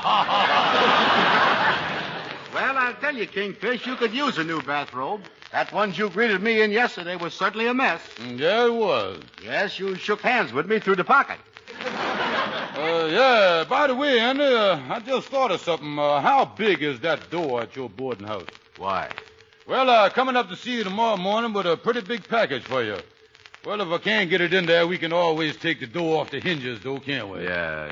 Sure. Say, you know, this is kind of embarrassing, because I was broke, Kingfish, and I can't afford to buy nothing for you. Nothing at all? That's right. Say, what time you expect to be up with that big package? Well, on second thought, it might not be as early as I expected to be there. Well, I'll be there all morning. Well, now, don't wait for me, Andy. You see, I got a lot of packages to deliver. Might not get around to you till February or March. You know how it is. Yeah, I know there was something like that, all right. Miss Andy, I've been trying to wrap up some of these packages here for you. This is a hard one to wrap up. Well, what in the world is that? Oh, that's a little toy automobile I done bought for Amos Jr. You wind it up and it scoots around the floor, backs up and everything. Wait a minute, I'll show you. Well, look at it go there, will you? Look at it. Hey, that's the cutest thing I ever did see. Yeah, see the way that thing went around there? Look at that. Yeah, look at this. It's even got a license number on it. Yeah, let me have it, Henry. I want to see it shoot around the floor again. Well, I can wind it myself, Kingfish. Well, let me do it, Henry. I asked you for it. Yes, but I picked it up first. Well, now give it to me. Don't break it now, fellas. Well, Andy, can't I be the one to work it? Kingfish, I'm going to work it. Let's not be childish about this. All right, but I'm next. Wait a minute. I'm going to put it back in the box now before it gets broke. And I got things to do around here, too. You children better run along home now. By the way, you're coming over to the gathering at the lodge this afternoon, ain't you, Andy? Oh, yeah, I'll be there. I'm looking forward to that thing. Yeah, you know, all the boys is getting together there. Got to have a little Christmas spirit at the lodge, slapping everybody on the back. Gonna have some refreshments and all that stuff. Little presents for each one of the members. Yes, the whole gang is going to be there. See you then, Andy. Well, come on, Henry, let's go. So long, Andy. Good day, Andy, my friend, and may the Yuletide season bring you much Noel. And besides that, a very Merry Christmas. Miss Andy, I is wrapping this package of colored crayons that you done bought for Amos's little girl, Arbadella. Yeah, wrap that up. That ain't much of a gift to give a kid, is it? Well, it ain't bad, Miss Andy. She might not even like crayons. Yeah, she might not. After all, you don't know what she likes. The funny part of it is, Lighten, I do know what she likes. Yeah, sir. Well, even that don't make no difference, 'cause you is broke, and you ain't got no money to buy nothing more with. I know it. That's what's troubling me. I is broke. I ain't got a cent. Say, Lightning, what time is it? Well, Miss Ann, I don't know exactly what time it is, but I think it's between 12 and... It's almost 1 o'clock. Yeah. Say, wait a minute. I got an idea. I think I'm going to walk down to that department store on the corner. I'll see you later.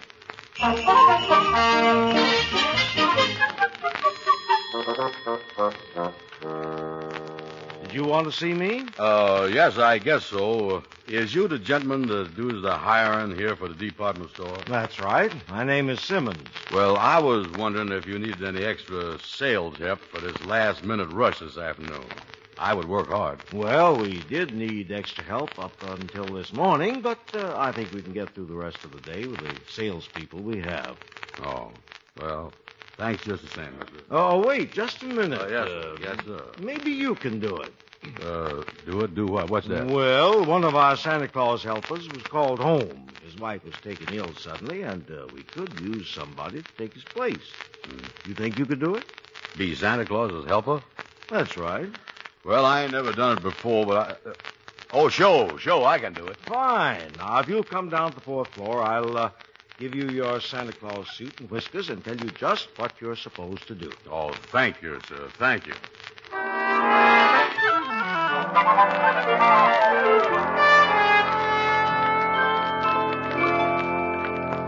Well, Mr. Brown, that Santa Claus suit seems to fit you as well as the man who worked here before. Yeah. Help me button the thing up, will you, Mrs. Simmons? It's a little snug right here. Yes, I see you got that pillow just there, just right. That ain't no pillow, that's me. Well, I think you better hurry and finish putting on your costume, Mr. Brown. I want you to get out in the toy department with the children. Yeah, well, guess the next thing you do is get these boots on here. I'll sit down here and get into them. Pull them on here. Uh-oh. Mrs. Simmons, you got any of that sliding powder by any chance? Why? What's the matter? The dogs is too big for the house. Now, wait a minute. I got one on. There goes the other one. Ah, there we is. Feet, you is sure wrapped up plenty tight today. Well, that's fine. Now, just put on these whiskers and this hat, and you're all set. Yeah. Now, right through this door into the toy department. Yeah, now, what must I do, Mr. Simmons? Here's your seat right here. You just have the children to come up one at a time, and if you run into any difficulties of any kind, just call the floor walker. Yes, sir, I understand. If I have any trouble, I'll call the floor walker. Well, good luck, Santa. Well, I'll get started. All right, Sonny, you was first. Come right up here and sit on Santa Claus's lap. That's the boy. There. Now, tell Santa Claus, what do you want for Christmas? I want a jet-propelled plane and a tank. A jet-propelled plane and a tank. What's your name, Sonny? Oliver Smith. Oliver Smith. Is you done been a good boy all year? Yes. Yeah, I could have seen that without even asking you.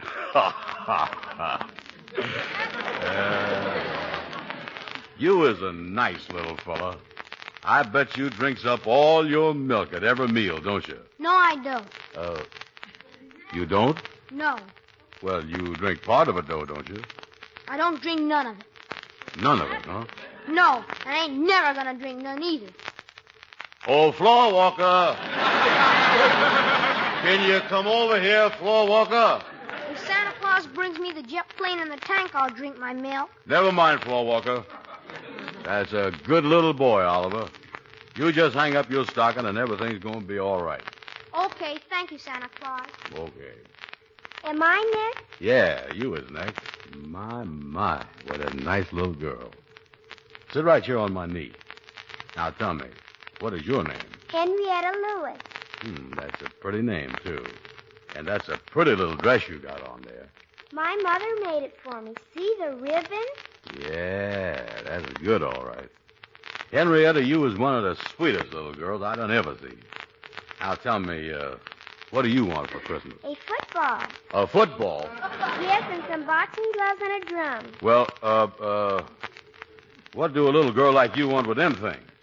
Oh, I don't want them for myself. Oh, well, who does you want them for? My little brother. Your brother? You see, Santa, he's sick in bed and he couldn't come down here. Oh, that's too bad. And I just wanted to make sure that he gets some presents. Well, that sure is sweet of you, Henrietta. And I can tell you right now that Santa Claus is going to take care of him. Thank you. Merry Christmas, Santa Claus. Merry Christmas, honey. All right, who's next? I'm next. Hiya, Santa Claus. Well, Shorty the barber. Listen, Shorty, what you doing up here in the toy department? I just came up to get my new gal a present. Yeah, well, why is you getting her something out of the toy department? Because she's got the mind of an 8-year-old child.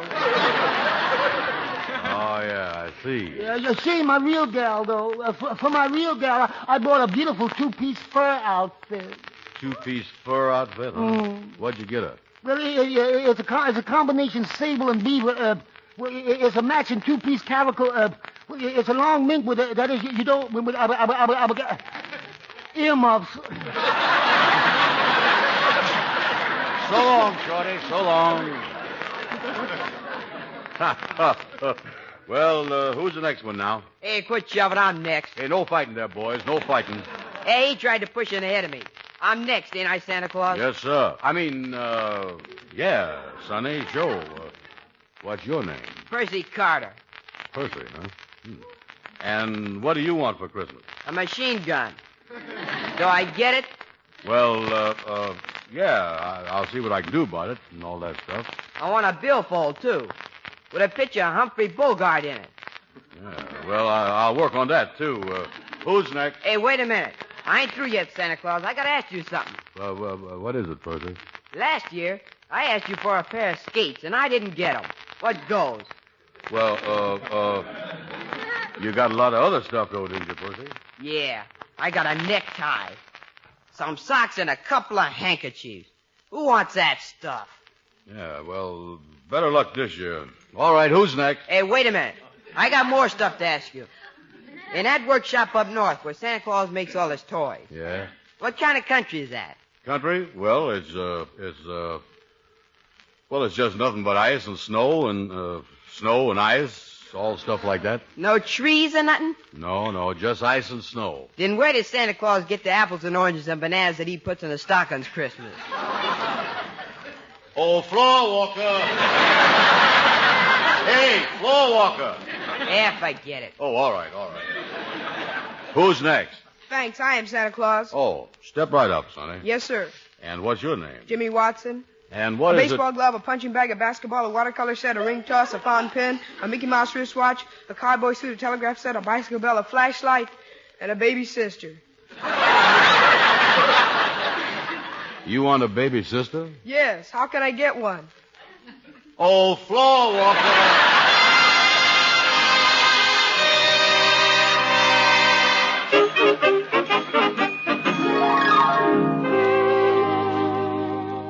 Well, you look a little worn out yourself, Mr. Brown. Oh, yes, I is a little tired. I ain't never talked to so many kids in all my life. Gee, they is cute, though. You did very well. All the children seemed very happy, and the parents were just standing there beaming. Yes, sir. Thank you. They certainly appreciated having you here this afternoon. Yes, sir. Well, I enjoyed it, too. And, of course, like I told you when I made the deal with you, I done it for a special reason. Yes. And here it is, Mr. Brown. I had the stock boy take it out of the window. The talking doll.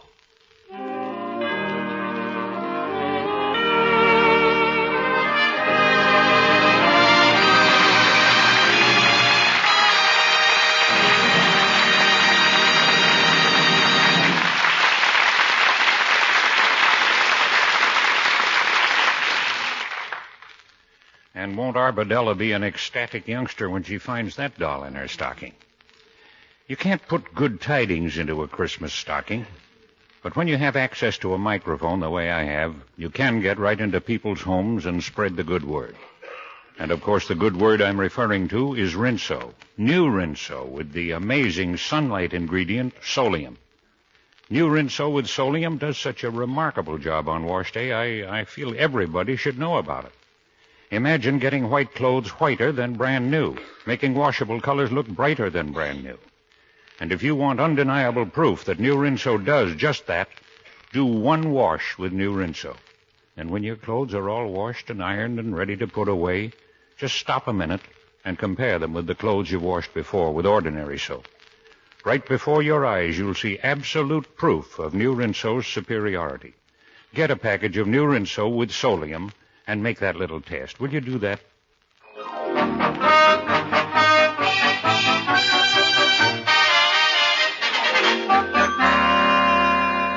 Well, the time now is Christmas Eve. Andy has just arrived at Amos's with an armful of packages. Well, come in, son. You look like Santa Claus there with all that stuff. How is you, boy? Say, that tree looks good. Let me lay these packages down here on the sofa. Hey, well, you're making the rounds, huh, Andy? Yeah, making the rounds, spreading good cheer. Boy, that is a pretty tree.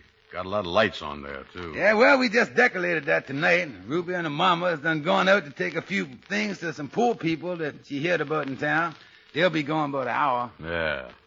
And say, Andy, why wasn't you over at the lodge with the fellas there today? It was a swell party. Well, say, I must have clean forgot about that. Well, Amos, I'll leave these packages right here. Wait a minute, gonna leave all of them? Yeah, here's one for Ruby. Here's one for her mama. Here's one for you. And there's a little toy auto for Amos Jr. Oh, gee, Andy. And here's a package for Arbadella. And listen, Amos, be sure and tell her that this one is from Santa Claus. Hey, that's a nice-looking package for her there, all right. Oh, well, just a little something I picked up. You certainly are Santa Claus this year, boy. Look at this stuff. Well, I seen a lot of stuff over at my place from your house. Well, like I told you, Andy, it ain't much, but we wanted you to know that we love you and we're thinking about you. Oh, listen, Amos, I feel better this Christmas than I ever felt. By the way, when are you going to open up your packages? All the kids get up early, and we all get up early Christmas morning. And now, don't forget you promised me that you'd be here for Christmas dinner. Oh, yeah. That sure is nice of you, too, 'cause them other two dinners I figured on going to didn't work out so good. Yeah, well, we want you here, Andy, so I want you to count on it now. Yeah, well, that's swell. Well, I got to get going, son. I got to drop in on 2-3 people, say hello to them. Yeah, well, okay, and I'll see you tomorrow. And thanks an awful lot for the presents, Andy. It sure was nice of you. Oh, nothing at all. Say Merry Christmas to Ruby and her mama for me and the kids. Yeah, well, I'm going back with Arbadella now. Okay, so long, Amos. So long, Andy. Bring forth the royal diadem and crown him Lord. Well, honey, you was in bed, ain't you? Daddy, will you turn on the little radio for a minute before I go to sleep? Well, just for a minute or two. I'll snap it on for you. There you are. Now, let it warm up a few seconds. We don't want to wake up baby. Oh, music never wakes him up, Daddy. Well, now let me straighten your covers out a little bit. Mm-hmm. Tell me this, honey. Is you said your prayers? Mommy heard my prayers before she went out, Daddy. The Christmas choir continues with the Lord's Prayer. Well, now, get under the covers, dear. Daddy, Could you get some Christmas music on the radio? Why, darling, this is the very best Christmas music you could get. They're going to sing the Lord's Prayer. I've been saying the Lord's Prayer with Mommy. She's been teaching it to me. Yeah, I know she is. What does the Lord's Prayer mean, Daddy? Well, it means an awful lot. And with the world like it is today, it seems to have a bigger meaning than ever before, honey.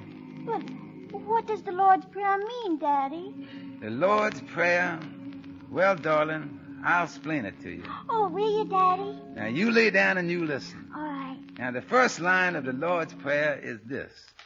Our Father, which art in heaven. That means Father of all that is good, where no wrong can ever dwell. Mm-hmm. Then it says, hallowed be thy name. That means, darling, that we should love and respect all that is good. And then after that it says, thy kingdom come, thy will be done in earth as it is in heaven. Now that means, darling, as we clean our hearts of all hate and selfishness and fill our hearts with love, the good, the true, and the beautiful, then this earth where we is now will be just like heaven. That would be wonderful, Daddy. Then it says, give us this day our daily bread. Now that means, honey, to feed our hearts and minds with kindness, with love and courage, which will make us strong for our daily task. Now then after that, the next line of the Lord's Prayer is this, honey. And forgive us our debts as we forgive our debtors. Do you remember the golden rule? Yes, Daddy. Well, that means that we must keep the golden rule and do unto others as we would want them to do unto us. And then it says after that, and lead us not into temptation, but deliver us from evil.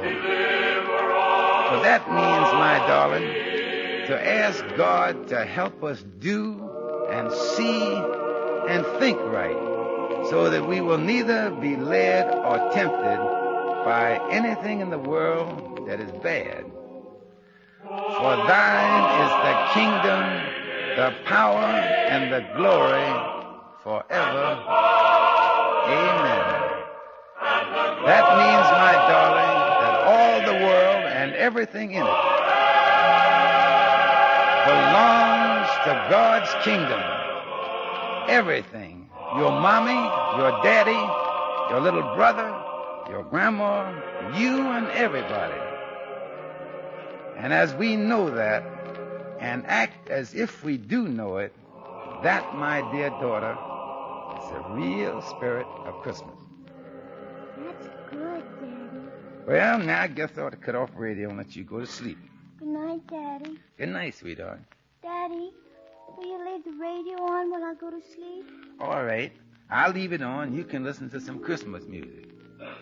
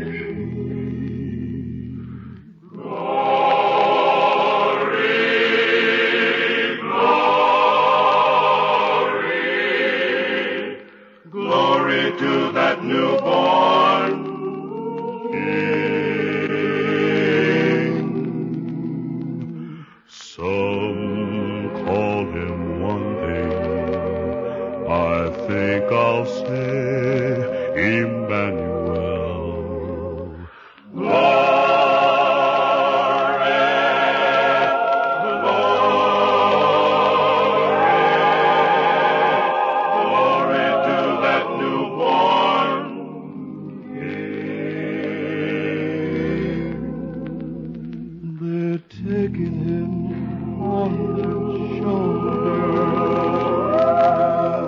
making him their governor. Glory, glory, glory, Christ the Savior is born. Christ the Savior is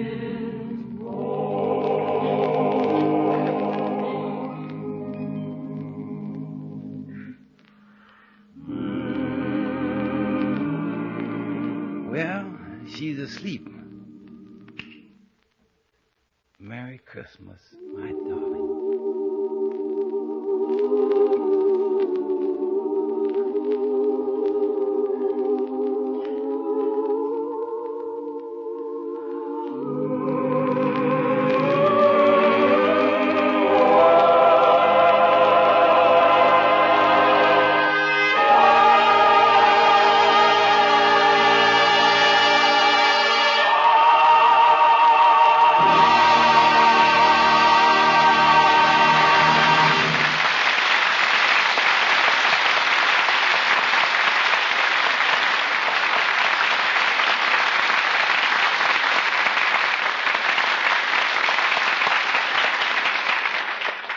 And now, friends, on behalf of our sponsors, Lever Brothers Company, the makers of New Rinso with Solium, and on behalf of everybody here, Andy and I wish you the merriest Christmas you've ever had. We hope Christmas will be all it's supposed to be for you and your family, and that everybody will have a happy, happy time. Good night, folks. And Merry Christmas. Sure to be with us next Tuesday at the same time when Lever Brothers Company, the makers of New Rinso with Solium, will again present the Amos and Andy Show. Until then, good night and a Merry Christmas to all of you from all of us. This is NBC, the national broadcasting company.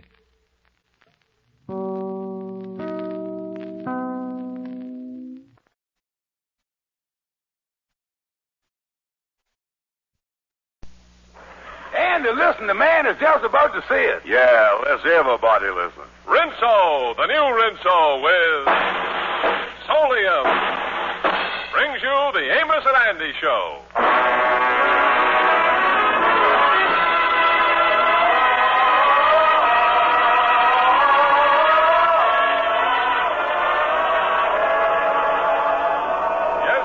Rinso, the soap that contains Solium, the sunlight ingredient, brings you a full half hour of entertainment with the Jubilaires, Jeff Alexander's orchestra and chorus, and radio's all-time favorites, Amos and Andy.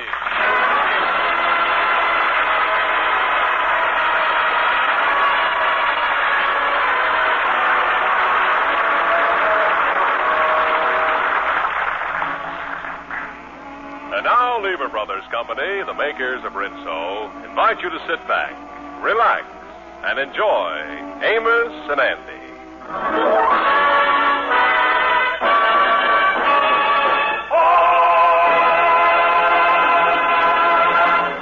Well, today the Kingfish had a hard day at the pool hall, and as he returns home, he finds his wife Sapphire all excited. She's just received a letter from her sister in Georgia. Well, hello there, Sapphire. Oh, come in, George. I got some wonderful news from back home in Georgia. Yeah. Yeah, my younger sister, Amos, is going to get married. Oh, so your mama finally unloaded the last one, huh? What do you mean, George? Mama never had no trouble getting us girls married. Why, back home, we was the belles of the town. Yeah, I remember that, honey. And when you got married, they called it the miracle of the bells, yeah. Well, anyway, George, I ain't going to miss my sister's wedding.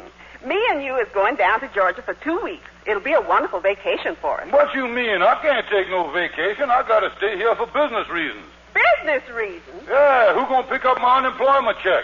They don't mail them things to you, you know. You got to go after them. Look, George, me and you is going to Georgia for my sister's wedding. The round-trip tickets is about $100, and it's up to the provider of this family to raise the money.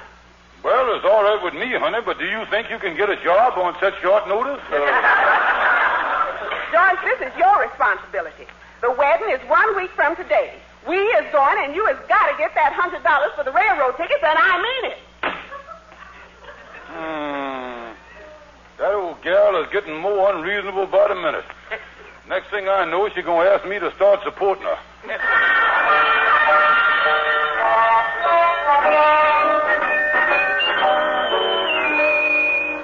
So that's the story, Henry. Sapphire just laid down the law to me about getting $100 to take this trip to Georgia. Well, a trip south at this special time would be delightful because the weather here has simply been abdominal.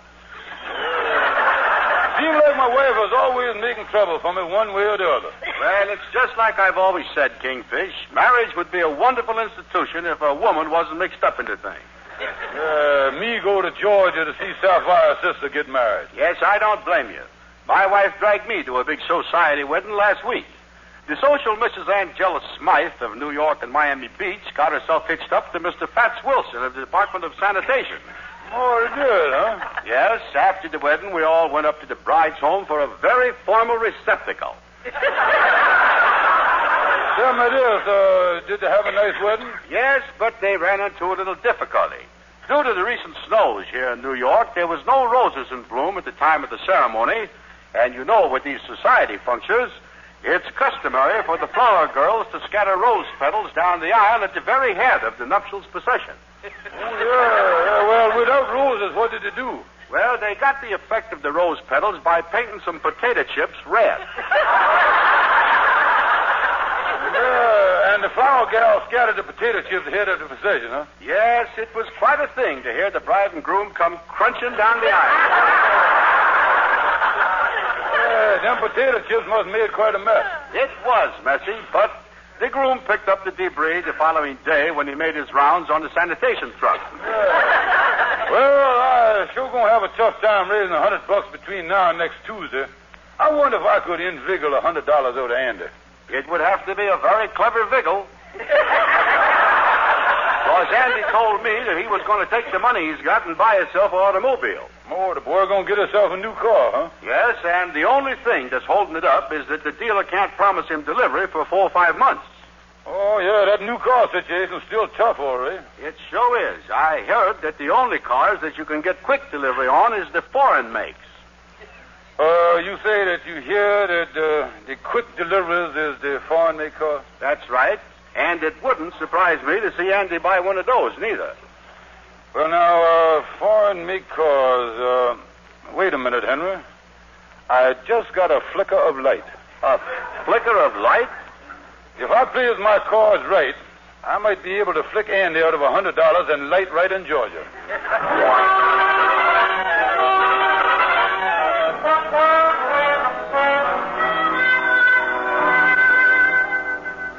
Well, I got this picture of this foreign car that I cut out of Old Life magazine. Yeah, that's a foreign car, right?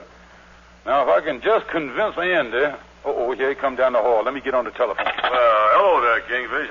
Excuse me a minute, Andy. I was just making a transatlantic telephone call. Why are you calling transatlantic? Oh, why? Because I is the agent for the new French foreign automobile, and I want to talk to the manufacturer. Wait a minute. Hello, operator? Is this the French operator? Give me a crepe Suzette 4937. Foreign make car, huh? Do this company know how to make them? Do they know how to make them? Why, this man that I is calling in France is one of the greatest automobile men in the world. Wait a minute. Hello, France? Let me talk to Madman Pierre. I think I hear him somewhere. Hello? Hello, Madman. This is George Stevens, New York office. Oui. Bonus notches to you, too. Yeah, I just received a picture of your new car. Congratulations. Merci. Beaucoup coupé. Ooh la la. Well, remember me to the little mad woman. Say hello to Miss Eiffel Tower. Okay, madman. Bon voyage. Say, Kingfish, where'd you meet a big Frenchman like that? Oh, I knowed him for years, Andy, during the First World War, where me and him was mademoiselles together in the French Foreign Legion. You see, Andy, I knowed him for ever since then. Yeah. Now, right this minute, I is the American distributor for the new French automobile. You is now standing in the showroom of the Paris Motor Company Harlem branch. No fooling. What is the name of the car you selling? The name of the car is known in the trade as the Quick Delivery Mercedes-Benz $100 deposit straight 8. That's what they call it. You know, there's a funny thing. I've been trying to get a car myself. What does the car look like? Well, now, I just happen to have a picture of it that was sent by wire from Paris just yesterday. Where is that? Oh, here it is, right here. There it is. Now, look that over. Yeah. Say, Kingfish, that's a good-looking automobile, all right. No, that's pretty. Look at them lines there. Hey, wait a minute, though. Wait a minute. They done stuck the steering wheel on the wrong side of the car. Oh, no. That's why they call it a Mercedes-Benz. Before they send it over here, they bends the steering wheel over that side. You see what I mean? Yeah, I see. Well, I like American cars, though. Well, now, don't forget, Andy, foreign cars is more economical to run. They is? Why is that? Because, Andy, over there, they all runs on kilometers. Yeah? Well, does them kilometers wear out as quick as tires? Oh, no, Andy. Kilometers is distance. Over there, we measure distance in miles. Kilometers is shorter than miles. So there you is. When you drive in France, you ain't got so far to go. You see what I mean? Yeah, that do cut down the distance. Look here, Kingfish. If I ordered one of them French cars, when could I get it? Well, now, let me do a little figuring here. We place this order today by radar. The thing has got to be custom made. Then they got to crate it up, ship the car from France to the United States. Let me see, 4,000 miles, 2,000 miles, goes into customs. How about Thursday of this week? Tell me this, how can they make cars faster there than we can here in America? Cause they were smart and they has done solved the steel problem. Well, how'd they do that? They got steel from us. Well, how much did this French car sell for? Well, now, you give me a $100 deposit, and it grand totals up to $1,600 FOB. That means francs on the barrel head. Well, now, wait a minute. I ain't letting you have no money till I seize the car. And, boy, that is different. Oh, now, listen, Andy. You be in the car driving up Lenox Avenue, all them gals about 21 years old sitting over there on the street, they're looking at you. You got a new car. They got the new look. And you sort of glance over at them and smile at some pretty gal and say, "Get on board, little children. Get on board, little children. There's room for many a more." Well, I hear the horn a-blowing. I hear it near at hand. I hear the car wheels rumbling and rolling through this land. Now get on board. Just get on board. Now get on board, little children. Let's go for many a more. Get on board. Get on board. Let's go for many a more. I hear the car coming. She's coming round the curve. I hear the wheels rumbling. She's straining every nerve. She's straining every nerve. Get on board, little children. Get on board, little children. Get on board, little children. There's room for many a more. Get on board. Just get on board. Now get on board, little children. There's room for many a more. We're rolling and a rocking with our engine just a knocking, just a smoking and a chugging down that long, long road. Yeah. We're rolling and a rocking with our engine just a knocking, and we're happy 'cause we're lightening our heavy load. Nothing worries me. I'm happy as I can be. Me and 2 or 3 in my Model T. Get on board, little children. Get on board, little children. Get on board, little children. There's room for many a more. Get on board. Just get on board. Now get on board, little children. There's room for many a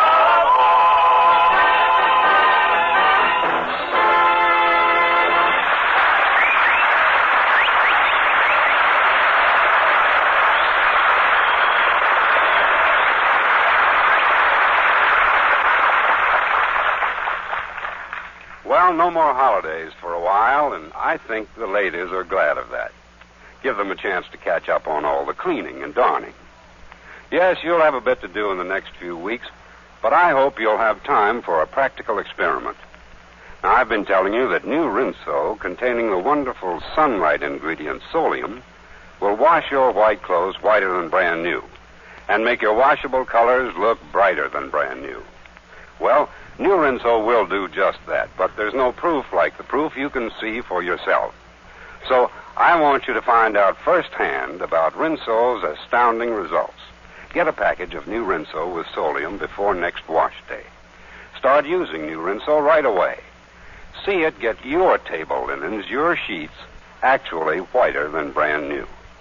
See new Rinso make your washable colors look brighter than brand new. See the proof of my words in your own wash day results.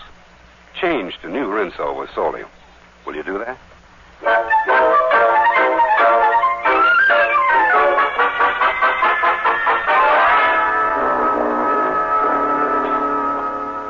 Well, I'll go in Shorty's barber shop here and see if he knows where I can get a new car. Hello there, Shorty. Well, I'll be doggone if I didn't... what's cooking? You get... Hi, Kingfish. Shorty, maybe you can help me here. I got to get a foreign car in a hurry. Oh, they is classy looking, all right. I had a Roadster once, and I wanted to make it look like a foreign car, so I had the steering wheel put over on the right-hand side. Move the steering wheel, huh? Oh, but when I come down the street, everybody looked at me because I was driving at a slant. Why was you driving at a slant? Because the brake and the clutch was still over on the left. Listen, Shorty, I'm going to tell you the whole situation. I need $100 for me and my wife to get a railroad ticket to Georgia. And I can get the $100 from Andy if I can just show him a foreign car.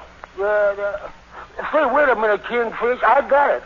A friend of mine has got a car that he'll let you have. He built it himself.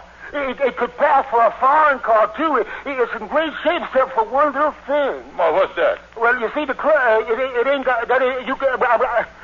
no motor. No motor? No, you see, after the fella built it, he couldn't find a motor for it. And right now it's sitting in his garage. He'll give it to you if you just tow it away. Yeah, I tell you what I'll do. I'll get that and I'll put it over to Lodge Hall, and I'll find something with a French name on it and put it on the front of the radiator. Yeah, that's a good idea. Well, Kingfish, I gotta leave now. Where you going, Shorty? I gotta go over to the hospital and see a fella. His face is all slashed and cut up. How'd his face get all slashed and cut up? Well, you see, he was hit by he fell down a big truck skidding in. He was walking. The thing busted. I shaved him.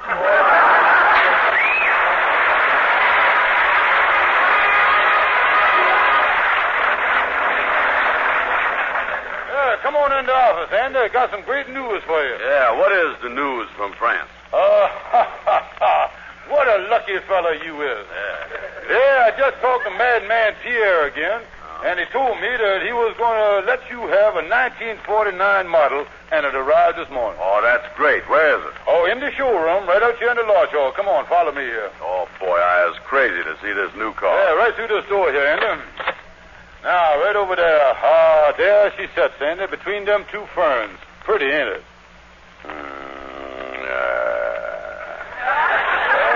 The French certainly is years ahead of us on design, ain't they? Notice the underslung body? Yeah. I wonder who slung that together. Oh, and look at that paint job there. Wonderful paint job. That's baked enamel finish. Baked right on there. Looks a little overdone in spots to me. Look, this is a genuine French car. Oh, certainly it's genuine. Come up here and look at the nameplate on the front of it there. Yeah. The nameplate is made out of paper to cut down the wind resistance. Here it is. See, you say here, made in France. And the name of the car is Sparkling Burgundy. Oh, wonderful.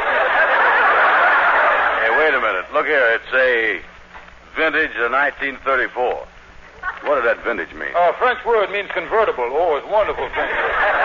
And the 1934, is this a 1934 model? Oh, don't be silly, Andy. Well, what does the 1934 stand for? Horsepower. Oh, now, wait a minute here. Wait a minute. How can they get 1934 horsepower in that little car? They use smaller horses, that's all it is. Now, step right over here and look at the inside of it. Look through the window there. Look at that upholstery.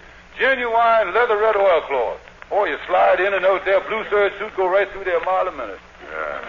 You know, it's kind of hard to get used to this foreign stuff. Let me see the motor, Kingfish. You want to see the motor, huh? Yeah. Well, now that's what I'm going to explain to you, Andy. Andy, the motor is sealed under the hood to keep it dust-free. Sealed in oil, another one of them things, yeah? And knowing that you would be just the one that would want to start tampering with the motor, I done had a padlock welded on there so you can't get in there and get in trouble, and I done throw the keys away.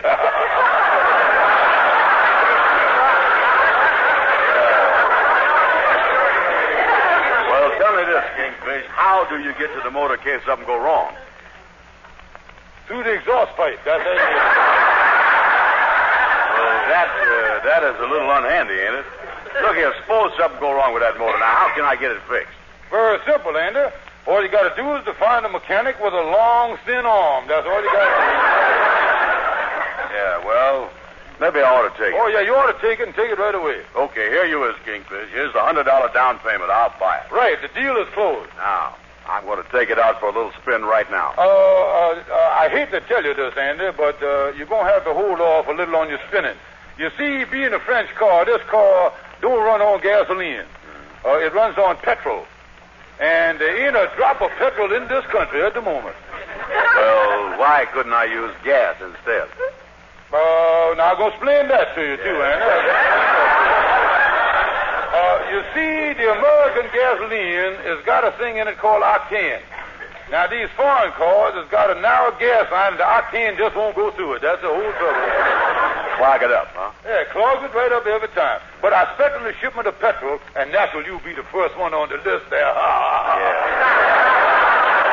well, that's all. When is that coming in? Well, now, I was leaving for Georgia with my wife for a couple of weeks, and the petrol ought to get here just by the time I get back. Yeah, well, I guess I got to wait till then. Yeah, well, I got to run along now, Andy. Au revoir, adios, bonus snitches, and all that stuff. See you later. Yeah, so long, Kingfish. Let me take a good look at my car here. Believe I'll open the door and get in there and sit down. Well, that door ain't going to open.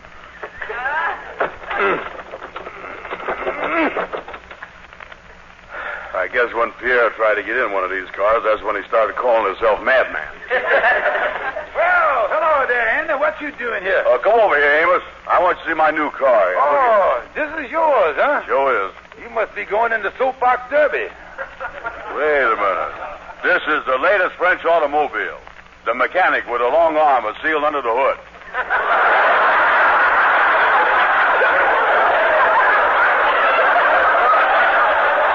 What is that again, Andy? It's got a leatherette motor with small horses in it, too. I just seen the Kingfish leave here. Did he sell you that thing? Well, I give him $100 down payment. He's going to get me some petrol, too. Tell me this. Who stuck that label on the front of it from a bottle of sparkling burgundy? I think the madman done it. This car ain't no good, Andy. Look at there. That Kingfish has done stuck you again. Look at that. You ain't even got no windshield. All you got is the frame there. I thought that glass was awful clean. Well, you better get your money back, son. Yeah, just wait till I get my hands on that Kingfish. And if I ever get to France where they make these cars, there are going to be two madmen over there. I'll tell you that.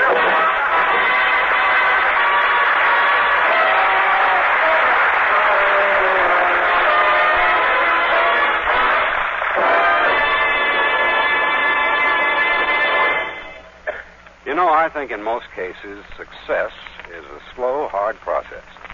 But every once in a while, something comes into view that's special, unmistakably superior. And then you get a quick success.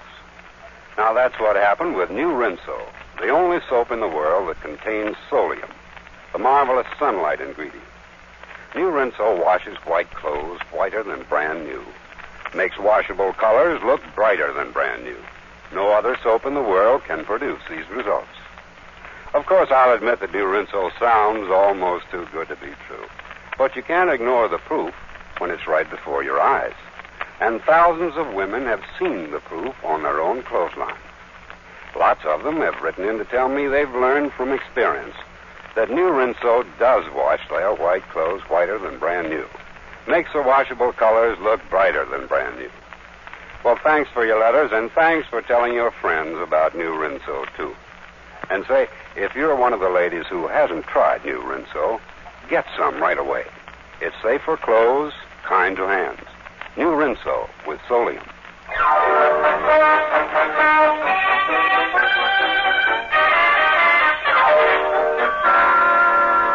Well, I sure put one over on Andy with that foreign car business.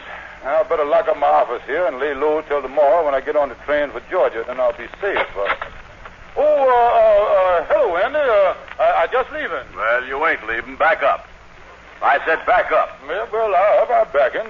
You don't have to be so rough about it. I want to have a showdown with you about that automobile you showed me. Oh, by the way, I just had a nice talk with Madman Pierre again. The petrol is on his way over here. Kingfish, I'm going to punch you right in the nose. You took my $100 just so you and your wife could take a trip to Georgia. I want my money back, or I'm going to beat you like you ain't never been beat before. Strike me if you must. Remember, I, as an official, a French automobile dealer which comes under the jurisdictionary of the French government. And if you strike me, it will be the Pearl Harbor of 1948. Wait a minute. What's Pearl Harbor got to do with me busting you in the face? Andy, you was forgetting that I was a French car dealer, and in that capacity, I ain't no longer George Stevens the Kingfish.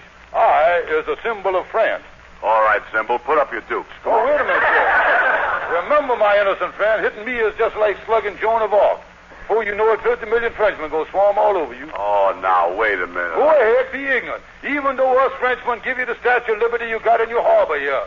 You know what that means, that America and France will be at war if you hit me, and Andy Brown will go down in history as a warmonger. Wait a minute now, Kingfish. Just hold everything here, will you? Don't try to tell me that a measly $100 is going to start a war. Well, they start them for less than that. Look at history. How do you think the War of 1812 started? Over $18.12. I know. And look at history again. The Franco-American War started over a can of spaghetti. Oh, I'm telling you. Well, listen here. How can I get my money back without starting a war? Well, it's unfair to me, but the only thing to do is to arbitrate. What is that? Well, you got to find a third person that's disinterred. And he holds court and decides who is right. Well, that suits me, because anybody will know that I is right. All right, I'll tell you what. We'll pick out our lawyer, Stonewall. I'll meet you at Stonewall's. You be over there in 30 minutes, and we'll let him be the judge of arbitration. Okay, I'll be there in 30 minutes. All right.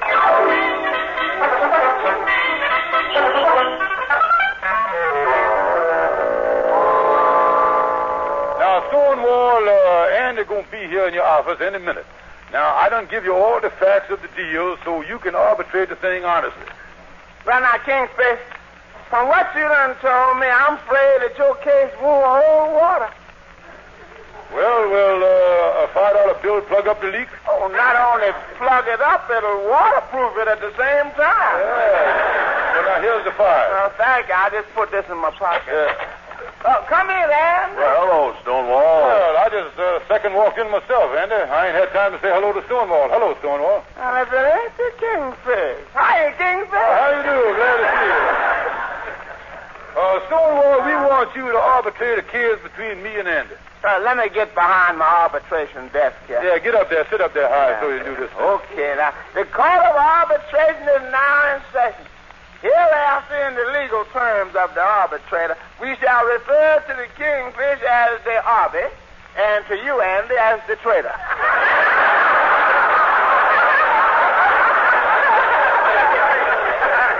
Just call him Benedict Arnold. Go ahead. Now, before we begin, I want you to understand that this court is going to be absolutely fair, strictly impartial, and completely unbiased.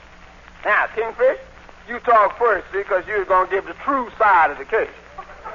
Thank you. Well, Your Honor, Andy here ordered a foreign car from me, and I had the thing shipped all the way from France. Yeah. Keep talking, Kingfish. Well, Your Honor, then when I delivered the car to him in good condition, he gave me a measly $100 down payment, and now he wants his money back and wants back out the deal. Yeah. Keep talking. Stonewall, here's my side of the case. Quiet, blabbermouth. Now, wait a minute here. Wait a minute, Stonewall. Don't you want to hear my story? Well, I tell you, Andy, you see, in my career as an arbitrator, I have found that it's too confusing to listen to more than one side. I don't like the way things is going. Oh, you can't argue with the scale of justice. Well, I don't care about that. I'm going to win this case even if I got to pay a lawyer $10 to do it. $10. There'll be a slight recess while I rebalance the scale of justice. Wait a minute. I'll pay you $15 to a good lawyer, if you know what I mean. 15?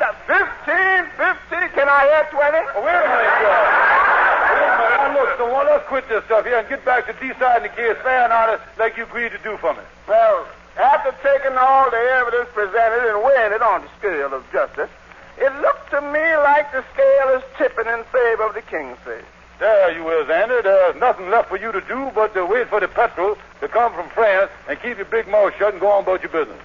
Stonewall, you mean to say that the scales say that the Kingfish done won? My final verdict is that the Kingfish ain't got to give you back the $100 that he cheated you out of.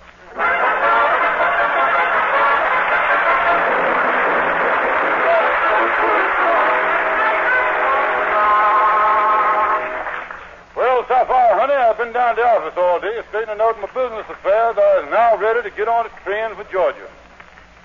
Is you all packed? Oh, yes, George.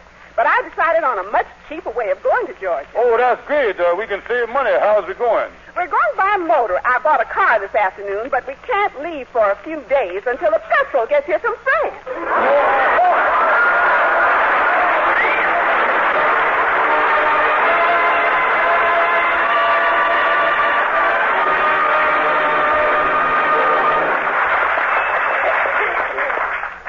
A new year always makes me feel as if there's some big, wonderful surprises ahead. Yeah, we sure had some good surprises last year. For one thing, new Rinso came on the market, and that's mighty good.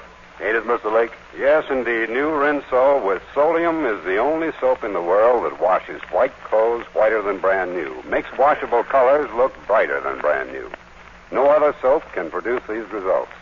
Get new Rinso with Solium. Good night, folks. See you next Tuesday.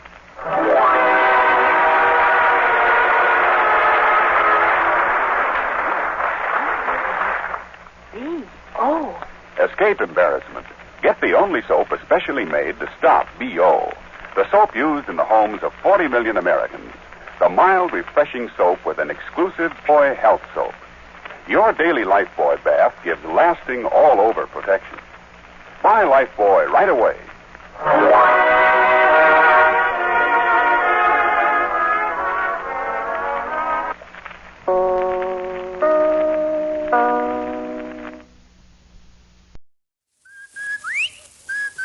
Andy, you know what day this is? Certainly, Amos. It's Tuesday. That's right, and Tuesday means we're on the air for Triple Action Rinso.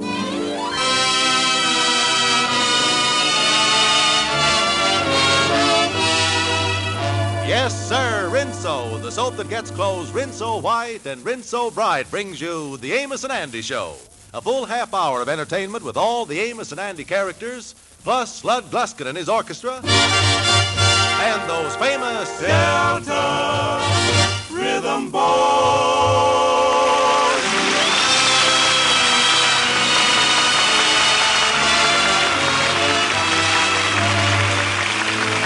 Now, Lever Brothers Company, the makers of Rinso, invite you to sit back, relax, and enjoy the story of Amos and Andy.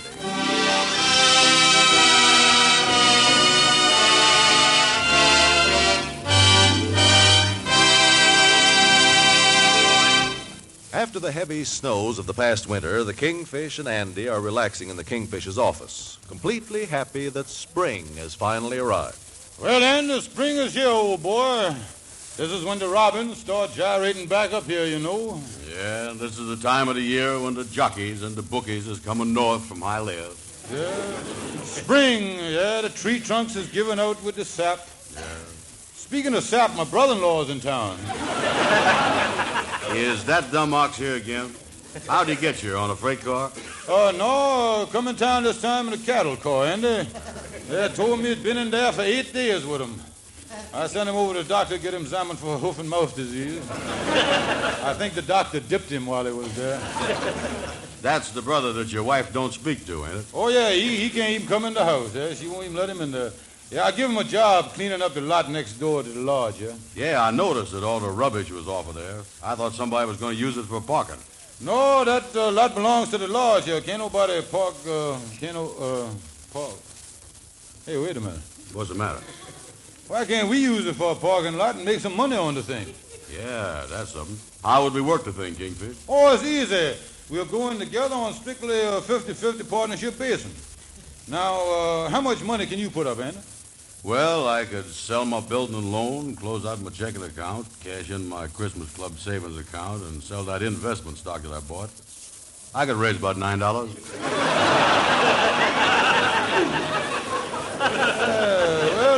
Good. Tell you what, you put up your $9, and I'll match it with $9 worth of brains. Yeah, then we'll start. Hold it now. Hold it a minute. Forget that idea. You put up the same amount of cash that I do. Okay, Andy. If you'd rather have money, it's all right with me. But if I put up cash in the business, then I reserve the right to use my brains for something else. Well, tell me this. How much could we make out of that parking lot? Well, now, let's figure it out, I take this pencil here. Let me see. Now, you take the amount of space we got and divide it by the number of cars we can park. Yeah, but how much space has we got in the lot there? We got 12,000 square feet. My brother-in-law stepped it off this morning. How could he do that? Has he got square feet? I think he measured it with his head. Well, tell me this. Figuring 12,000 square feet there, how much money can we take in on the lot? Well, let me see here. Now, I'll get to work with the pencil. I'll figure it out here. I'll do it by the hour and see how much we can make. Let me see now. 12,000 square feet times 60. Times 60? Yeah, on account of 60 minutes an hour. Oh, yeah. Now, we divide that figure by 2 bits, crack that into digits, and subtract that sum from the revisor. 6 and 8 are 14, and 12 is 21. What do it come to there? And on an average day, we can clean up almost 618 square hours. Yeah. 618 square hours sounds pretty good, you know it. Too bad the answer didn't come out in dollars. Yeah, but an income of 618 square hours ain't bad. No, special for a new business. Now, the next thing we ought to do is to think up the printing that goes on the back of the parking tickets that's so small that can't nobody read it. You know that stuff? Oh, yeah, all that stuff about we ain't responsible for nothing under no circumstances and all that stuff. Yeah, we'll print on the tickets in big letters, we is completely irresponsible. Come on, let's go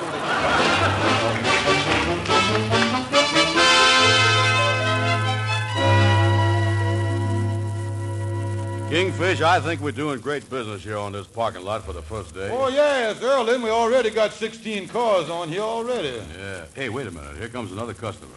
She's driving up in a brand new car, too. Yeah, here she comes. Look at that. Yes, ma'am. Here's your parking ticket right here. Will you please be very careful with this car because we just got it this week. Oh, yes. This here is the super careful parking lot. My assistant here can really drive a car. Get him over here. Miss Rickenbacker, park the lady's car here. Be very careful. Brand new, Miss Rickenbacker. Oh, thank you so much. Parking one car. Coming up. Here's your 25 cents, and thank you very much. You're welcome. You're welcome. Hey, this is a nice-looking car, all right. Wish I had it. Yeah, well, start it up and put it in the spot there, Andy. Hey, something is wrong. Wait a minute, Andy. Don't shift the thing like that. That's got the new hydrophobia drive there. Oh, yeah, that's right. Yeah, I read about that. Go ahead now. Back it into space number 7, Andy. Okay. There's a car already in number 7.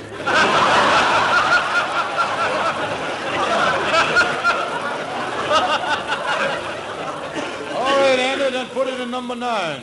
Okay. There's a car number 9, too. Well, Andy, back it into that empty space between them 2 cars there. Okay. Is everything clear? Wait a minute. Hold it there, hold it. The way you aiming, you ain't going to get it in that open space. I'm going to bank it off that Chevrolet.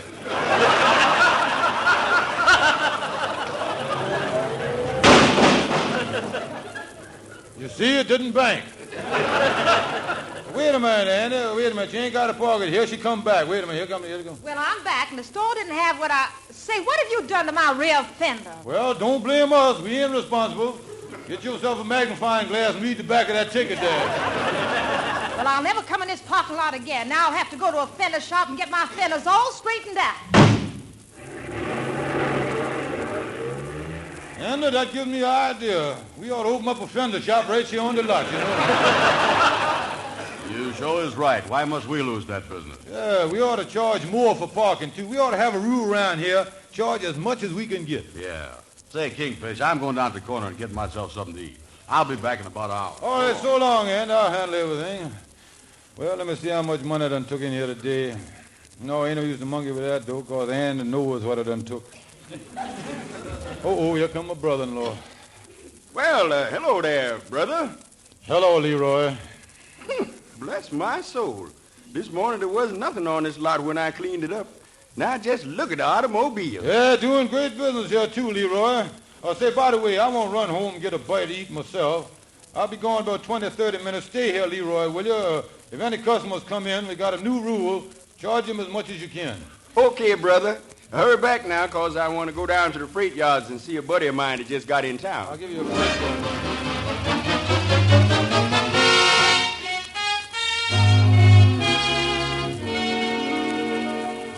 Well, Leroy, I wasn't gone long, was I? No, Kingfish, you sure won't.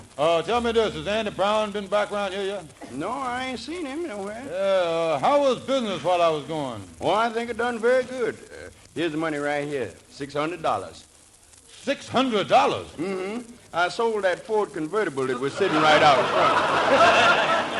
front. Here's the man's name. Well, I'll drop back in a day or so. Goodbye, brother. Holy smoke, he sold a Ford. He thought this was a used car lot. Of all the messes to get messed up in, here I is again. Well, I got a right to sing the blues. I got a right to feel low down. I got a right to hang around, down around the river. A certain man in town just brought me down. All I see for me is misery. Got a right to sing the blues. Got a right to mourn and sigh. I got a right to sit and cry down around the river. I know the deep blue sea, the deep blue sea will be calling me. It's calling me. Say what you will and what you choose. I've got a right to sing the blues. I got a right to sing the blues. I got a right to mourn and sigh. I got a right to sit and cry down around the river, Man River. No, the deep blue sea will be calling me.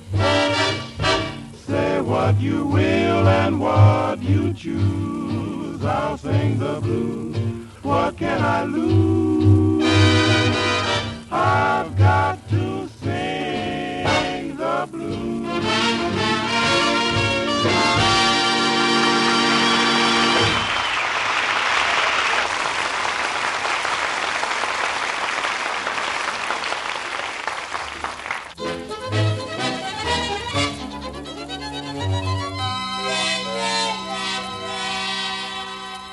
Well, I was in trouble, so I'll go in here and get some advice from a lawyer, LaGuardia Stonewall. Hello, LaGuardia. Hi, come in. I was in trouble. Now, write this down. Yeah, I wish I had a pencil in this office. Don't matter, though. Go ahead. I ain't got no paper, neither.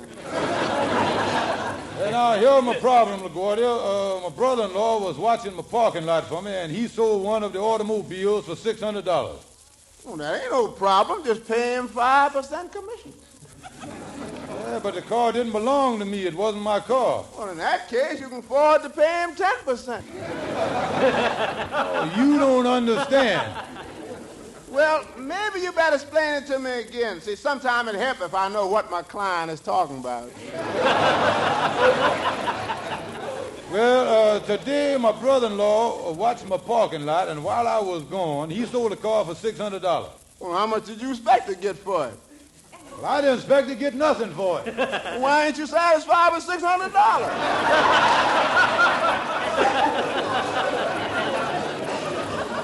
It ain't a question of being satisfied. The thing is, I don't deal in automobiles. I got a parking lot. Oh, your place is just a parking lot. Yeah. Well, it's lucky you come here for legal advice. I'm going to tell you something that you ought to know. Oh, what is that? You sold a car that didn't belong to you.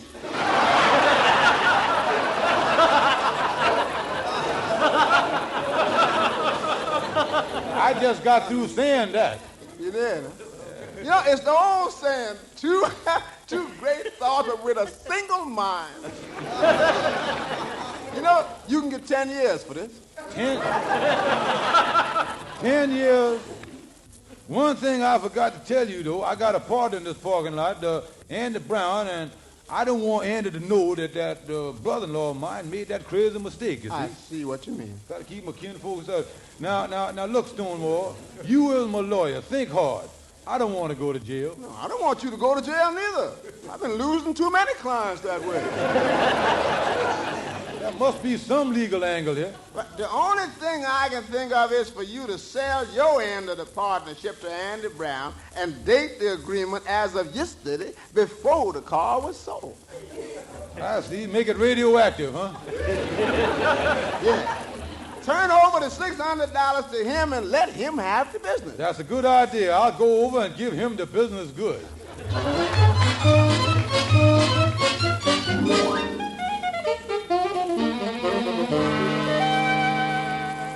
Hi, Kingfish. Where you been all this time? Oh, Andy, I just come from a checkup at my doctor's. Yeah, afraid I'm going to have to give up the parking lot business. Give it up? What's the matter with you? Well, according to my Dr. Kahulik that I went to, I can't stand the exhaust fumes. I've been breathing too much carbon peroxide, Andy. What is that? Well, I was allergic to carbon peroxide.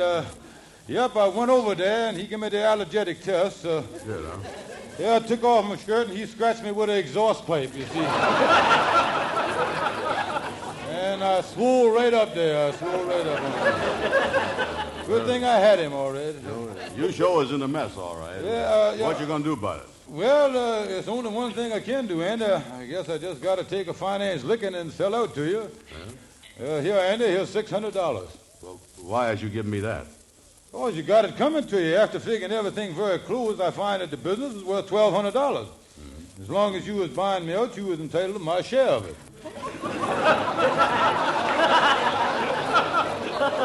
Wait a minute here. You mean that you was really giving me $600 here? Well, what can I do about it, Andy? You got me over a barrel. That's all. I know when I was outsmarted.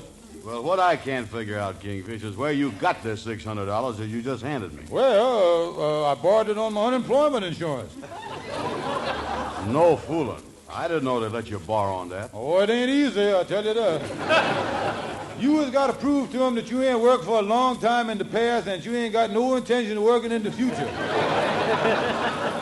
Otherwise, they'll class you as a bum and they won't give you nothing down there. Yeah, well, if you want to give me this $600 to buy my share, I certainly ain't going to argue with you. Yeah, well, you're doing the smart thing, all right. Now, if you'll just sign this contract and draw it up, that'll close the deal. Yeah, go read me the contract, will you? Read it to me. Oh, it's just a little thing that I whipped up to make it legal. Says here, I, Andrew H. Brown, hereby purchase the parking lot share of George Stevens. Mm-hmm. In this contract, Andrew Brown will hereafter be mentioned as the buyer. George Kingfish Stevens will not be mentioned at all. Then I go on to say here, and it will be immediately forgotten the Kingfish was ever in the whole business. Hold it. Wait a minute now. Listen, the clause in that contract just whizzed by me there. Well, it's the newest form of contract. Some of the clauses a little faster than others, you see. Yeah, that last one you read is like trying to see a jet plane in the sky. I was listening over here, and you was reading over there. Yeah, they get by fast, don't they? Then the contract just go on to say that you was the sole owner of the lot as of yesterday. As of yesterday? I was buying the lot today. I know, but the contract won't go into effect till tomorrow, and tomorrow it'll say as of yesterday, and that'll mean today. See what I mean? The thing kind of reverberates back there. Wait a minute now. Today is yesterday, and tomorrow is, well, I guess it'll come out all right. Okay, I'll sign it. Oh, great, Andy, great. Congratulations, Andy, on becoming the sole owner of the parking lot by yourself as of yesterday. Yeah, well, thanks, Kingfish. Maybe I can go in another business with you again sometime. Maybe, but who knows what you'll feel like doing 10 years from now, huh?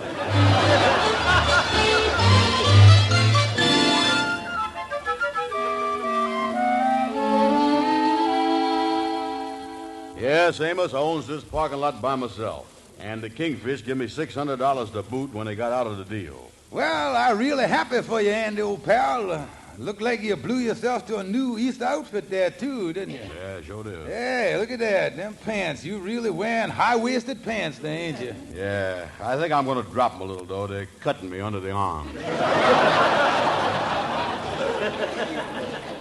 Yeah, well, I wish you a lot of luck in your parking lot.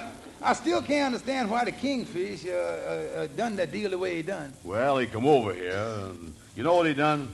That's something I can't understand either. Hey, buddy, I got a parking lot ticket here for a Ford convertible, and it's missing from the lot. Oh, show it ain't on here, huh? No, it ain't. It's gone, I tell you. Gone? Well, I tell you, what... Oh, I know, mister. That's the car that we sent over to have it washed with our compliments. It'll be back in just a little while. Well, all right. But listen, buddy, I've got a few other things to do. I'll be back in 3 hours, and you'll be sure and have that car here or there'll be trouble. Listen, Amos, what are you doing sticking your nose in my business and telling the man that? Well, look here. Don't you see through this thing, Andy? When I first come up here, you told me the Kingfish give you $600. Now, the Kingfish done give you that money and sneaked out of the deal all of a sudden. Yeah. That dirty double-crosser. I'm going over and punch him right in the nose. I don't blame you.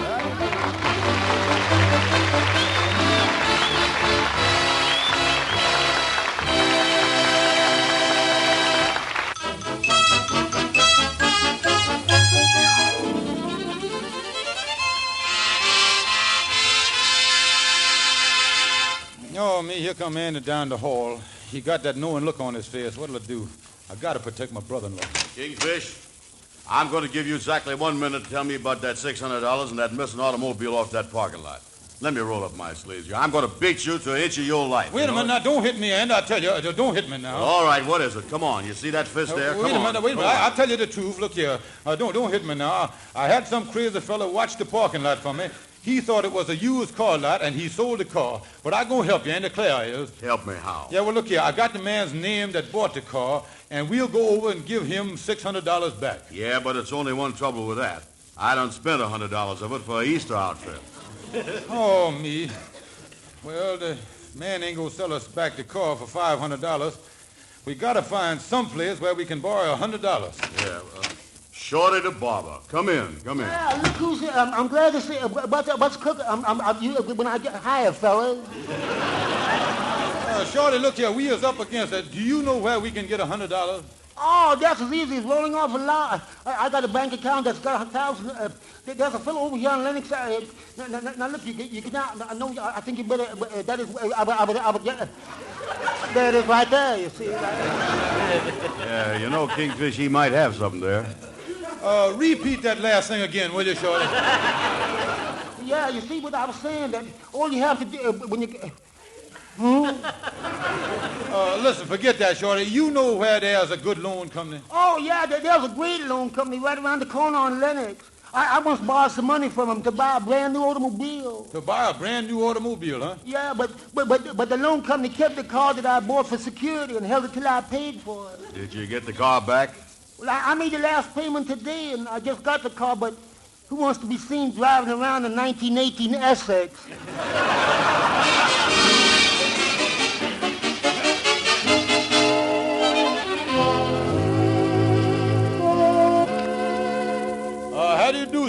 My name is George Stevens. This is Mr. Brown. How do you do?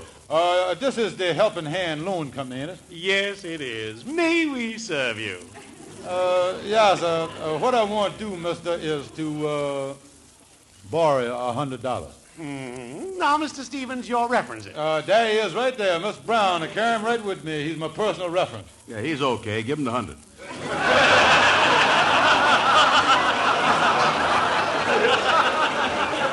Well, just a minute. By the way, mister, your rates here, your rates is cheap rates, ain't it? Oh, very cheap. We charge practically nothing.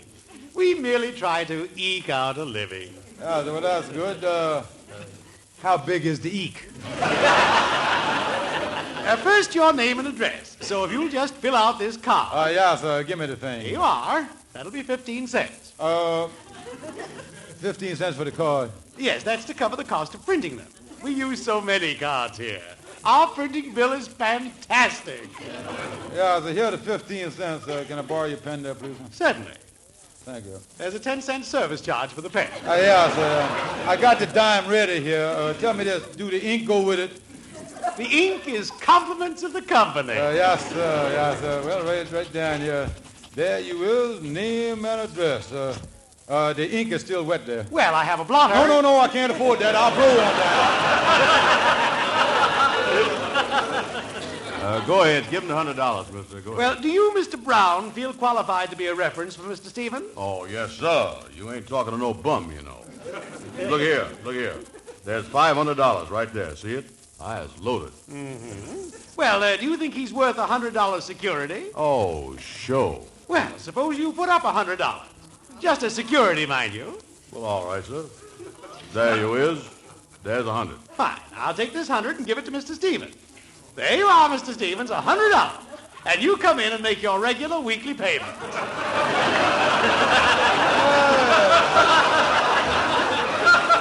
Thank you very much. See you later, mister. Goodbye. Well, Andy, now, look here. Here is the $100. Now we was all set to buy back the automobile for $600. We didn't have no trouble in there, did we? You know something? When I was doing this high finance with these fellas, I always get a little dizzy in the head. Did we come out all right in there? Oh, sure we did. You see, the $100 you put up was just security. But I borrowed $100 as a loan. Yeah. And now I give you the 100. Yeah. Let's go over in the corner somewhere and count our money, will you?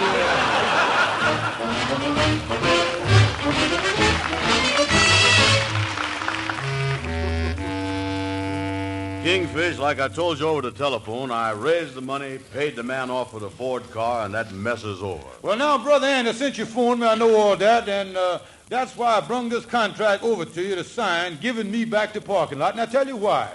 You are such a good friend that I don't want to see you get in trouble like that, because them things are serious, Andy. They sure is. Yeah, now, I was taking this parking lot back off your hands because I love you. Yeah. Here, sign the contract. Give me the lot. Okay, I'll sign it. There you is. Now, the parking lot is all yours. Oh, thanks, Brother Andy, thanks. By the way, where did you ever get the money to add to the $500 to pay the man for the Ford? Well, while I went to lunch a while ago, I had that stupid brother-in-law of yours watch the lot for me, and he sold a Lincoln Continental for $100.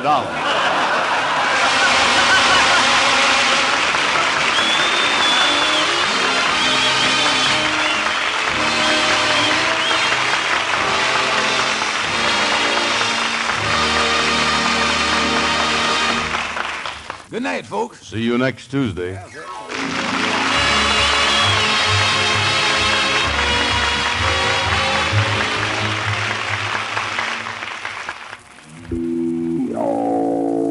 I never realized why I was never asked to the women's luncheon until I heard that awful whisper. Let's not invite her. You know, B.O. The way to stop those whispers is to take a daily bath with Lifebuoy. Lifebuoy is the only soap especially made to stop B.O. What's more, scientific tests prove that a daily bath with Lifebuoy helps build up increasingly better protection against B.O. Play safe. Bathe with Lifebuoy. You don't want people to whisper, B.O. Get Lifebuoy.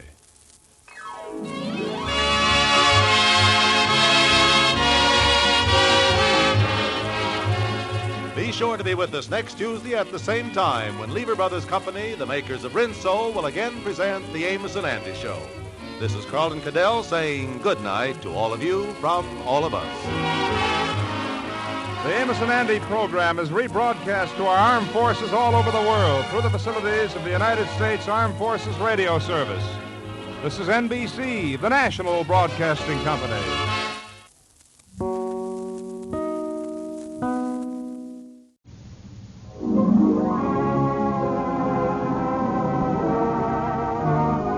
The Amos and Andy Show. A full half hour of entertainment with all the Amos and Andy characters, plus Bud Gruskin and his orchestra, and those famous Delta Rhythm Boys.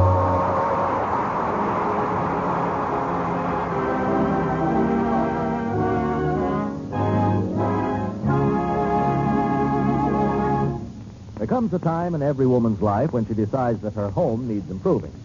That time has come to Mrs. George Stevens, who is currently in the middle of a tirade against her loving husband, otherwise known as the Kingfish.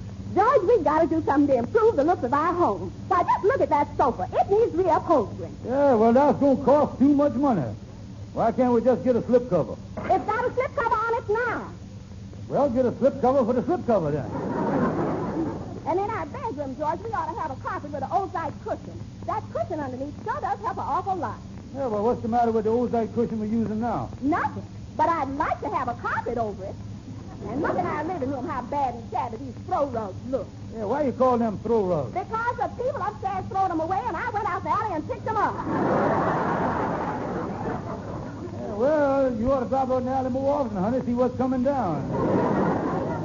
And just look at the curved part of that rocking chair in the back there. Got that great big crack in it. You know I like to sit down with my knitting and rock to and fro. Well, you can rock too, just be a little careful on the fro, that's all. Now, listen here, George, you got to make some money so we can fix this place up. Yeah, well, now, look here, I'm going to tell you a little secret, honey. I've been thinking about something. How about taking in a roomer? We could rent our bedroom, and we could sleep in the parlor. Well, we got to get some money somewhere, and I think that's about the only thing we can do. Now, you leave it to me. All right, maybe you can find somebody that would like to live in a nice, comfortable home. Yeah, the only thing is, let's rent our place first.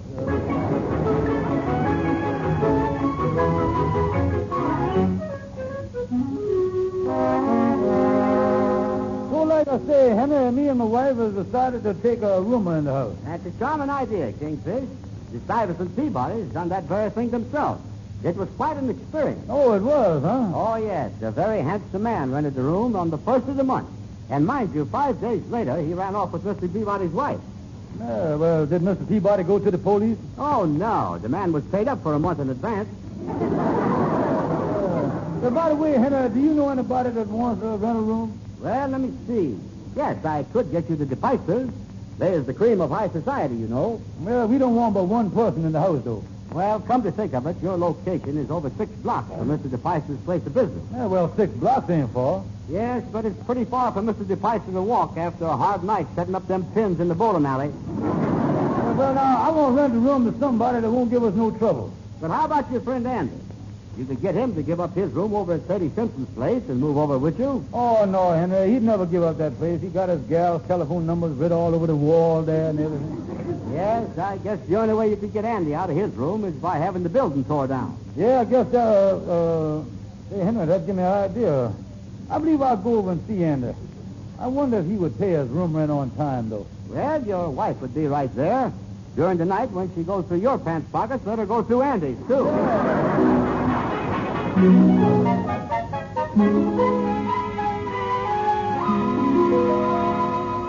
Come in, Andy. Come in. Sit down. Yeah, hi, Kingfish. What's new today? Oh, nothing. I just been over to the firehouse playing checkers with the chief. He told me confidential that they're going to tear down Sadie Simpson's boarding house, kind of it being a fire hazard. Oh, wait a minute, Joe. I live there. You do? Yeah. Yeah, that's right, Andy. You're right in the middle of the hazard, ain't you? Where in the world will I find another room? Yeah, well, I can't let a pal down, though, so I guess I'll just have to make room for you over at my house. Well, gee, Kingfish, that'll save my life. What kind of arrangements can I make with you? Well, I just happen to have a sample contract here that's been approved by the United States Rooming House Association. I got it right here. Wait a minute. You mean I got to sign something? Well, I wouldn't want you to go unprotected, you know. No, that's right. Well, read me the thing. What does it say? Oh, let me see here now. Is you the lefty or the lessor? Oh, I know what you is. You the lefty. How you figure? Well, I pull the contract out of my pocket. You say lefty, so that makes you the lefty, don't it? Well, let's see. I'll read it to you. This is the official form here. Say here, I, George Stevens, hereafter known as the landlord, hereby leases one room to Mr. Blank, hereafter known as the roomer. Mr. Blank going to be in a room with me? No, Mr. Blank ain't nobody. You mean he's a bum? No, Mr. Blank is the same as John Doe. Oh, yeah, I've heard of him, all right. He's that fellow they make checks payable to. Yeah, but John Doe is not alive. And he going to be in the room with me? No, we just use Doe as an example. I'd rather have Blank in there with me. That's who I had down here in the first place, to see Blank. Yeah, well, who's going to get this room now? Because they're tearing down the building where I live, and I got to move, you know. Well, just before you sign this, your name goes in where Blank is. He's out, you see. Yeah, well, maybe Blank and John Doe can double up and find a room somewhere else in town. And the Blank was nobody to start with. Well, then I don't blame you for not having him in the house, then. And I certainly ain't going to worry about John Doe. He's dead. Well, listen, must I read you any more of this, or is the whole thing clear to you? Yeah, well, how much is the rent? $5 a week. Nothing doing, Kingfish. Listen, this whole thing sounds fishy, you know it? Well, I'm going to tell you the truth, Van.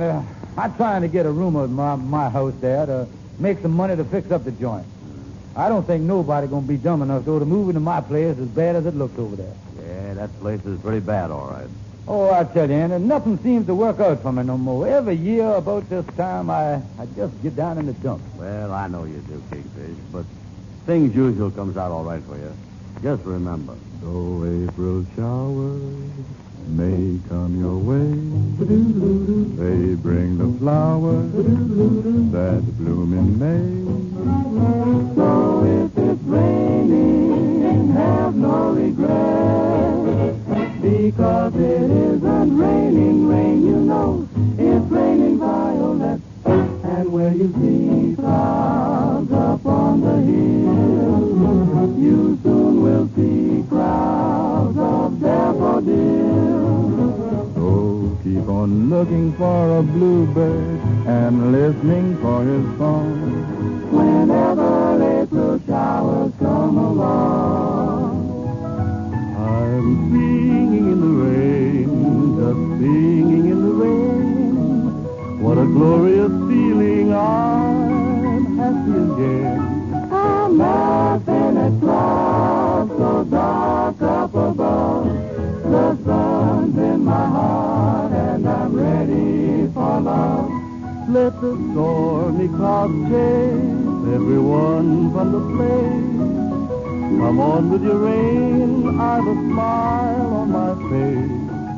Walking down the lane with a happy refrain and singing in the rain. And where you see clouds up on the hill, you soon will see clouds of daffodils. So keep on looking for a bluebird and listening for his song whenever April showers come along.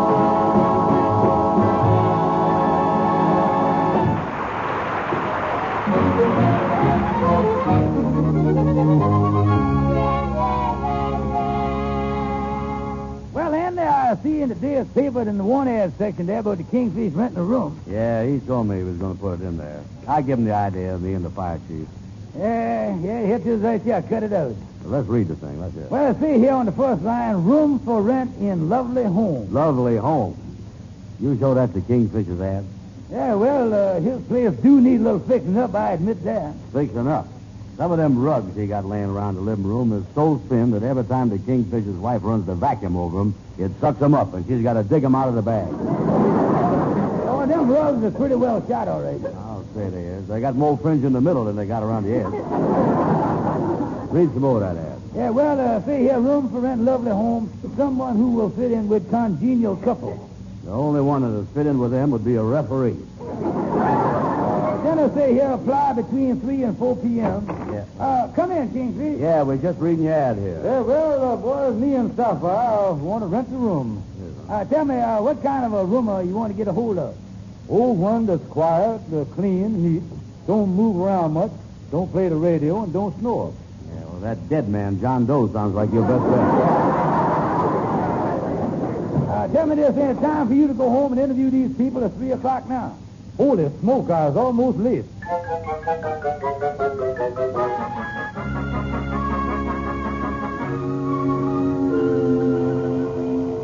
Sapphire, there's the doorbell now. Is the house all clean? The house is spick and span.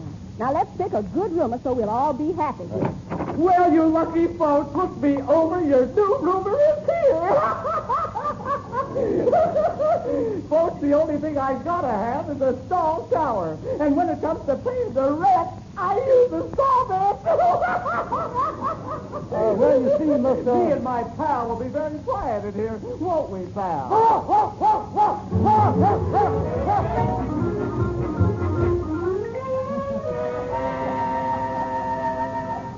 Well, Mr. Stevens, I would love to rent the room. You have a nice place here, and you are such an attractive man. Sorry, but we have already rented the room, madam.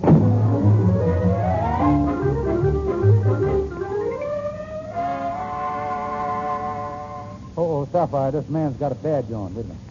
Come in, sir, come in. Well, how do you do? My name is Hancock. I'm from the OPA. The OPA, yes, sir. Glad you dropped by. Ain't nothing wrong here, mister. Well, what are you charging for this room you're advertising? Charging? We is way below the ceiling, the floor, and everything else. We only charging $1 a week. Good, I'll take it. Sorry, mister, we done rented the place. Wait a minute.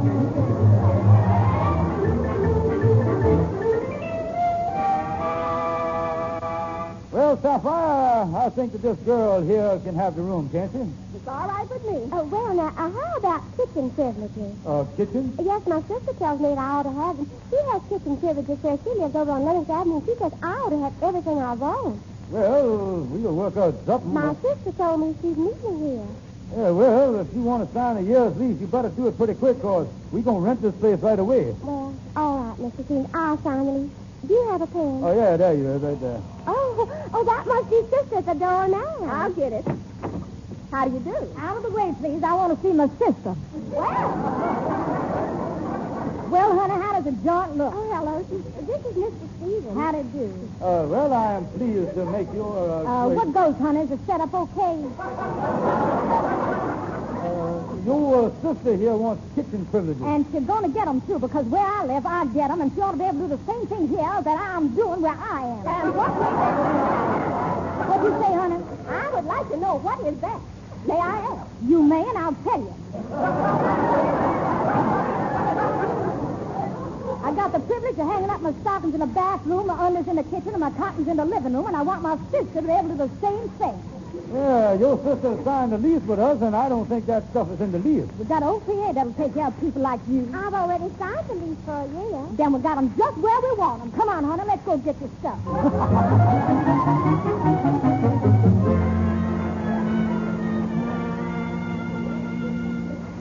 Joyce Stevens, that woman's been here for 4 days, and she's driving me crazy. Yeah, she's driving me crazy, too, but how can we get her out? She got a lease. If it's your idea about getting her in, now get her out. Okay, honey, I'll go over to see my lawyer, LaGuardia Stonewall, right now.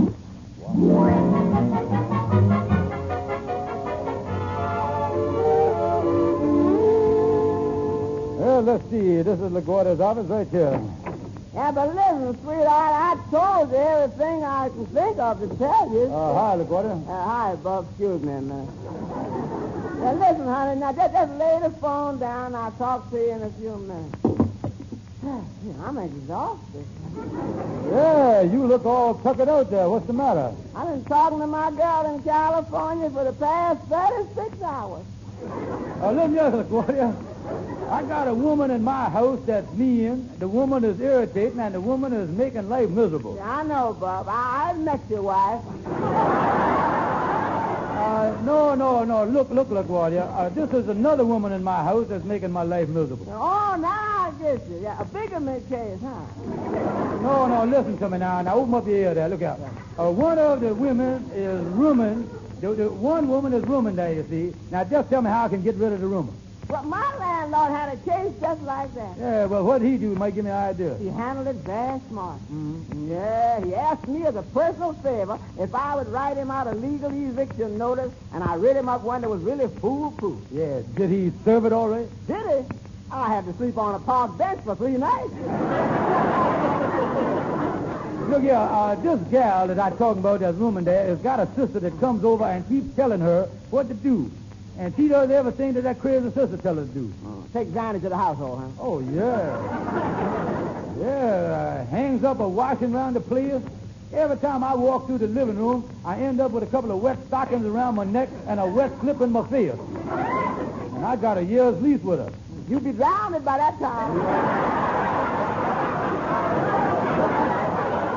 Well, you know something? Now, your only hope, Kingfish, is to get the gal married so some loving husband will take her away from you. Hey, that gives me an idea. I'll see my good bachelor friend Andy Brown right now.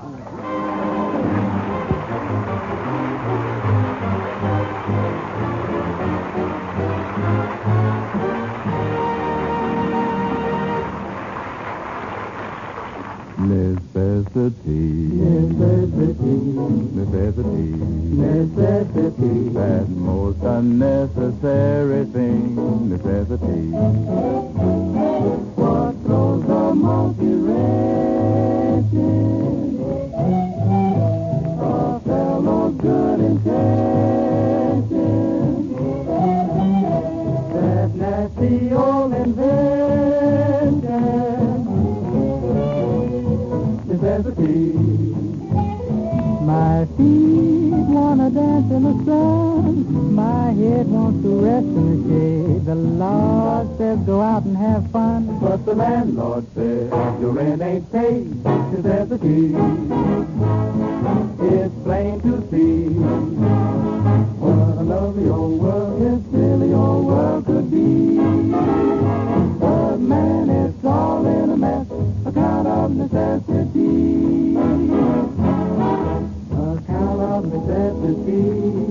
Account of necessity.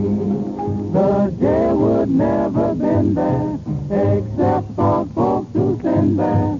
Well, how did I get in there? Necessity. My feet wanna dance in the sun. My head wants to rest in the shade.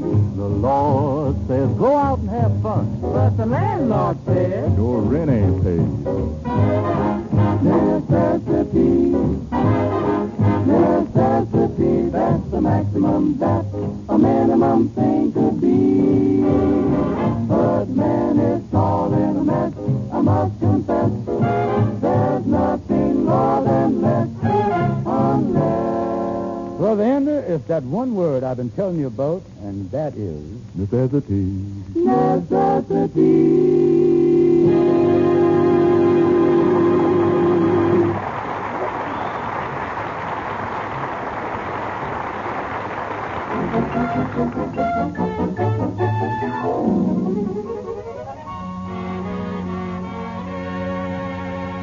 Hi, Kingfish. Glad you dropped in. Yeah, well, I've been thinking a lot about you, Brother Andy. I knows how alone you must feel over here in your room. Yeah, it does feel that way sometimes. Andy, have you ever noticed that when somebody's in the room with you, you don't feel alone no more? Yeah. Why is that? Human nature, Andy, human nature. Yeah, you know, with a wife here with you, it'd be a wonderful thing. You ought to get married, Brother Andy. Why, Kingfish? Well, for one thing, when you die, it would be pretty sad without a wife. Just think of your funeral. You laying there dead, nobody to cheer you up, you see that? Yeah, I guess that's one time I need cheering up, all right. Yeah. Oh, every funeral needs a feminine touch.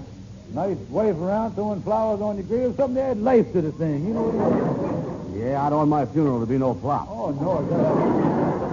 Well, I done thunk about getting married, Kingfish, but where would I find a gal that'd throw flowers and all that stuff? Well, now, there's a cute gal that's been living over at our house about a week. You mean that gal that keeps her washed up on the piano? Oh, she's a darling, Andy. Well, she ain't bad. I see her at a distance, but that sister of hers would drive me crazy. No, Kingfish, I don't want to get married. I'm going to break down and tell you the truth, Andy. I want to get that gal out of my house. Yeah, well, hello, Shorty. Come in, Shorty. How is you? Oh, well, I'm doggone. What's cooking? I didn't expect you could be higher, fellas. Look here, Shorty. Me and Sapphire is having a lot of trouble with a rumor at our house, and I thought you might know some way of getting rid of rumors. Well, the landlady where I live once tried to get rid of me. Her husband would come in my room 3 or 4 times during the night and beat me up and throw me down the stairs. He would beat you up and throw you down the stairs 3 or 4 times a night? One night he started at midnight and he beat me up every 30 minutes until daybreak. Yeah, well, how could you stand it? Well, I wasn't working and I could sleep late in the morning. Well, listen, Shorty, the Kingfish wants to get rid of a rumor, but he can't beat her up. But I'm living in a wonderful place now. But I got to get out. The Board of Health came around yesterday and said it's against the law for so many people to be living in one room. How many people living in it, Shorty? Only 7 others. 7? The Board of Health claims it was 9, but they was counting the 2 fellas that's living in the closet. You can't count them. Shorty, you just give me a great idea. Now, listen, Andy, you ain't met the gal yet. Now, look here, Andy, you is going to be the health inspector. We is going over there, and you is going to tell her that the place is too small for 3 people to live, and she got to move out. All right, I'll help you. I'll even spray myself with DDT so I'll smell official.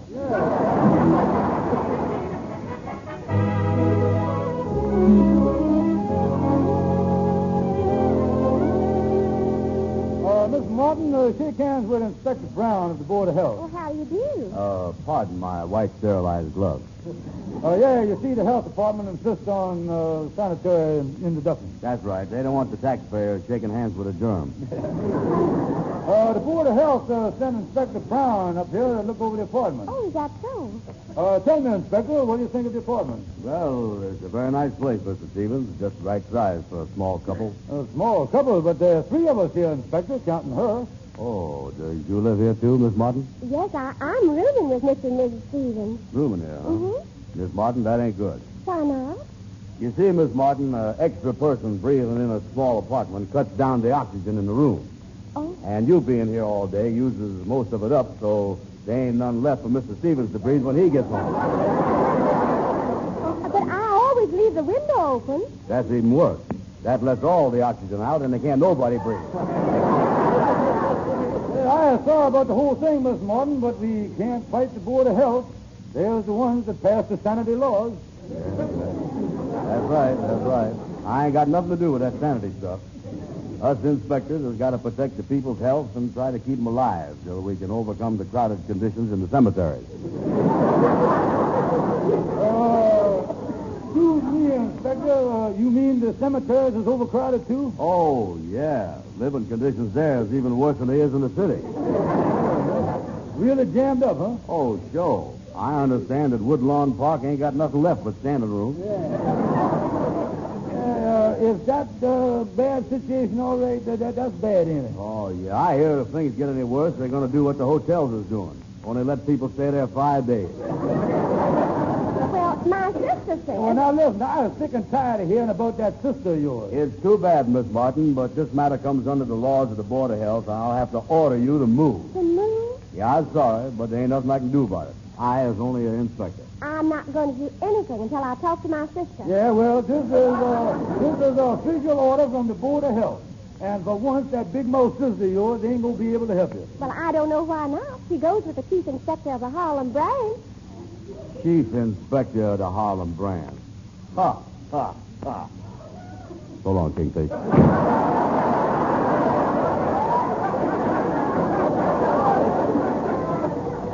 Well, now, Miss Martin, another thing that's more important than any of this, I just come from seeing my lawyer, and he tells me, according to the lease, I is allowed to raise your rent. Raise my rent? Yeah, so from now on, instead of paying $5 a week, you will have to pay $10. Oh, but Mr. Stevens, I can't afford to pay that much rent. Well, then you'll have to make other arrangements. But it'll take a little time to make other arrangements. Oh, there's no rush. Take all the time you want.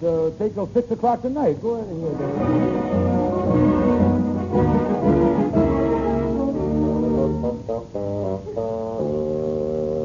Well, don't worry, Sapphire, dear. I told Miss Morton that she had to make different arrangements. Oh, that's wonderful, George. We have certainly learned our lesson about renting a room. Now we can be alone at last. Yeah, I'll knock on the door and see if she's ready to leave.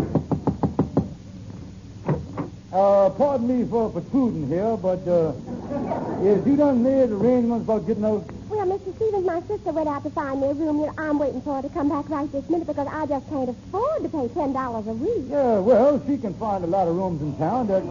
That must be my sister now. Will you let her in? Yeah, I'll get the door. How do you do? None of your business. I trust that you have solved your sister's rooming problem. I certainly has. I was moving in with her to share the expenses.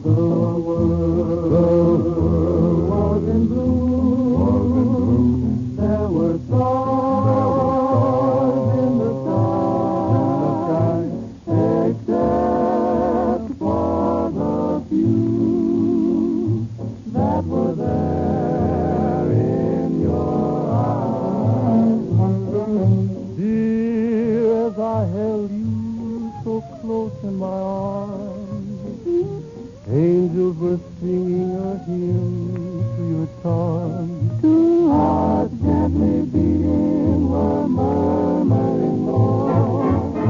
My darling, I love you so.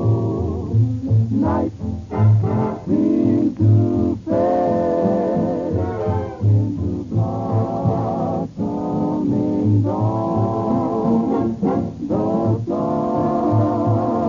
shone on you, but the dancing girl could we but relive that sweet moment sublime, we find that our love is unaltered by time. In my arms, all your charms, till dawn I'll dance. Lingers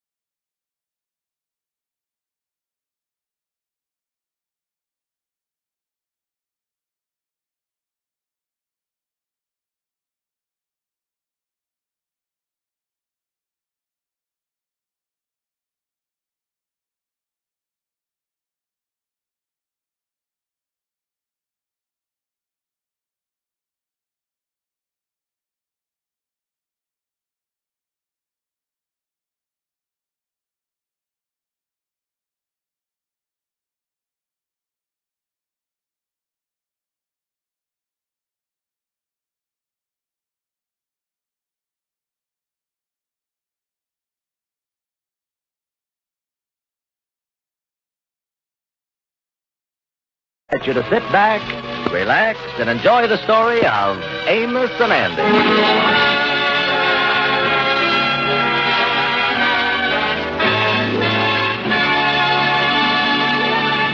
Well, Mr. and Mrs. George Stevens have finally crashed into the upper crust of society. Today, they received an invitation to a formal party.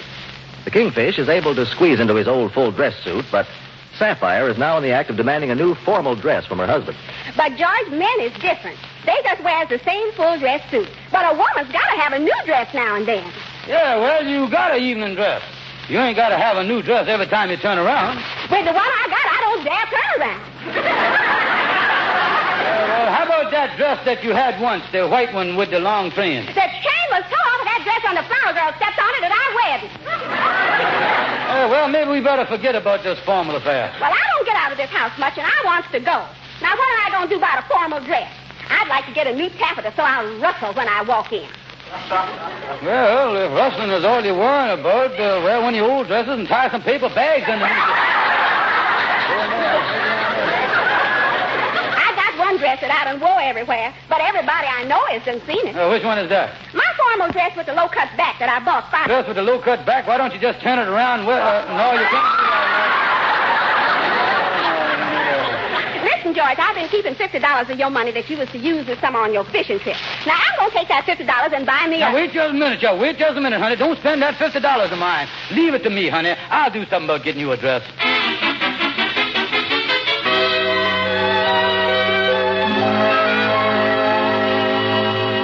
Well, Kingfish, I'm glad to hear that you and your wife is invited to this social function. Yes, Henry, we'll be there, all right. You know, it's being give for Mr. Alfred Darrington, the socialite that just arrived from California. Yes, I heard he got in town yesterday. Why is he waiting till Friday to give the party? Well, it seems that Mr. Darrington came through on a race to throw him out. Come by freight, huh? The birds are out. Yes, that's right. A group of us went down to the yard This big social event? Oh, yes. Well, Kingfish, the whole... I gotta get Sapphire a new formal dress.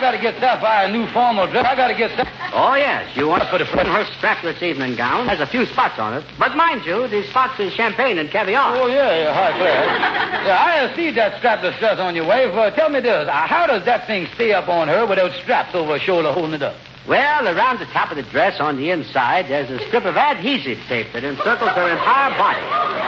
Adhesive tape, huh? Yes. When we return home in the evening, I always have to unhook the dress and give her a gasoline rub-down. Sapphire say that she got to have a new formal dress, and I ain't got no money to buy one. Well, very confidential, Kingfish. I'll tell you what my wife Clara does sometimes. What is that? She buys a dress on a charge account, wears it that night, and takes it back the next day. Didn't know you could do that. Oh, yes. Yes, indeed. Some dresses have been worn at so many parties that the price tag is even a little frayed. You don't tell me. You know, the price tags is put on with them little lead washers, so you can't get them off, you know? Mm-hmm. And when the dress is wore, the tag must be covered with something. Yeah, well, how in the world can a woman hide the tag? Well, Kingfish, whenever you see a woman at the party wearing a corsage under her arm, the dress goes back.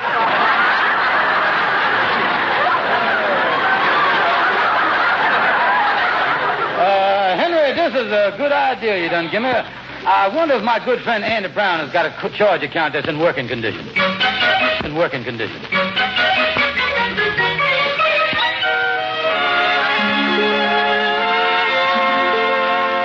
Come in, Kingfish, come in. Well, hello there, Brother Andy. I've just been talking to the credit manager at the Globe Department Store about you. I don't owe him a cent. Yeah, well, the credit man spoke very highly of you. Say they miss you over there.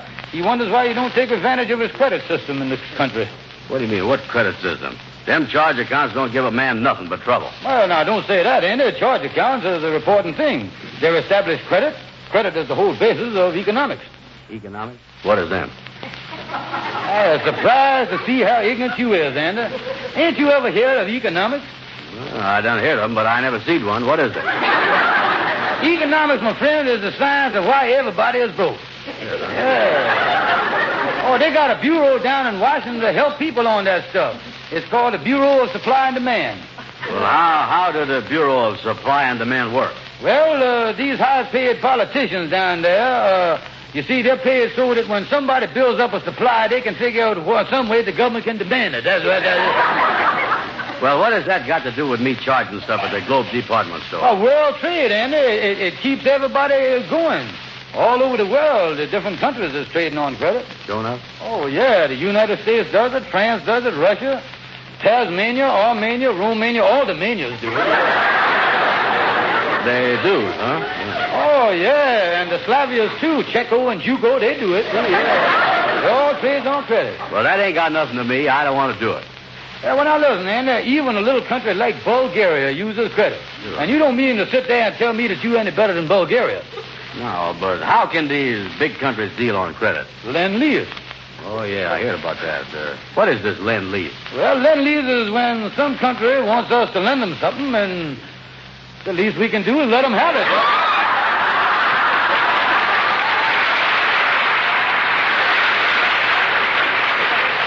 Yeah, I see what you mean. Of course, lend-lease works both ways. We made a deal with Sweden, you know. Sweden? What did we get from them? Well, they sent us a lot of smorgasbords and other kind of lumber over here.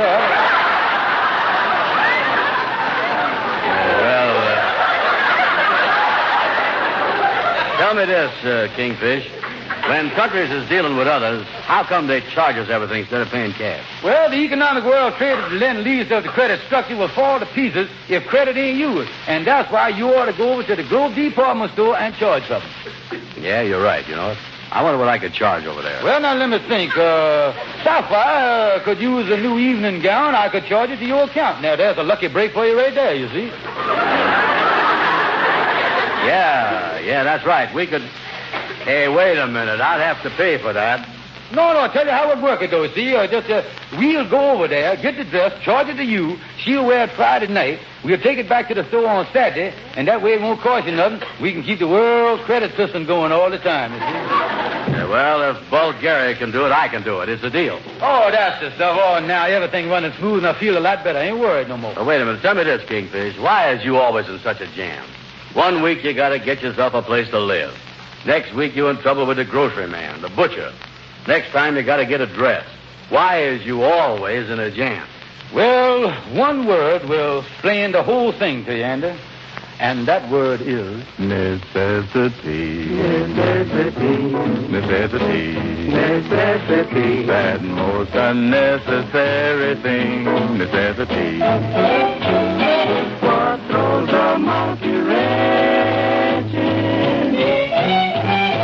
A fellow's good intention. That nasty old invention. Necessity.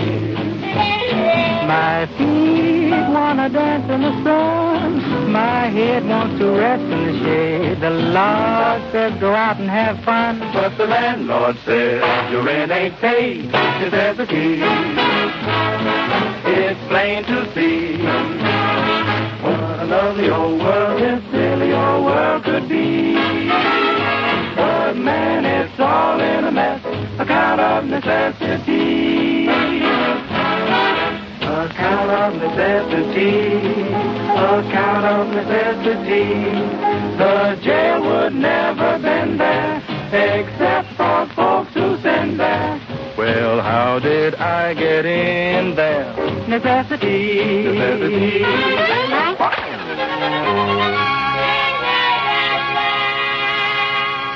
Well, Brother Andy, I want to thank you for letting me charge this here dress to your account. Yeah, well, don't forget now that that's going back to the store for credit on Saturday morning.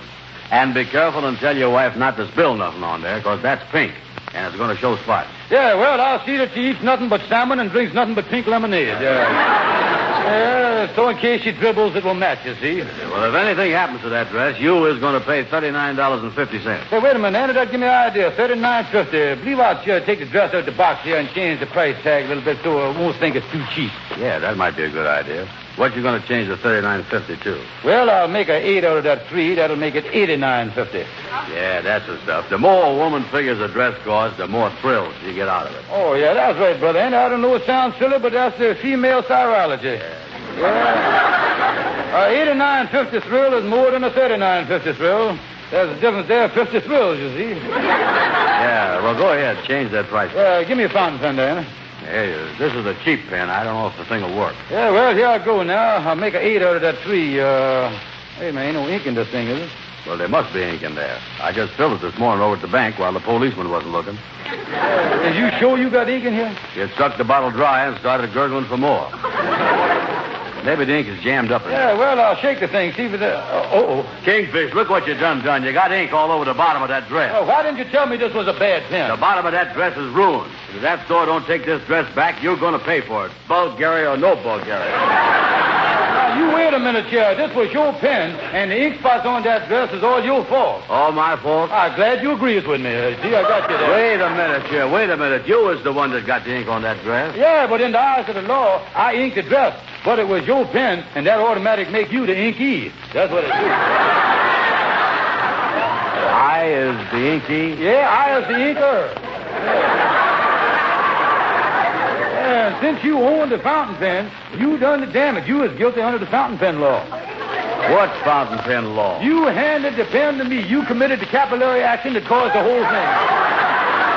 You handed me the lethal instrument. Look here, still got your fingerprints on it.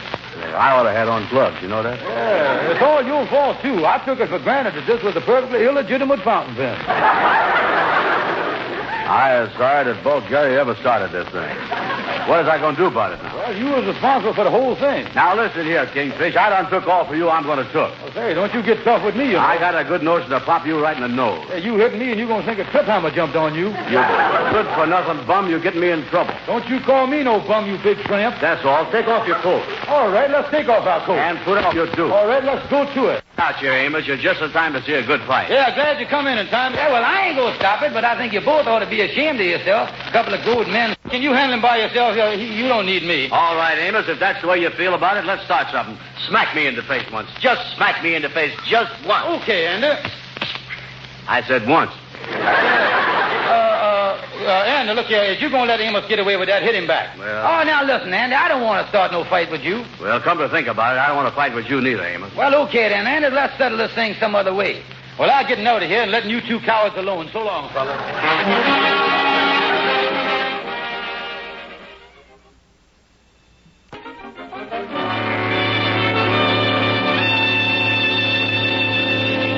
Hi, Shorty. Hi. Well, I'll be doggone. I'm sorry. I didn't.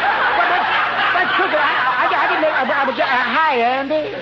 Hey, listen, I'm supposed to meet the Kingfish here at your barber shop. Mm. We almost had a fight, but we done made up now. The Kingfish phoned me. Said he was coming over to see me. Sit down, Andy. Yeah. You know what? You sure got a lot of hair laying around on the floor here in the barber shop. I can't find a janitor to clean up the place. Some of that hair's been there so long it's turning gray. Yeah, well, from the looks of that floor there, you've been pretty busy. Yeah, the inspector from the Board of Health come in this morning and looked the place over. He said if that ain't a rug on the floor, you better sweep it up. Well, me and the Kingfish is in a little trouble, Shorty. We is... Well, hi there, fellas. Hey, Kingfish, show that dress to Shorty. Shorty, take a look at this dress. Tell me this. You know anything about taking spots out of a dress? Yeah. Let me see. Hand me the dress. I got some spot removal stuff right here. I want to test it to see if the ink is permanent. Lay it down here on the table. Yeah, test out the ink there. I think it's permanent. Yeah, look out, fella. Give me room, will you, please? Now I shake some of this stuff out of the bottle on this rag here, and then I rub it again like this, and... What do you think? Is the ink permanent?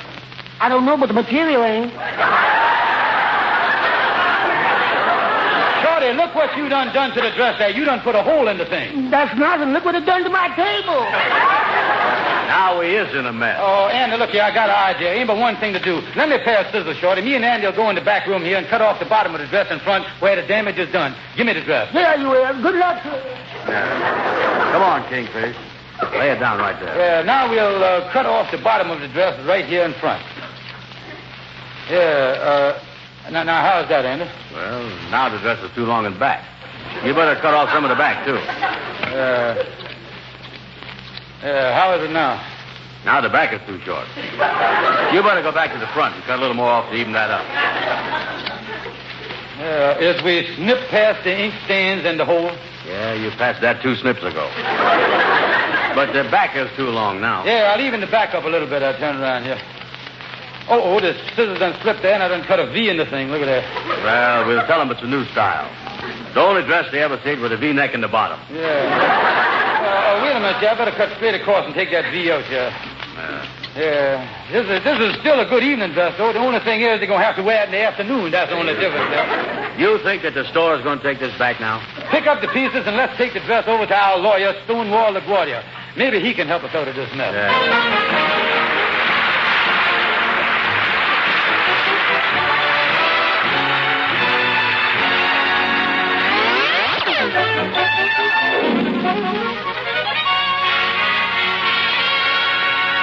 Well, come on, Andy. Let's go in here and see our lawyer, LaGuardia Stonewall. Yeah. Hello there, LaGuardia. Hey, you look kind of tired, Stonewall. Yeah, I'm exhausted. This morning I chased the ambulance all the way down Leonard's Avenue. It was very disappointing. Didn't you catch the ambulance? Oh, yeah. When I got inside, it was full of lawyers. Yeah, well, that must have made it kind of crowded for the patient. No, he was up front with the driver. Listen, LaGuardia, we is in a jam. Yeah, that's what I don't like about being a lawyer. Everybody comes in here is in trouble. Huh? Yeah, well, this is a different kind of trouble, LaGuardia. This is about a skirt. Yeah, listen, them skirts cause 90% of the trouble. No, LaGuardia, not that kind of skirt. This is a dress. Yeah, we has got to find somebody to know something about ink spots. Now, I'm your man. I just bought 4 of their records. Listen, LaGuardia, let me tell you what's wrong. Is you listening? I'm right with you, bud. Hey, you don't look like you're listening. Your eyes are closed. Yeah, most of the time I listen with my ears. Well, look here, LaGuardia. You see, we bought a dress at the store, and now we got to take it back because it's got ink on it. Why'd you buy a dress with ink on it? No, look here, we got the ink on the dress there. We got it home. Then we tried to get the ink off by cutting the thing with scissors. Yeah, we snipped the whole bottom off the thing. You know, it's a good thing you boys come to see me because there's something you should know. What's that? You has damaged that dress. Yeah, well, we already know that it was accidental. Here's the dress. See where we tried to snip off the ink spots? Oh, yeah.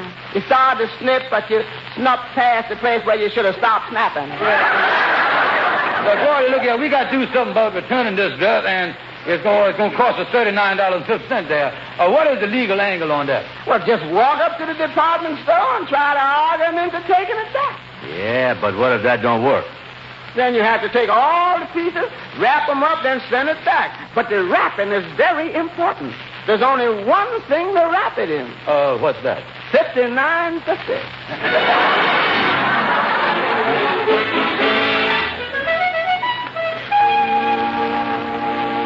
Well, mister, you can see that the dress is damaged. That's why we brung it back here to the complaint department. Yeah, and the customer's always right, too. Just a minute. Yeah, well, now, don't give us no argument, mister. You either got to take the dress back or I won't buy no more stuff here and charge Mr. Brown's account. This dress was in perfect condition when you bought it. Somebody has cut several inches off the bottom of the skirt. Yeah, well, we ain't got the slightest idea who done it. Well, whoever did it did a very bad job. It isn't even cut straight. Well, could we help it if the scissors was dull? Just what I thought. I'm not taking the dress back, and that's final. How final? Maybe final or final? It's final. There's the door, Mr. George Stevens. Come on, Andy. Let's get out of here before I lose my temper. Come on. We is in a mess on this charge account thing. Yeah, I wonder what Bulgaria does in a mess like this. Well, let's lay the box down here on the table and put the dress back in it, here. Hey, wait a minute. We left our hats in that man's office. Wonder if he's too mad to give them to us. Well, let's fold the dress up here and put it in here. Pardon me, Mr. Floor Walker, but I was... Floor Walker? Oh, I'm sorry. I thought you was a floor walker. And I was admiring that dress you just folding up. A dress? Oh, yeah. I is the head floor walker. Yeah, I is. I thought you was talking to Mr. Brown here. My, that's a darling dress. Is it sold? Well, you see, lady, me and him... you was very fortunate, madam. The dress ain't sold yet. It just come in. You can see the box right here. Oh, it's a charming dress, but it seems a little short. Well, now, that's the latest style. Leaving Mr. Brown here. He is our French designer in fashion and Southern. Oh, really? I sure is. Oui.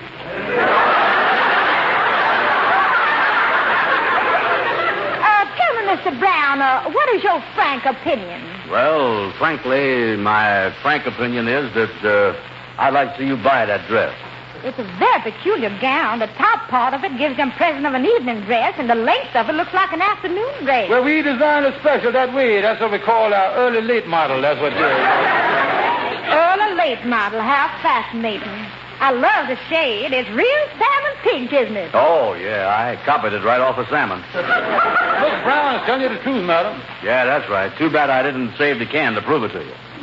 How much is it? $39.50. All right, I'll take it. I certainly hope my husband likes it. I'll pay you in cash. Oh, that's fine. Miss Brown, you take the latest money for your account while I get the hats and coats at the office. We'll go to lunch. Oui, oui. Right.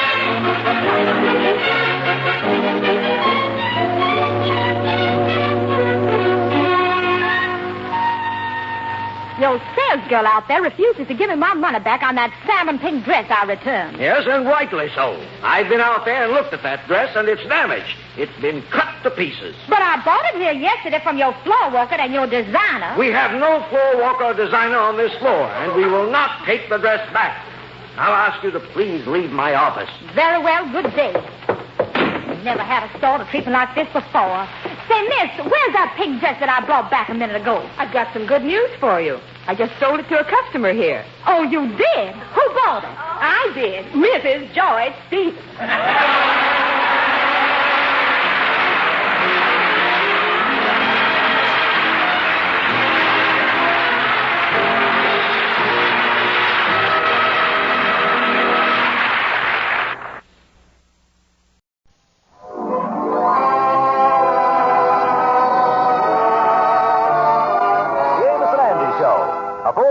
Of entertainment with all the Amos and Andy characters, plus Bud Gruskin and his orchestra, and those famous Delta Rhythm boys.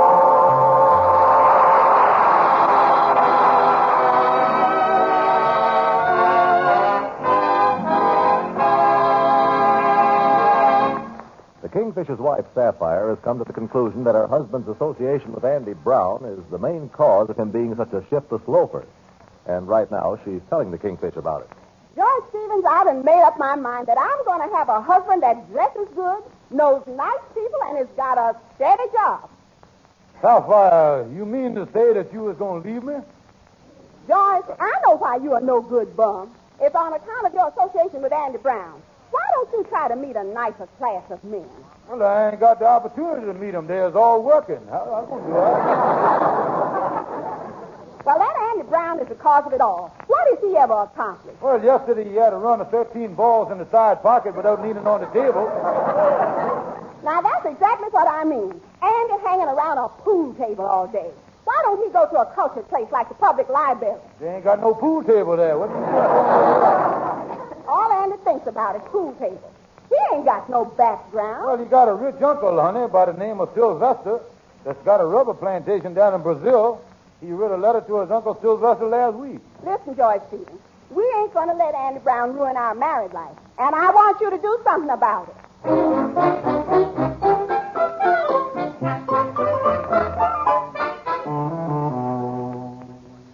Come in, Henry, come in. Well, how's everything at the lodge today, Kingfish? Well, everything's all right here, but my wife's really been jumping on me. She claimed that I got to break off my friendship with Andy on account of him being a lazy, good-for-nothing bum. Well, my wife, Clara, told me the same thing. Oh, is you going to break off with Andy?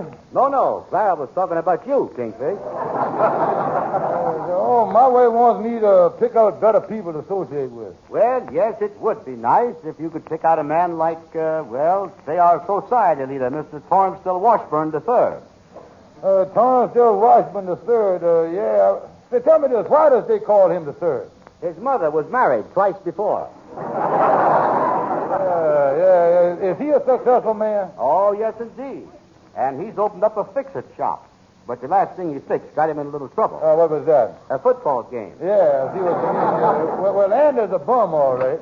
Yeah. Well, come in, Lightning. Yes, how is you, Lightning? How is Did y'all hear the good news about Miss Andy? Well, no, I haven't, Lightning. What is it? Well, he just got a telegram from his Uncle Sylvester down in Brazil that owns a rubber plantation. Rubber plantation? Yeah, sir. And he wants Andy to come down there as his assistant and will pay him $200 a week. Holy Moses. Yes, that is news. Miss Andy sure is happy. Well, so long, I'll whiz right on out. Well, Kingfish, how do you like that? $200 a week. That's a real break for Andy. Break, $200 a week sounds more like a compound fracture to me there. Yes, indeed. Andy will be on the gravy train. Too bad that you can't hitch a ride on the caboose. Yeah, you know, I think of that the minute he said $200 a week there. The trouble is, my wife won't leave New York City, you see. Andy going to Brazil. That's quite an expensive trip, too. The travel agent will make quite a hunk of money on that ticket. Yeah, that is right. Them travel agents do. Say, speaking of the caboose, you know, I think I'll go into the travel agent business right now. Travel Anywhere, World Tours Incorporated.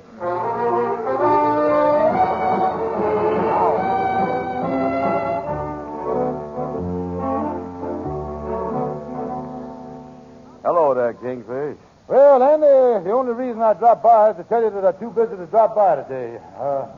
I just formed a new company that arranges transportation all over the world, specializing in South America. Yeah, well, that's a coincidence. I just got a wire from my Uncle Sylvester. He asked me to come to Brazil to help him manage his rubber plantation. Yes, that's so. You don't mean to tell me. Well, maybe I can help you with your transportation. I got a regular travel bureau that I run in now. Only costs you about 10 or 15% extra there. Well, I've been thinking this thing over since I got the telegram. I don't know if I want to go to Brazil, leave all my friends up here in New York. Might be too hot down there for me. Well, truth of the matter is very cool, Andy. Brazil is noted for its wonderful humidity. Oh, yeah.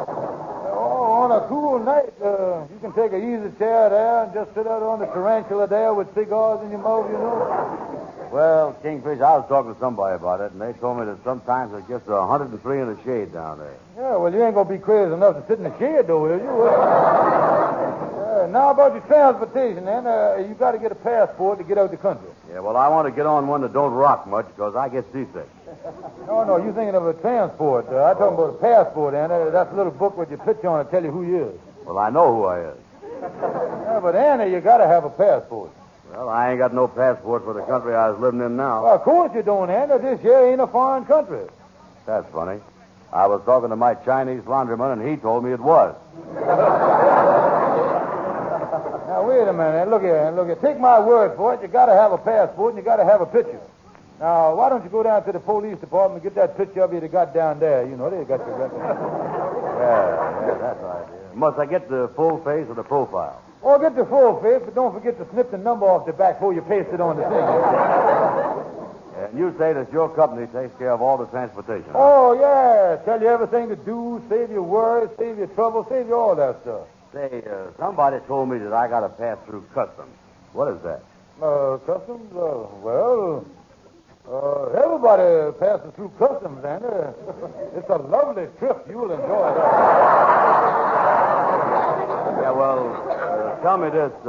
Where is customs? Customs? You don't mean to tell me you don't know where it is? No, I got no idea where. Oh, it's about 60 miles from the Rock of Gibraltar. Called the Custom Islands, owned by Spain. Oh, you was here at the expression, old Spanish customs, or you? Okay, Kingfish, this thing sounds pretty good to me. You arranged the whole trip. Oh, great, Andy. I'll do that. Tell me this. Do I go direct to Brazil from New York? Well, you might take a little side trip and have some fun on the way down. Maybe I can arrange for you to stop off for a few days at a place that you'll enjoy. Is it any good? Is it any good? Listen, Andy. Managua, Nicaragua is a beautiful town. You buy a hacienda for a few pesos down. You give it to the lady you are trying to win. But Papa doesn't let you come in. Managua, Nicaragua is a heavenly place. You ask a senorita for a legal embrace. She answers you caramba, scramba, bambarito. Managua, Nicaragua, that's low. I have been to many tropic ports. I might include even Brooklyn. If you ever feeling out of sorts, I'd like to recommend a look in Managua, Nicaragua. What a wonderful spot. There's coffee and bananas and a temperature hot. So take a trip in on a ship, go sailing away across the agua to Managua, Nicaragua, ole. Managua, Nicaragua is the town you'll adore. A kiss from Senorita has you pleading for more. Before you take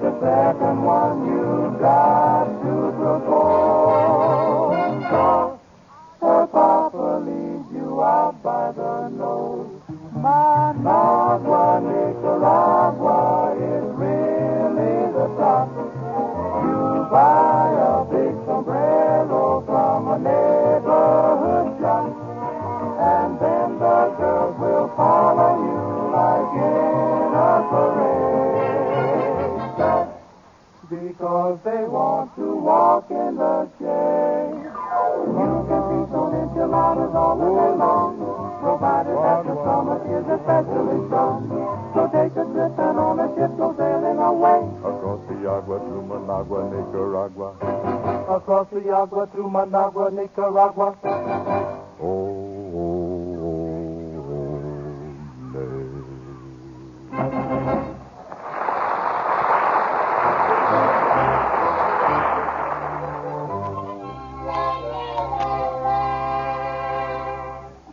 Go in this new travel bureau here in Harlem and see the man about getting Andy Brown down to Brazil there. Say, Mook, I'd like to get waited on. Now, wait a minute. Don't come in here shooting off your mouth about being waited on. Busy as I am. You got to wait your turn. Take a number off the counter there. All right, I'll take one. Number 65. Now take a seat till we call you. Number 65.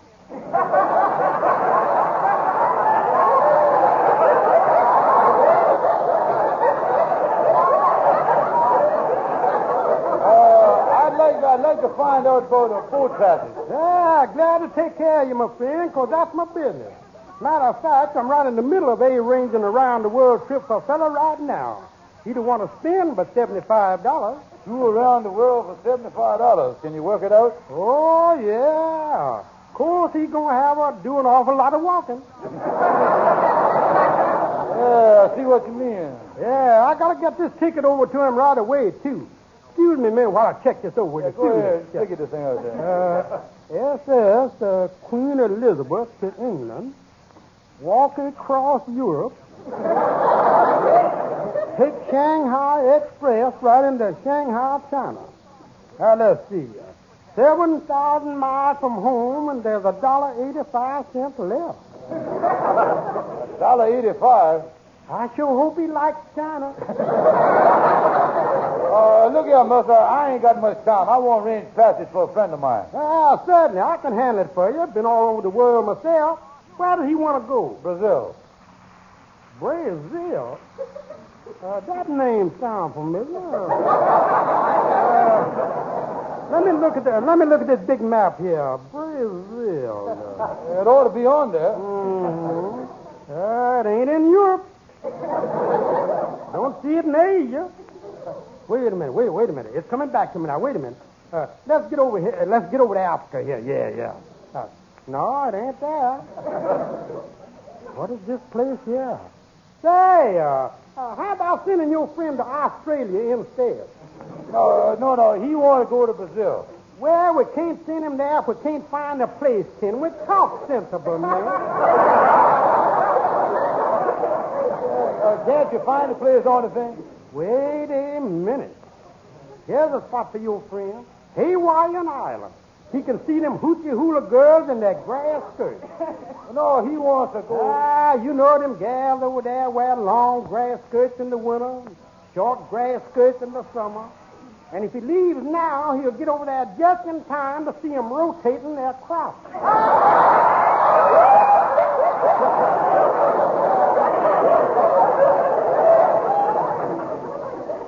Rotating the crops. Well, that would be worth seeing, all right, I guess. Don't you think that would be worth seeing? Well, ain't it the truth? Wait a minute, mister. Here, Brazil, right down here in South America. Is that where you found it? It must be that new clerk I got. He never puts the countries back where they belong. Well, now, look, mister, I want to get the cheapest possible boat passage to Brazil. Well, the cheapest is a cattle boat. Got one going down with 5,000 head on board. The boat ticket is $50. Cattle boat, huh? Yeah, and for a little extra money, I might fix it up so your friend can eat at the captain's table. Yeah, well, maybe you ain't got to travel that high class. Well, on a cattle boat, there's a wide spread between eating at the captain's table and the next accommodation. What is the next eating accommodation? A low trough. Let me see here now. Well, if you'd like to spend $10 more, I could get him on an extra fare cattle boat. Extra fare? What's the advantage of that? Well, there's two advantages. You get to travel with prize-winning cattle, and they put a bed in your stall.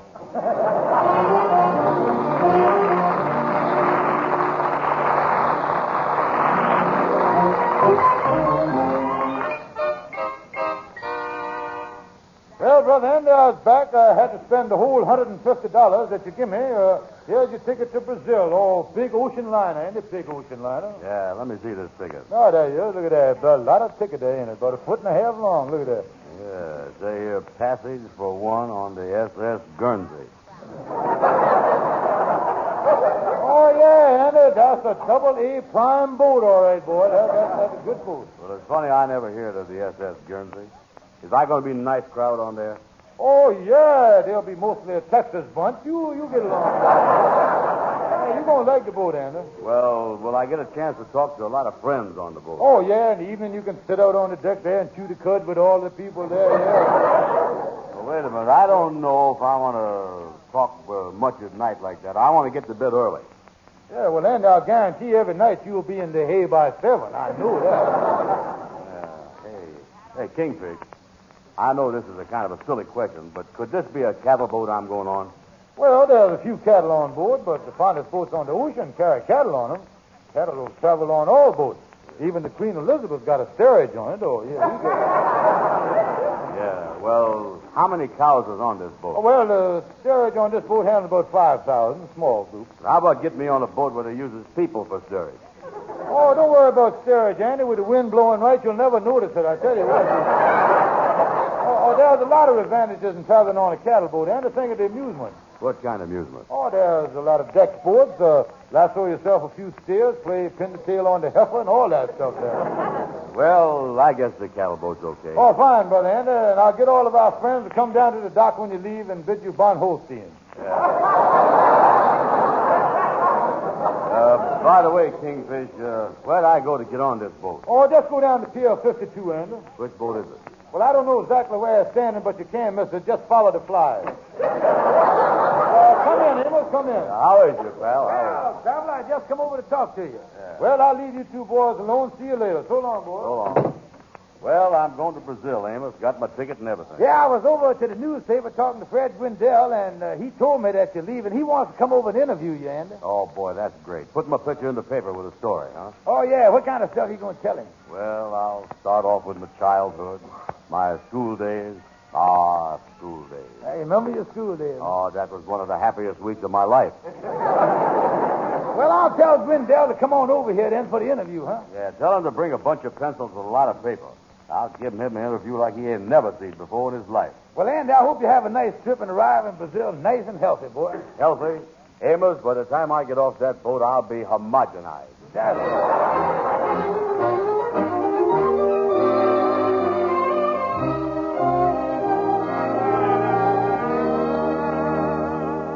Well, Fred Gwendell, how is the newspaper business, Fred? Well, great, Andy, great. My editor called me in the office there, told me to come over here and interview you and get some dope. Start doping me, boy. Start doping me, that's all. Well, Fred, I'm going to Brazil. You think I'll like it down there? Oh, you will love it down there, Andy. You will love that country. Oh, yeah, wonderful. Sure enough? Oh, Brazil is a very picturesque country, Andy. It's got beautiful mountains, lovely lakes, gorgeous beaches, and breathtaking valleys, and the scenery is nice, too. Yeah, but you won't get much sleep down there, Andy. How come I won't get much sleep? Well, Andy, ain't you here? There's an awful lot of coffee in Brazil. I's a killer, ain't I? Well, how about this interview that I have? Well, you know, Andy, Brazil is noted for its exports to this country. We get most of our coffee from there, and most of our common Mirandas. There I go again. Well, now, how about the interview? Now, look, I tell you what I'll do. You're going to take a boat going down there. You will love the boat ride. Ocean all the way, Andy, and it's a wonderful way of traveling. You know, traveling on a boat has a certain air about it. Yeah, well, this boat I'm going on's got that all right. Yeah, I tell you. Now, to the interview. When I was very young... Well, now, I think I got enough from you now, Andy. I got enough from you. Wait a minute. I ain't told you nothing yet. Don't you need some facts? Facts? No, Andy. I'm a newspaper man. When I write news, facts gets them away. By the way, Fred, when I get down there, what'll I do about learning the language? Well, now, all they speak down there is Portuguese, Andy. All they speak is Portuguese. You got to get somebody to teach you. Now, as soon as you land down there, Andy, I'll give you a tip. Grab yourself a Portuguese, and he'll learn you, son.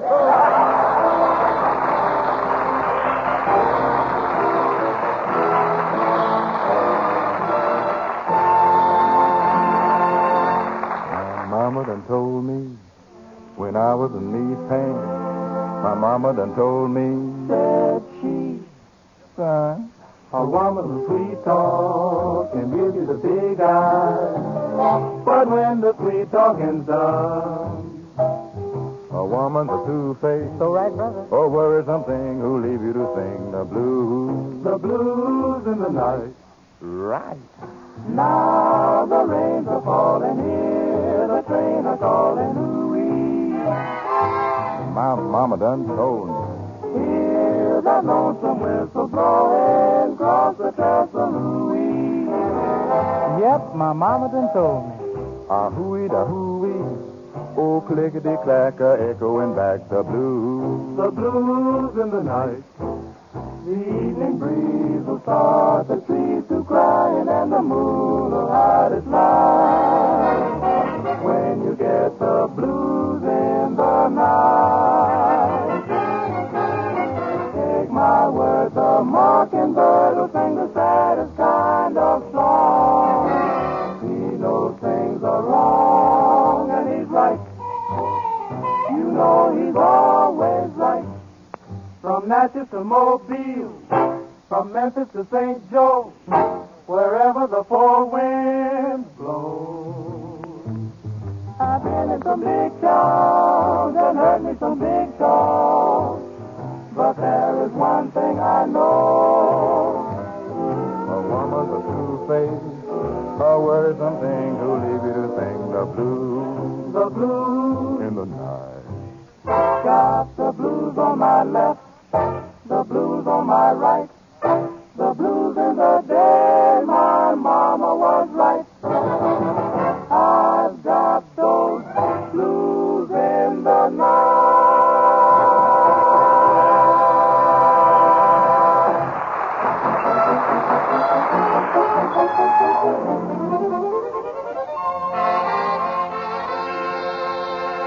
Well, hello there, LaGuardia.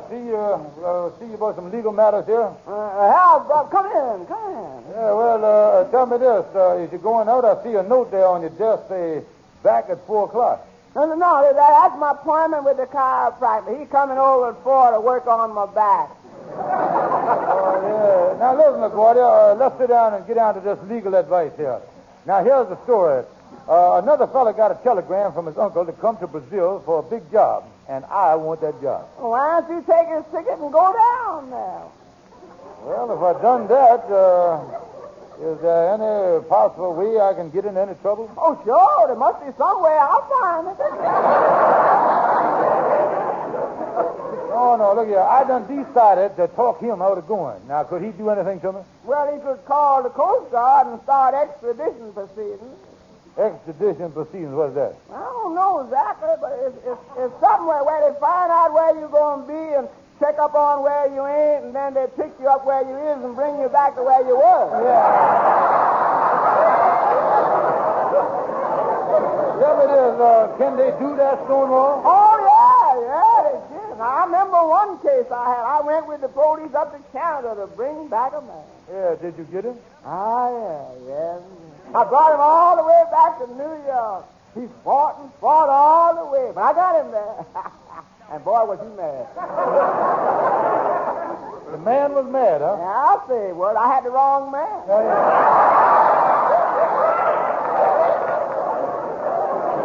Well, Stonewall, look here, I just been thinking here, the only thing for me to do in my case is to unsell the fella on going to Brazil. Now, if I run into any trouble on the thing, I'll call you. Well, you better call me early, see, 'cause I got to go see a man about taking him in as a partner in my law office. Oh, a partner. That's a good idea. Yeah, he's a good man. He cashed a check for $2,500 and bought a half interest in my law business. $2,500. Yeah, now I got to go to court and watch him in action. Oh, yeah. Tell me this. Has he got a case in court? Yeah, forgery case. I'm suing him for signing my name to that check.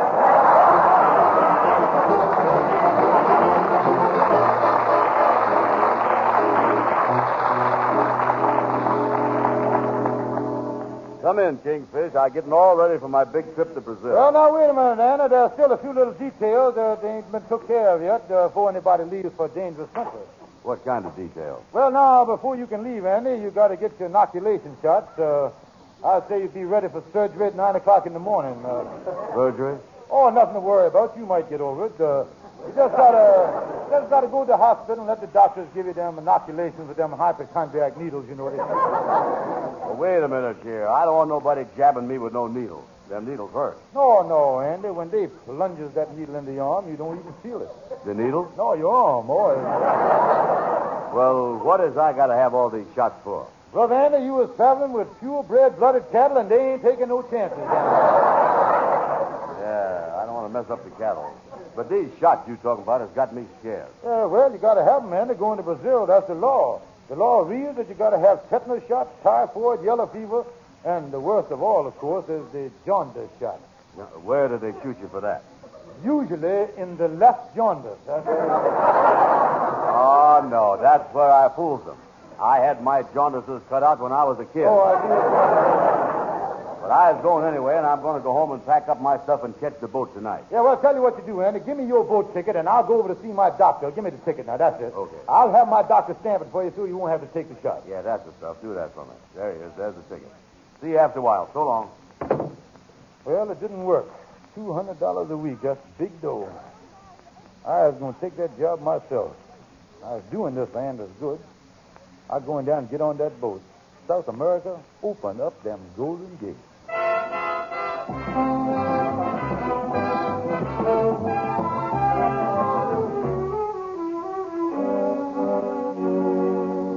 Well, now, calm down, Andy. It ain't no use for you getting mad and all excited. Oh, of all the dirty, low-down, double-crossing crooks, that Kingfish is the lowest.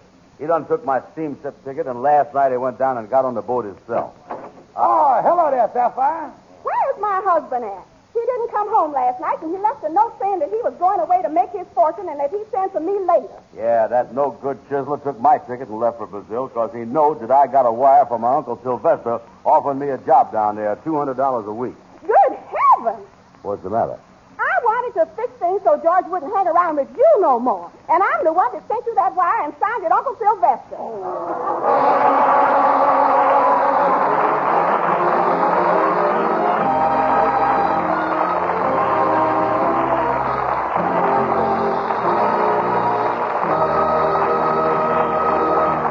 If you ever plan to motor west, travel my way, take the highway, that's the best. Get your kick on Route 66. It winds from Chicago to L.A.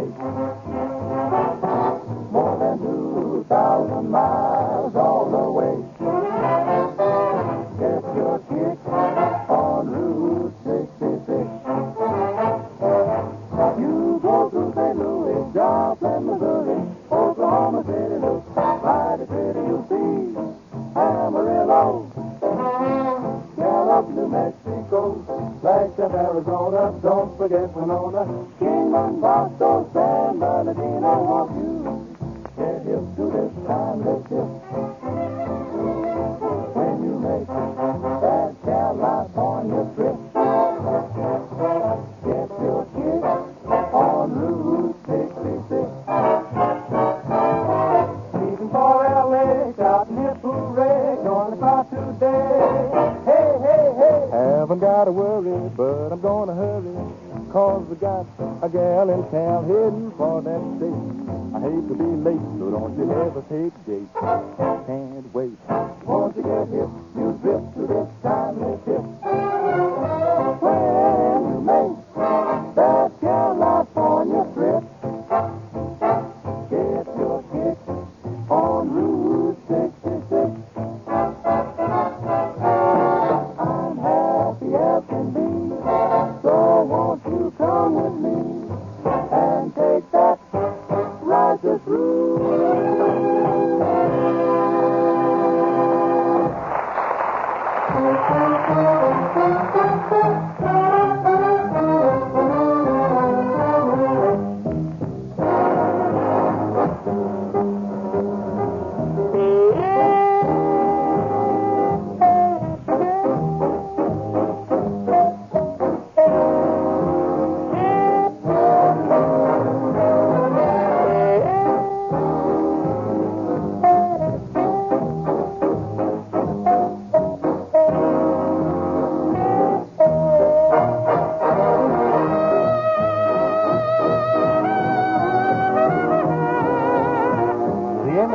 show has come to you through the worldwide facilities of the United States Armed Forces Radio Service, the voice of information and education.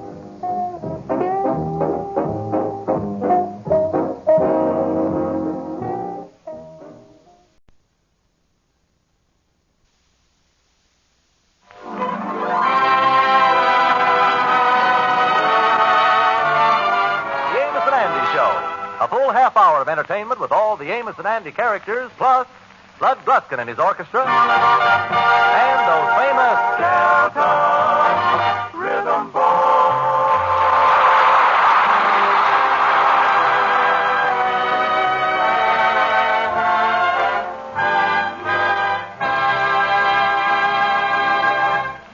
Well, the Kingfish's wife, Sapphire, has been working hard all winter, and she feels that she's in desperate need of a vacation. At the moment, she's telling her husband, the Kingfish, in no uncertain terms. I want to go away on a vacation like other people do. Yeah, well, why is you yelling about a vacation all of a sudden, honey? Because I'm tired. I want to get away. I'd like to take a boat where I won't have nothing to do. Okay, sweetheart, if that's what you want. You mean it, George? Yeah, I'll meet you in Central Park at 4 o'clock, and I'll even do the rowing. We've been married for 22 years, and only one time did you come to me and suggest that we go on a little trip. Yeah, that was a nice trip, too. Yeah, but everybody goes on a honeymoon. I never will forget that trip. That was the hardest trip we ever made. Now, what you talking about? You was at the finest hotel in Niagara Falls for a whole month. Yes, and I was the only bride there working as a chambermaid. Sapphire, I'm going to tell you something. I can't afford to take you on another vacation.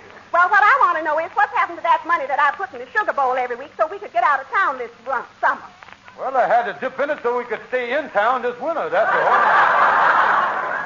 George, I'm telling you that I insist on getting a vacation, and you better do something about it. Well, all right, honey. If that's the way you feel, I'll do my part. No, that's more like it. I'll write to the hotel in Niagara Falls and see if they can use you again this year. Well, that ain't what I mean. I want to go on a vacation.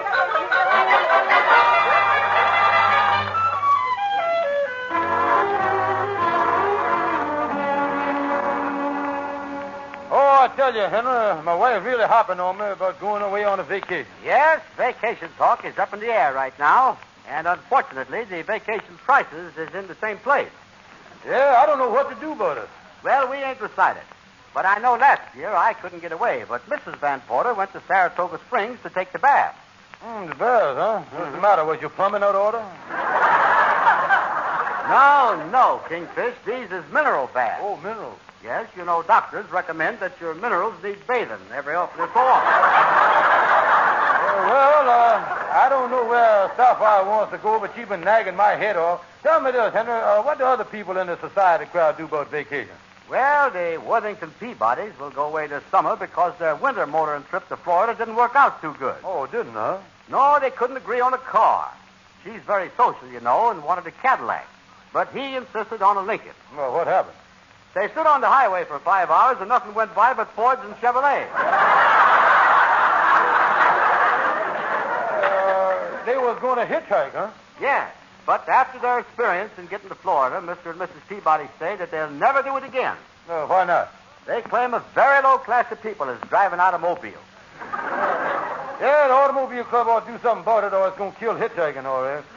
I wish I knew some way of raising some money to take my wife Sapphire on a vacation. Well, Kingfish, why couldn't you raise some money by selling that automobile of yours? Well, that car of mine's a pretty bad wreck right now.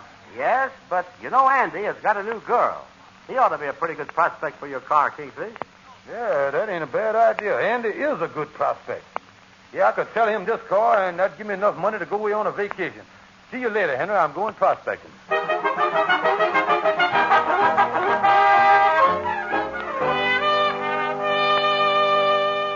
Well, congratulations, Andy. I hear you got a new gal. Yeah, and I'm crazy about her, too, Kingfish. I even like her mama. Mm-hmm. Oh, this gal is really sweet. Yeah, what kind of a car do you take out riding in, Andy? I ain't got a car, Kingfish. No car? No. You mean that this is a pedestrian courtship?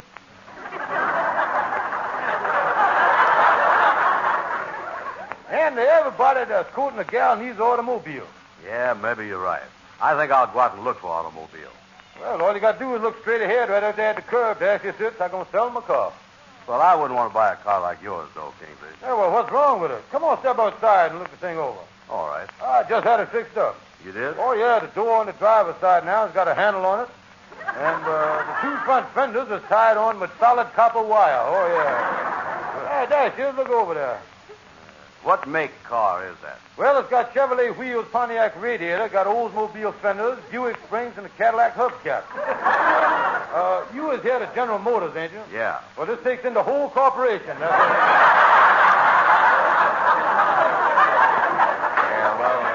Let me open the door here and look inside. Yeah, go ahead, open the door.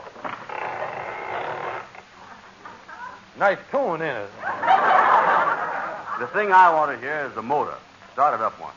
You want to hear the motor, huh? You sure of that, huh? Yeah, that's the main thing. Go ahead, start it up.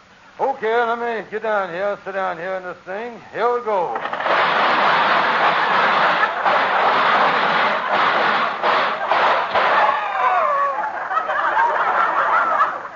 Cheap gas. Listen, Kingfish, that motor sounds bad, you know it? Well, I think a speck of carbon got in the cylinder head somewhere there. Maybe a fly brought it in. You know they fly around with that.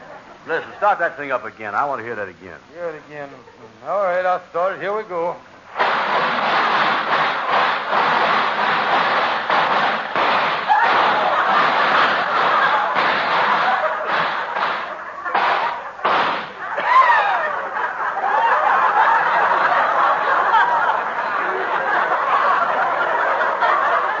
Automatic cutoff. Come on, let's get on back in the office and cut the thing, Andy. Okay. What you want for it? Well, now, tell you what, I'm going to give him a rock-bottom price here right off the bat. Now, $75, and that's a steal. Now, it'd be great for you and your gal. Now, here's the bill of sale and also a guarantee with my signature on it. And when my signature's on anything, it is good as gold. Yeah. Now, here, I'll sign the thing right here now. Yeah. Now, here's all the papers. Here's the keys to the car. Now, give me the money. All right. Sold. Here you is, King. Oh, thank you. Hey, wait a minute. This ain't money. No, but like you say, it's good as gold. It's that I owe you for $75 with your signatures you gave me 3 years ago. So long, Kingfish.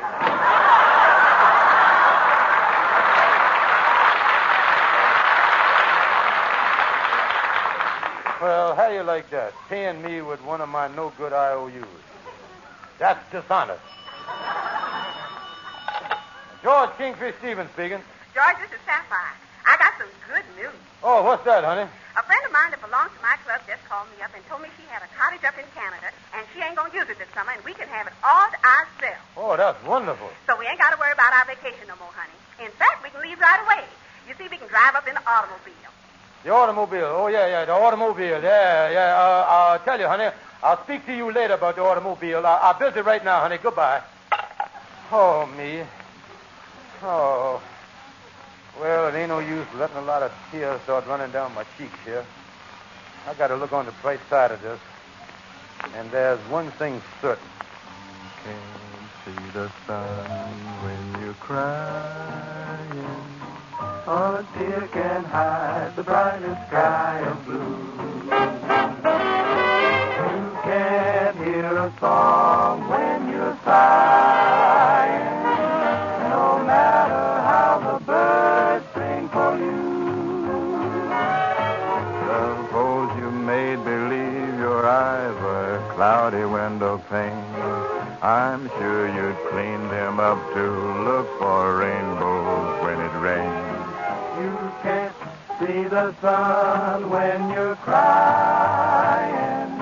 So smile and let the sun shine through. You can't see the sun if you're gonna cry. So dry your eyes. You can hide the brightest sky of blue.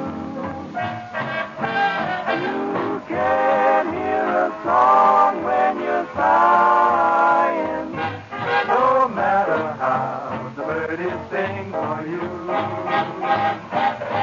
Suppose your eyes were cloudy window panes.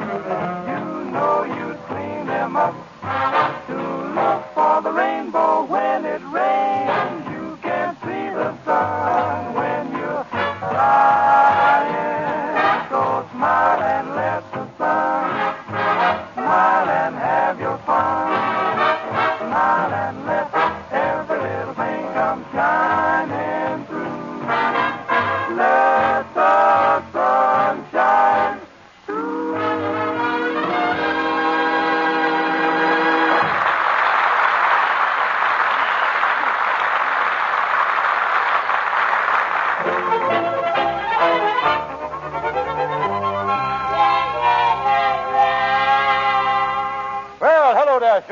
pleasure. Well, I've been doggone it for that. I'm surprised. I didn't expect it. But hi, Kingfish.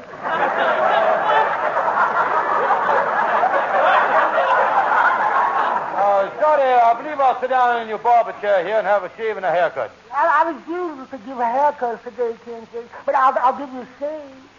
Yeah, well, why will you shave me and not give me a haircut? I'm too nervous to hold a pair of scissors.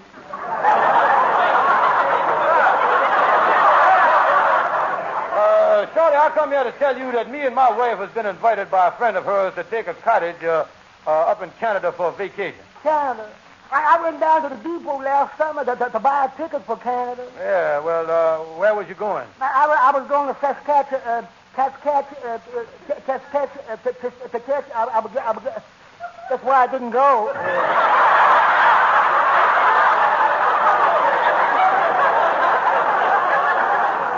Tell me this then, Shorty. You ain't never been to Canada, huh? Oh, yeah, years ago, I used to make my living up there trapping. Was you a good trapper? I was the fastest trapper in Canada.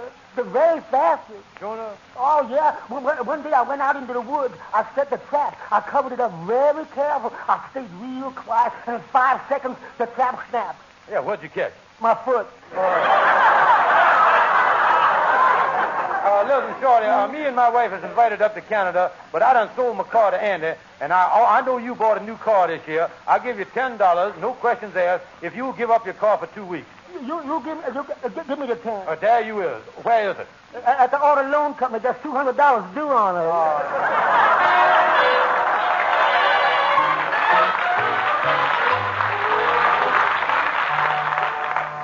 Well, hello there, Andy. I hear you bought the Kingfish's automobile. You must be in pretty good financial standing. Well, since I got that car, I've certainly been on my feet. You mean, you mean the car don't run good? The Kingfish told me it had puncture-proof tires. I'll say they're puncture-proof. He had sand in them. I can tell time by the right front tire. How you do that, son? It's got a hole in it that works like an hourglass. Takes 2 hours and 20 minutes to run out.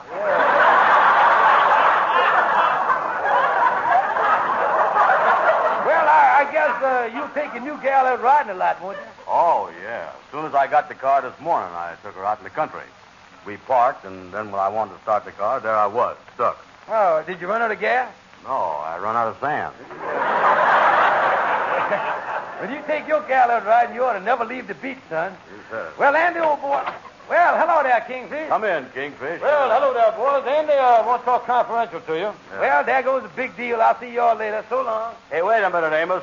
Do me a favor, will you? What's that, Andy? I got to pump up the spare tire. Stop by the building supply company and get me a bucket of sand, will you? Okay. Say, Kingfish, what you out chiseling now? Brother Andy, when something nice happens to me and my wife, I want to share it. And you was the first one I think of. Me and my wife has been invited up to Canada by one of her friends. She's going to turn her cottage over to us. Well, why did you think of me? Well, I thought you might drive me and my wife up there. We'll make room for you in your car, and then you can tour around Canada. And while we is there, you tour all over to Canada and pick us up on the way back. Yeah, but what'll I do in Canada? What will you do in Canada? Yeah. One of the greatest hunting places in the United States is up in Canada. Yeah, well, that's a hunter's paradise. I ain't even got no gun. Well, I'll lend you my bow and arrow. That's much safer. It is? Hey, you ain't never heard nobody getting killed with unloaded bow and arrow, is you? No, well, I'd like to go up there and shoot myself a covey of mooses.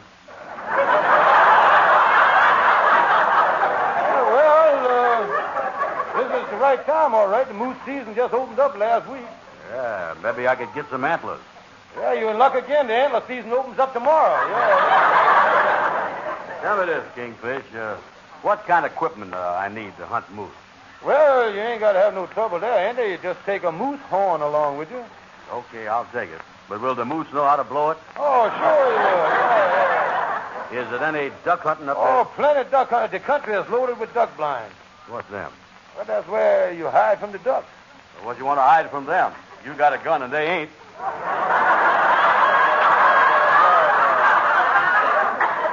How about fishing? Oh, the fish streams up there is really loaded. In fact, a friend of mine was standing on the bank, putting a salmon egg on a hook. A trout jumped up to the water and bit him on the hand. He got a big scar on his hand where the trout bit him. No fool. Oh, yeah. You know, I'd like to catch one of them big stuffed fish on a board so I could hang it right on my wall. Well, I tell you, you spear them, you see. The nice part of it is if you miss the fish, you hit the board, you see. Or you bound to bring something back every time. No, Kingfish, I was just thinking, it ain't gonna work.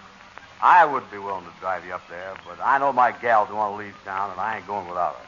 We done made agreement. We're going to stick together. Well, now, listen, Andy, you owe it to me and my wife to take us up there as long as you got my automobile. Nothing doing. Well, now, wait a minute. You got it with my no good IOU, and I'm going to call up and make an appointment with my lawyer and see what I can do. Go ahead. I'm leaving.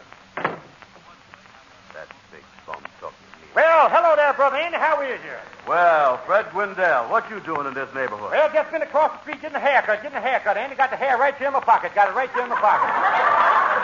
Got your hair in your pocket? Yes, Andy, I'm a newspaper man. I always saves my clippings. Ha ha, ain't I, dog?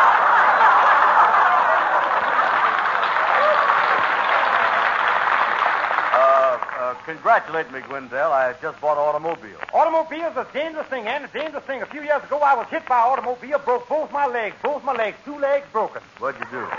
Well, I took the owner of the automobile in the court, and I threw him up one side and down the other. He testified, and then they called on me, but I lost the case. How come you lost it? Didn't have a leg to stand on, ain't I, killer? Well, the Kingfish wants me to drive him up to Canada. Oh, Canada's a beautiful place up there. You will love that country, Andy. Oh, that fur trapping up there is really something. Boy, that fur country up there is loaded with expensive fur. Loaded, huh? Oh, expensive fur is so plentiful up there, Andy, that even the silver foxes wear mink. Shut your mouth, Wendell, and get out of here. So long, Andy.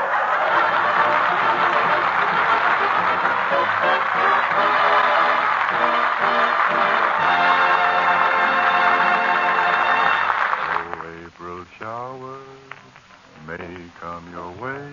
They bring the flowers that bloom in May.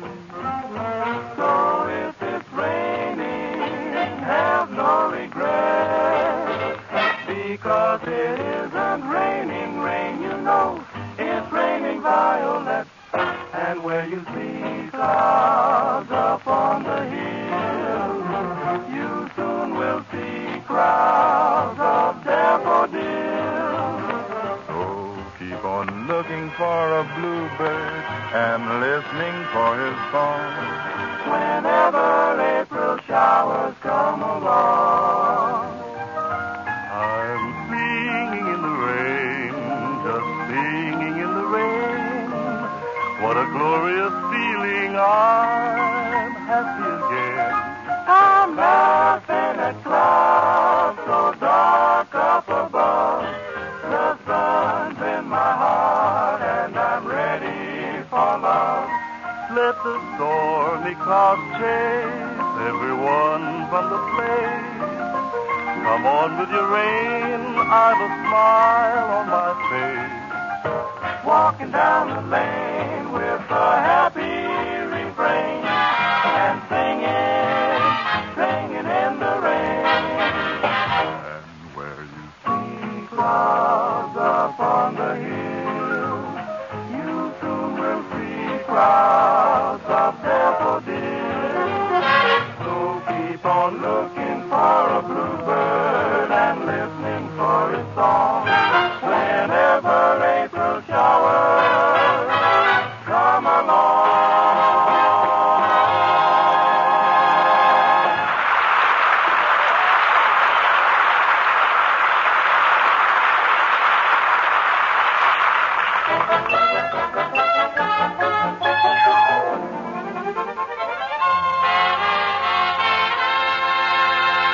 Well, hello there, LaGuardia. How's my lawyer? Oh, come in, Kingfish. I just got back a minute ago.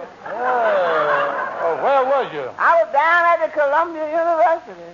They had a reunion today at the Columbia Law School, class of 28. Oh, that's nice. Yeah, wonderful luncheon. Boy, am I full. Then after lunch, they were going to have a lot of speeches about the old alma mater, see, but I left. Why? Yeah, I didn't go to Columbia.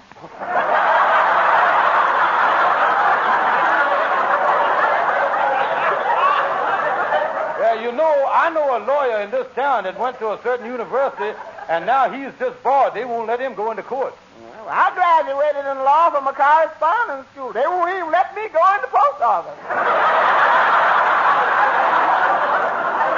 Tell me this, LaGuardia, has you been busy today? I was in court all morning defending my client. Yeah, what was the charge against him? He was arrested for playing Drop the Handkerchief. Drop the handkerchief? Yeah, the handkerchief dropped off his face and the cops recognized him.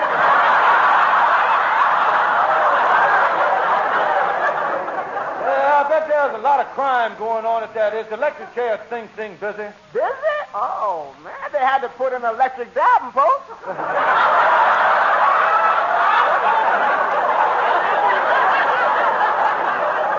Listen, LaGuardia, let's get down to business here. Now, look here. I sold Andy my automobile, and he paid me with one of my old IOUs that was 3 years old.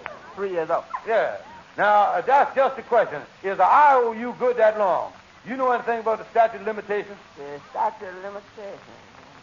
Is that the one with the fella on the horse?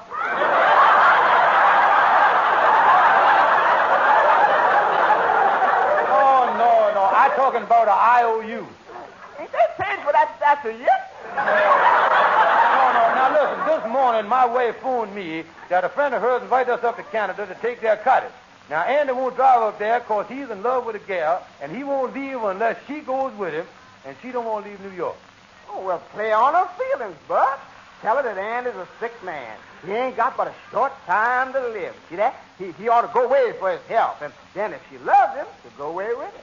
Yeah, you got an idea there. I'll make believe Andy has only got 3 months to live.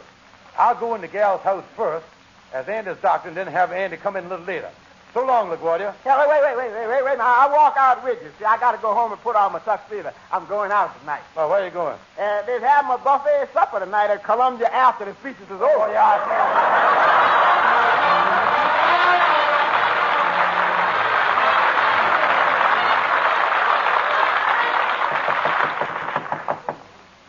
Well, I hope this works out. Oh, how'd it do? Good afternoon. I'm Dr. John Smith, Ph.D., DDT, and all them things there. Dr. Smith, what can I do for you? Well, I happen to be the personal physician for Andrew Brown. And knowing that you has been associated with him in a romance way, I wanted you to be the first to know. Oh, is there anything wrong with Mr. Brown, Doctor? Well, Mr. Brown ain't in the best of health. In fact, 3 months from now, he'll be the late Mr. Brown. The late Mr. Brown? Doctor, are you sure? I'm positive. I never misses on my diagnosis. But Andy seems so healthy. Yeah, but don't let that fool you, miss. Good health can't help a man when he's dead. But,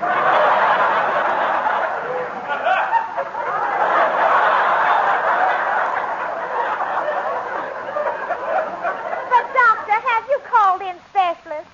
Well, I ain't got 'em, miss. I happen to be a specialist in the field of patients that ain't got long to live. I've got some of the shortest case histories in the medical profession.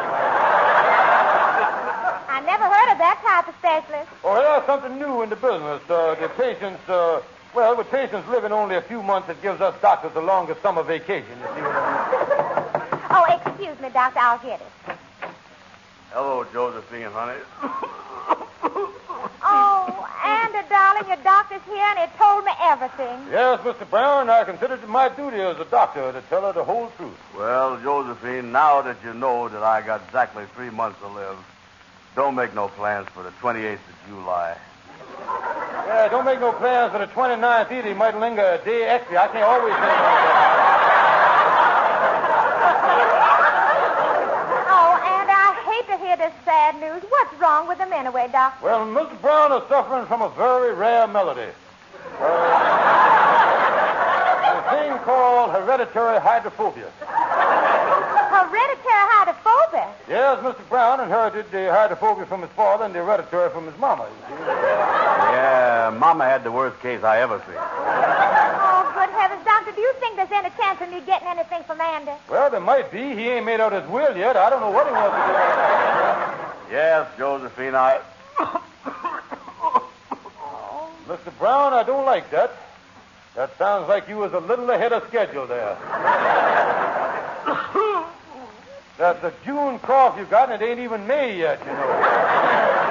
Is it really that serious, Doctor? Yeah, well, he's got exactly 3 months.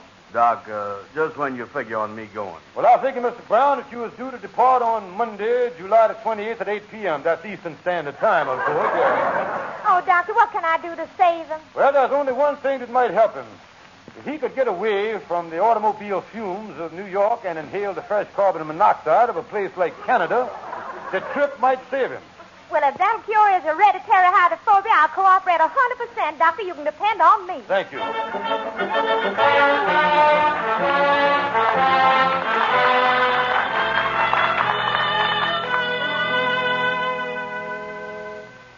I'm glad you're home, George. I've been waiting all day. Well, hello, Sapphire, darling. Well, everything is all set to drive up to Canada. I'm already packed, and here's all your stuff laid out. Oh, yeah, I'll put it to... I'll get it. Hello. Oh, hello there. Oh, I'm fine. What's that? Really? Sure, no. Oh, that's too bad. Oh, sure, I understand. All right. Goodbye. What's the trouble? We ain't going to that little cottage in Canada because there ain't enough room for us. Why not? The woman that invited us up has got a daughter that's in love with a fella, and they're taking him up there to cure his hereditary hydrophobia.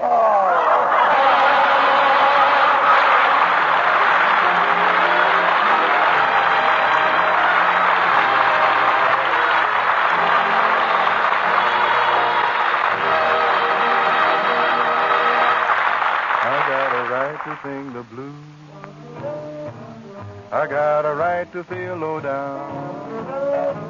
I got a right to hang around, down around the river. A certain man in town just brought me down. All I see for me is misery. Got a right to sing the blues. Got a right to mourn and sigh. I got a right to sit and cry down around the river. I know the deep blue sea, the deep blue sea will be calling me. It's calling me. Say what you will and what you choose. I've got a right to sing the blues. I got a right to sing the blues. I got a right to mourn and sigh. I got a right to sit and cry down around the river. Man River, know the deep blue sea will be calling me.